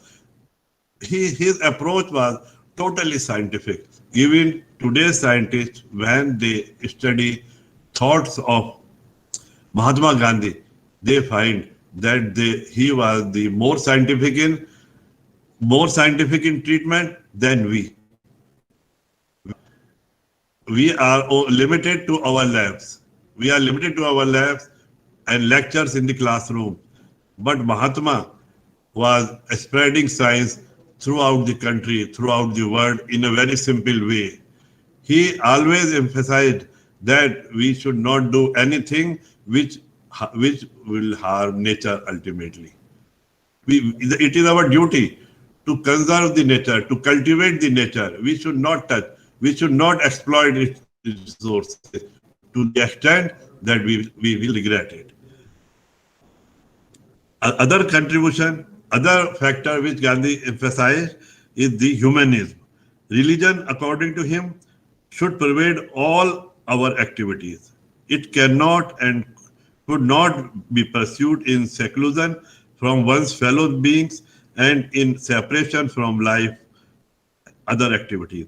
The equivalent for religion is dharma in Sanskrit, which means moral obligation and connotes individual integrity as well as society, as well as social solidarity.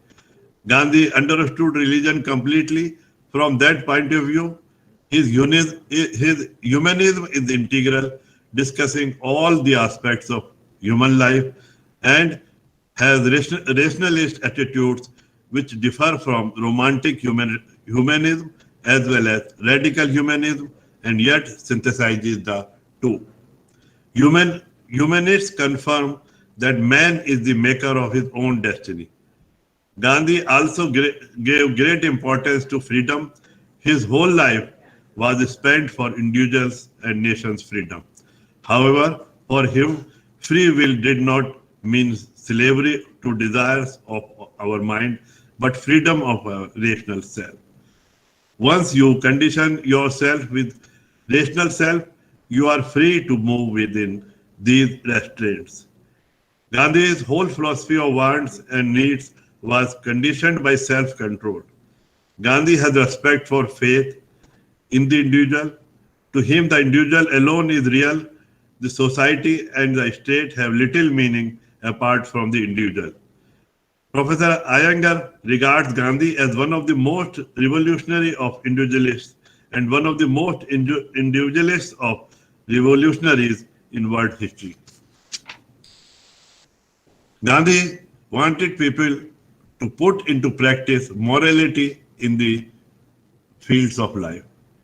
He enumerated number of points on which our morality should be, whether we are in politics or in every field.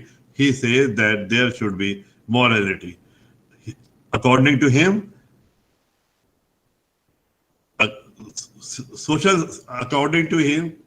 following are the social sins. That is, politics without principles. As we have seen here, that people say that in politics, everything is possible, everything is free, we can do everything, whatever we want, we can do in politics. Today we see, we observe these things, particularly in our country where politics is going on. Unlimited crime unlimited everything. But Gandhi says that politics without principles should not be there. It is the greatest sin if politics is without principle. Others, he says, wealth without work.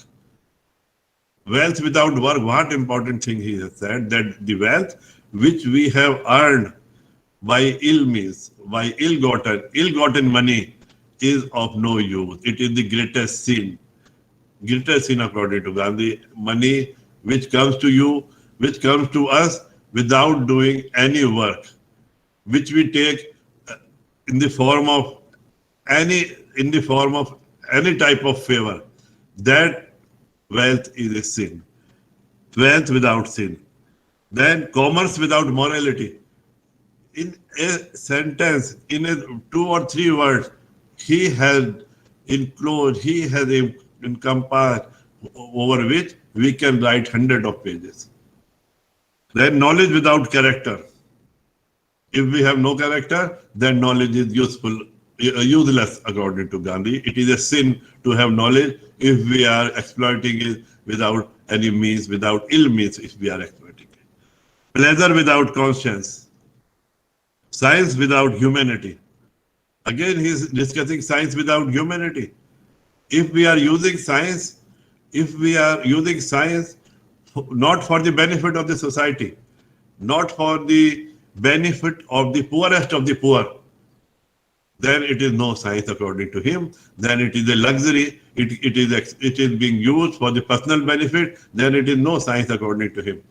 If we are using science for the destruction, then he says that it is the greatest sin. When we use science, when we apply science, we should have in mind how it will help the poorest of the poor, the face which we have seen. That is the greatest thing the Gandhi said. Then worship without sacrifice. Whenever worship is there, we should sacrifice something we should sacrifice for that. Along with that, Gandhi insisted on, at that time, cleanliness, which we are doing today, Swachhata Abhiyan, which we are dedicating ourselves after 150 years of Gandhi, Swachhata Abhiyan. He did at that time. he emphasized on cleaning on cleaning our own toilet. The thought process at that time was very new, and some people according to some people, it is not worth of Mahatma Gandhi. But later on, now we could very well realize how much he was correct at that time. He thought that if we clean ourselves, if we clean our village, if we clean our society, then our nation will be clean, and we will be away from different types of diseases which we are facing today. In the COVID period, we again remember Mahatma Gandhi. If we could have followed his principles, if principles of wealth without work, or commerce without morality, knowledge without character, if we could have followed his principles, science without humanity, then it might be possible that we could not have faced such a situation. That was the Gandhi. Whenever we see some movie on Gandhi, as Professor Murthy told me that he has depicted, some movies are there which he is showing, casting for the audience. Whenever I see any movie, when I got any movie or the movie which came by Attenborough, I saw it hundreds of times. Whenever it is telecasted on TV, it is I go to the TV and because Gandhi was not a man, he was a phenomenon. As in science, we say that some principle is there, some phenomenon is there, some institution is there. Gandhi was a phenomenon on which we are very, very small, very little to discuss about Gandhi. He was, at that time, in his age, what we visualized, what he thought at that time, even now, we are far behind him. So I always ask Professor Murthy, when you are doing another webinar on Mahatma Gandhi, when you are sending me some movies so that I can see them. So I will request Professor Murthy again organize some, as I know he was organizing on 2nd and 3rd October some international webinar. I will be there again, and I congratulate the organizers, Professor Dattagir, Professor Mohanty, Professor Murthy, and other faculty members and resource persons who are here, and they contributed a lot, and I could hear them. Personally, I have gained a lot, and I have increased my knowledge about Mahatma Gandhi. Thank you.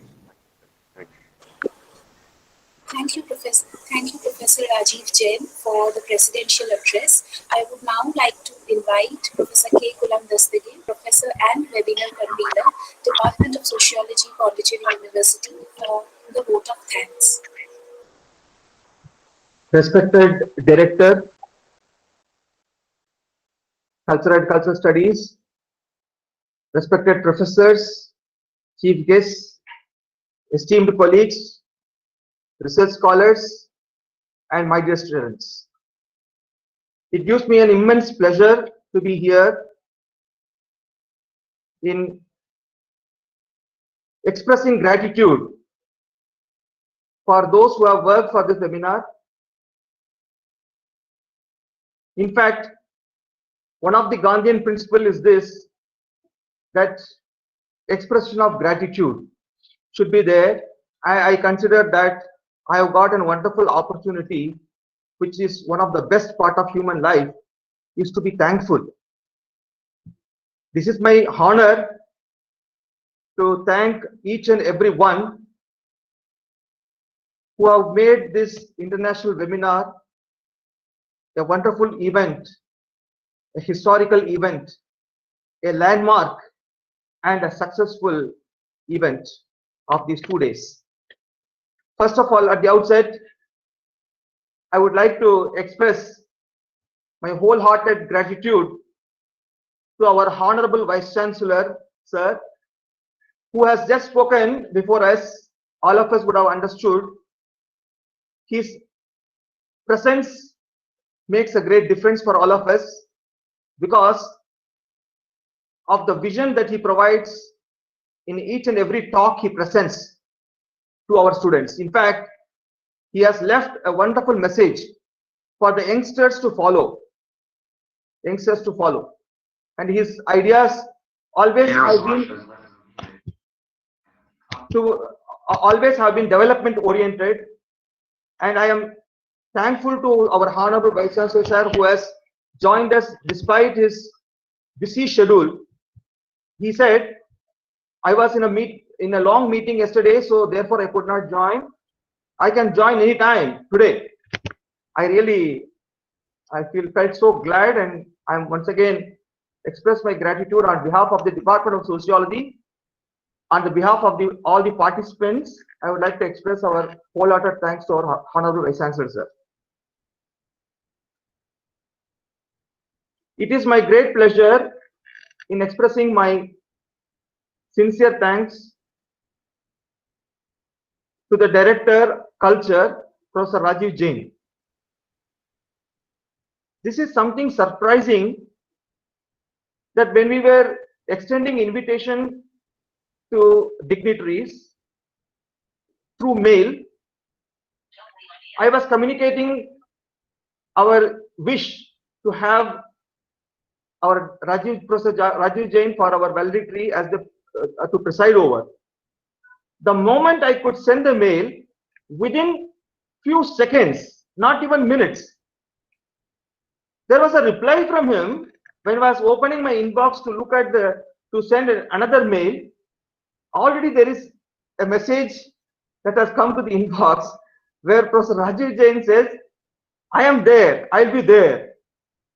Sir, I am very, very grateful to you for being so kind enough to encourage us all the moment, to provide all kind of support. And this is the way, if the support is given, every university will grow like anything, sir.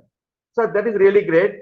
And personally being with him, I learned that he is a real, what Gandhiji said of humanism, I could find in Professor Rajiv Jain. He is such a simple person, so kind-hearted. Sir, I am amazed by the kindness and the gentleness that you possess, which is a role model for many of us. Thank you so much, Professor, for your presence and a wonderful message that you have given for all of us in terms of following the necessity of following Gandhian principles in all walks of life. I take this opportunity to convey our gratitude to our Honorable Director, Studies, Professor Balakrishnan, sir. When I approached him, he also said he is willing to come, but yesterday, since he had a long meeting, he could not join.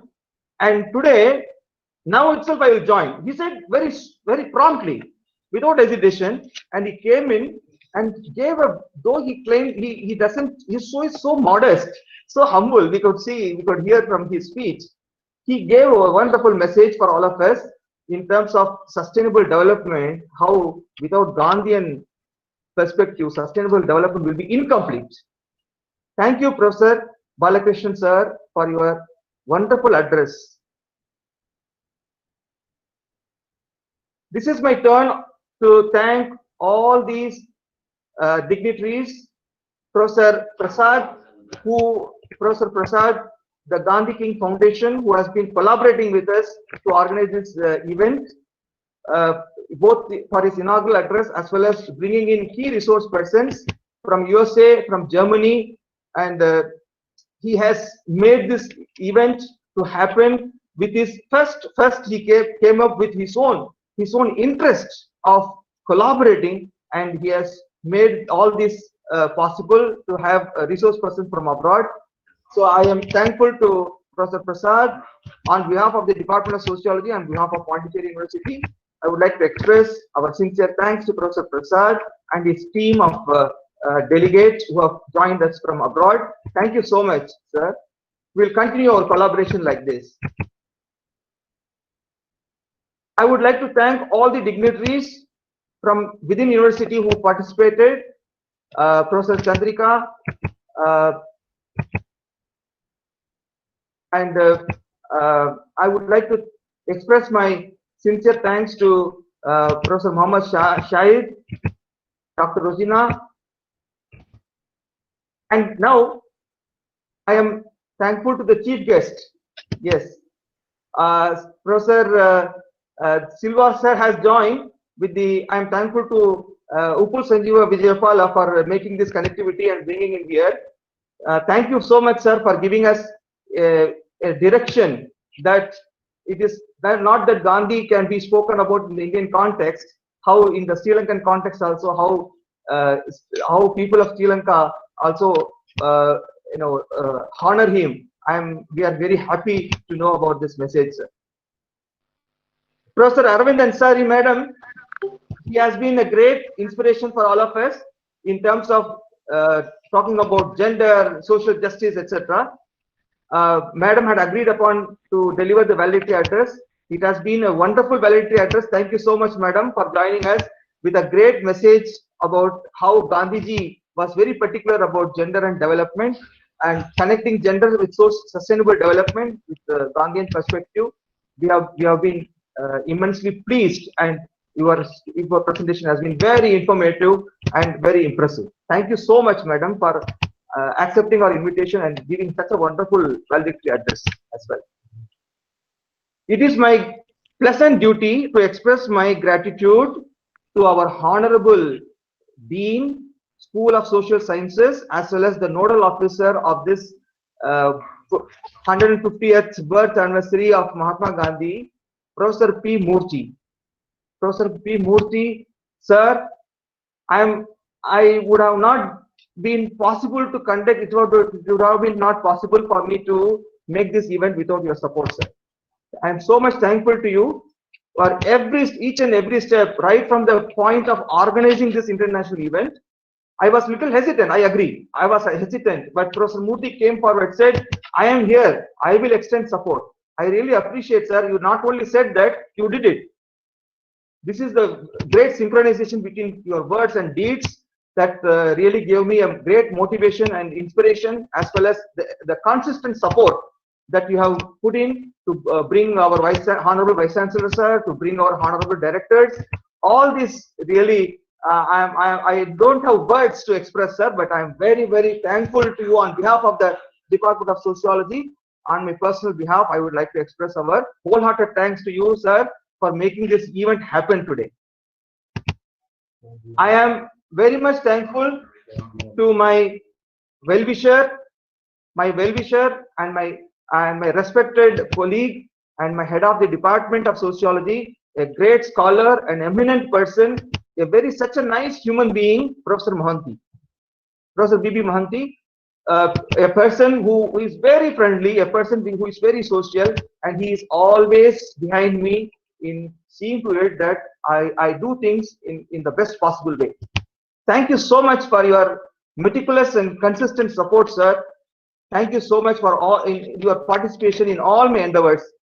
I would like to personally thank Professor Mohanty for the exceptional support he provides in my development. Thank you so much, Professor Mohanty. I am thankful to the co-conveners, Dr. Iftikhar Alam and Dr. Suresh.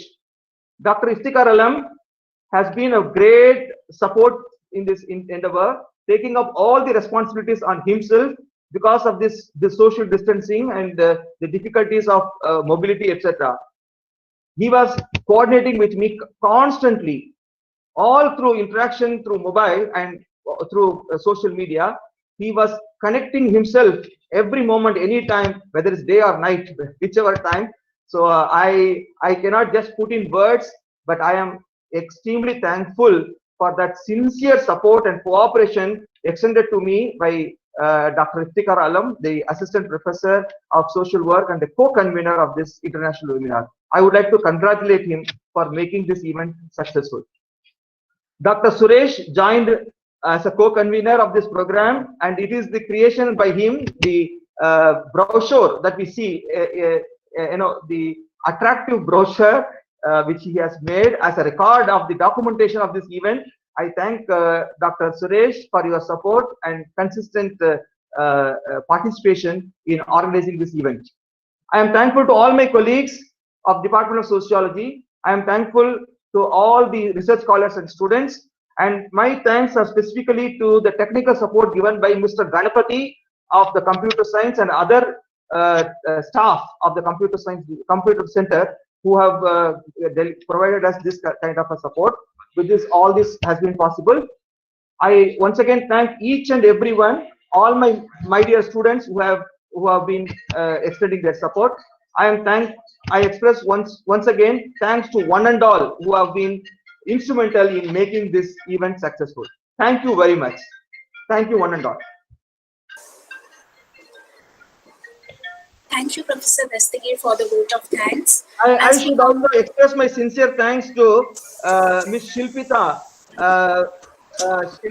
Jain, who has wonderfully anchored this event. Thank you, Shilpita. Thank you so much for your wonderful anchoring. Thank you. Thank you, sir. I would request one and all to kindly raise for the national anthem.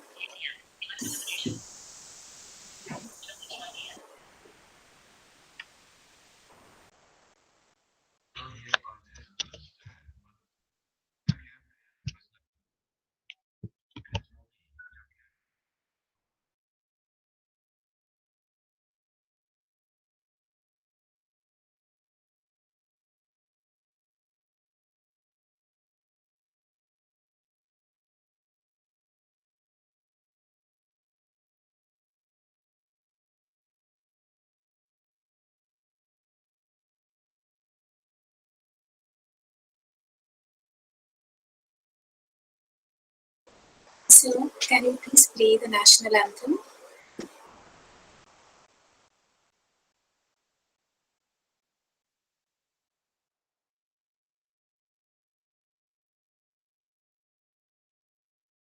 Ganapati.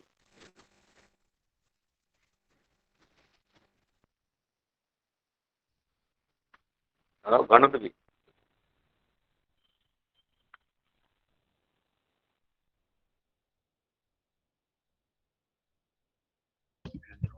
Punjab Sindh Gujarat Maratha Dravida Utkal Banga Vindhya Himachal Yamuna Ganga उच्चल जलधि तरंगा तव शुभ नामे जागे तव शुभ आशीष मांगे गाहे तव जय गाथा जन गण मंगलदायक जय हे भारत भाग्य विधाता जय हे जय हे जय हे जय जय जय जय हे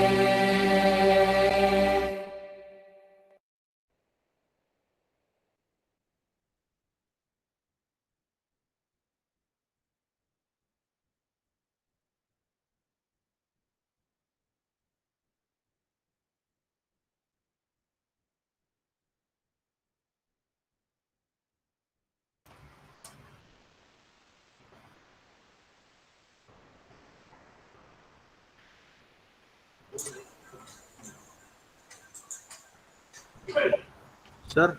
So Dastagir ji. Yes, sir. Professor Dastagir. Sir, yes, sir. I'm here.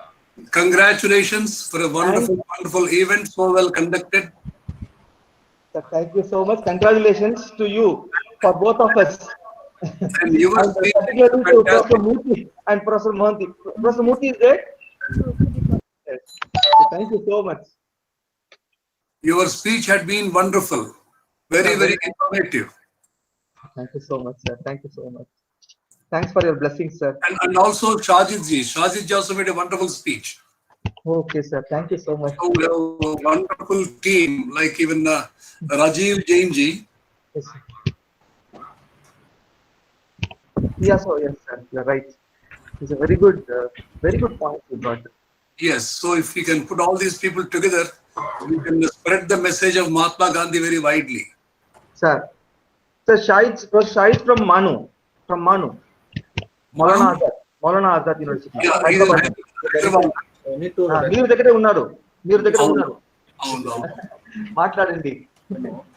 So kindly send me the contacts of all the resource persons. Sure, sir. We will be in touch with you, sir. Wonderful. Thank you so much for your collaboration, sir. Thank you so much. We'll have one more program on the 2nd of October. Sir, we'll have great event. 2nd Looking October. forward. Default format is there recording via Google itself. So we'll talk again. It's in Google. Oh, yes. Thank you so much. Thank you very much. Bye.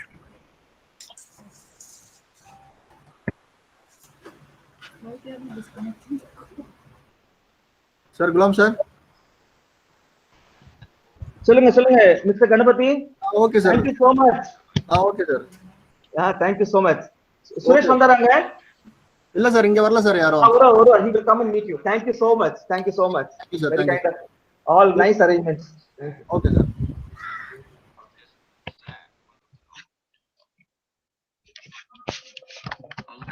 separate है ना? कोई chair नीचे भी नहीं है, कहीं भी नहीं. कहाँ है?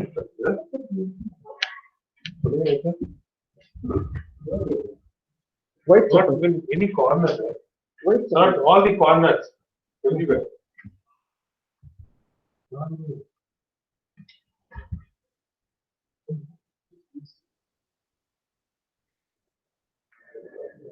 कहीं नहीं सर, वो पूरा नहीं है, कहीं नहीं. वो दिखाई तो उसके नीचे कहीं नहीं है.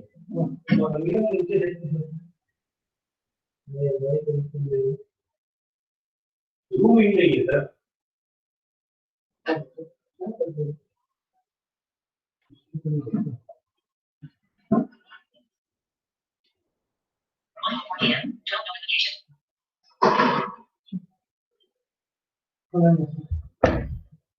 क्या बोलते थे?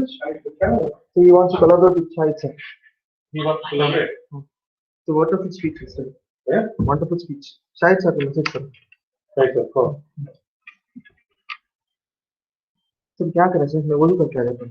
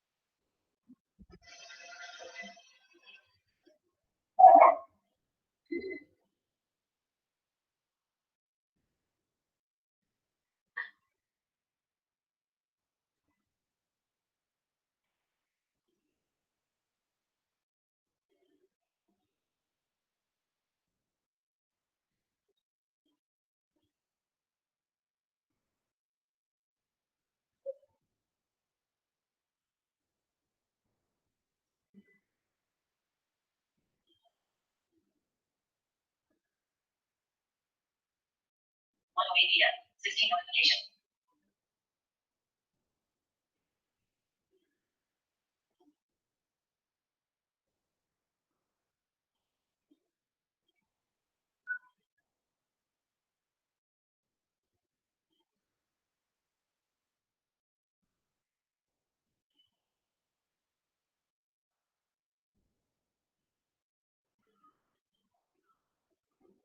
One 17 notification.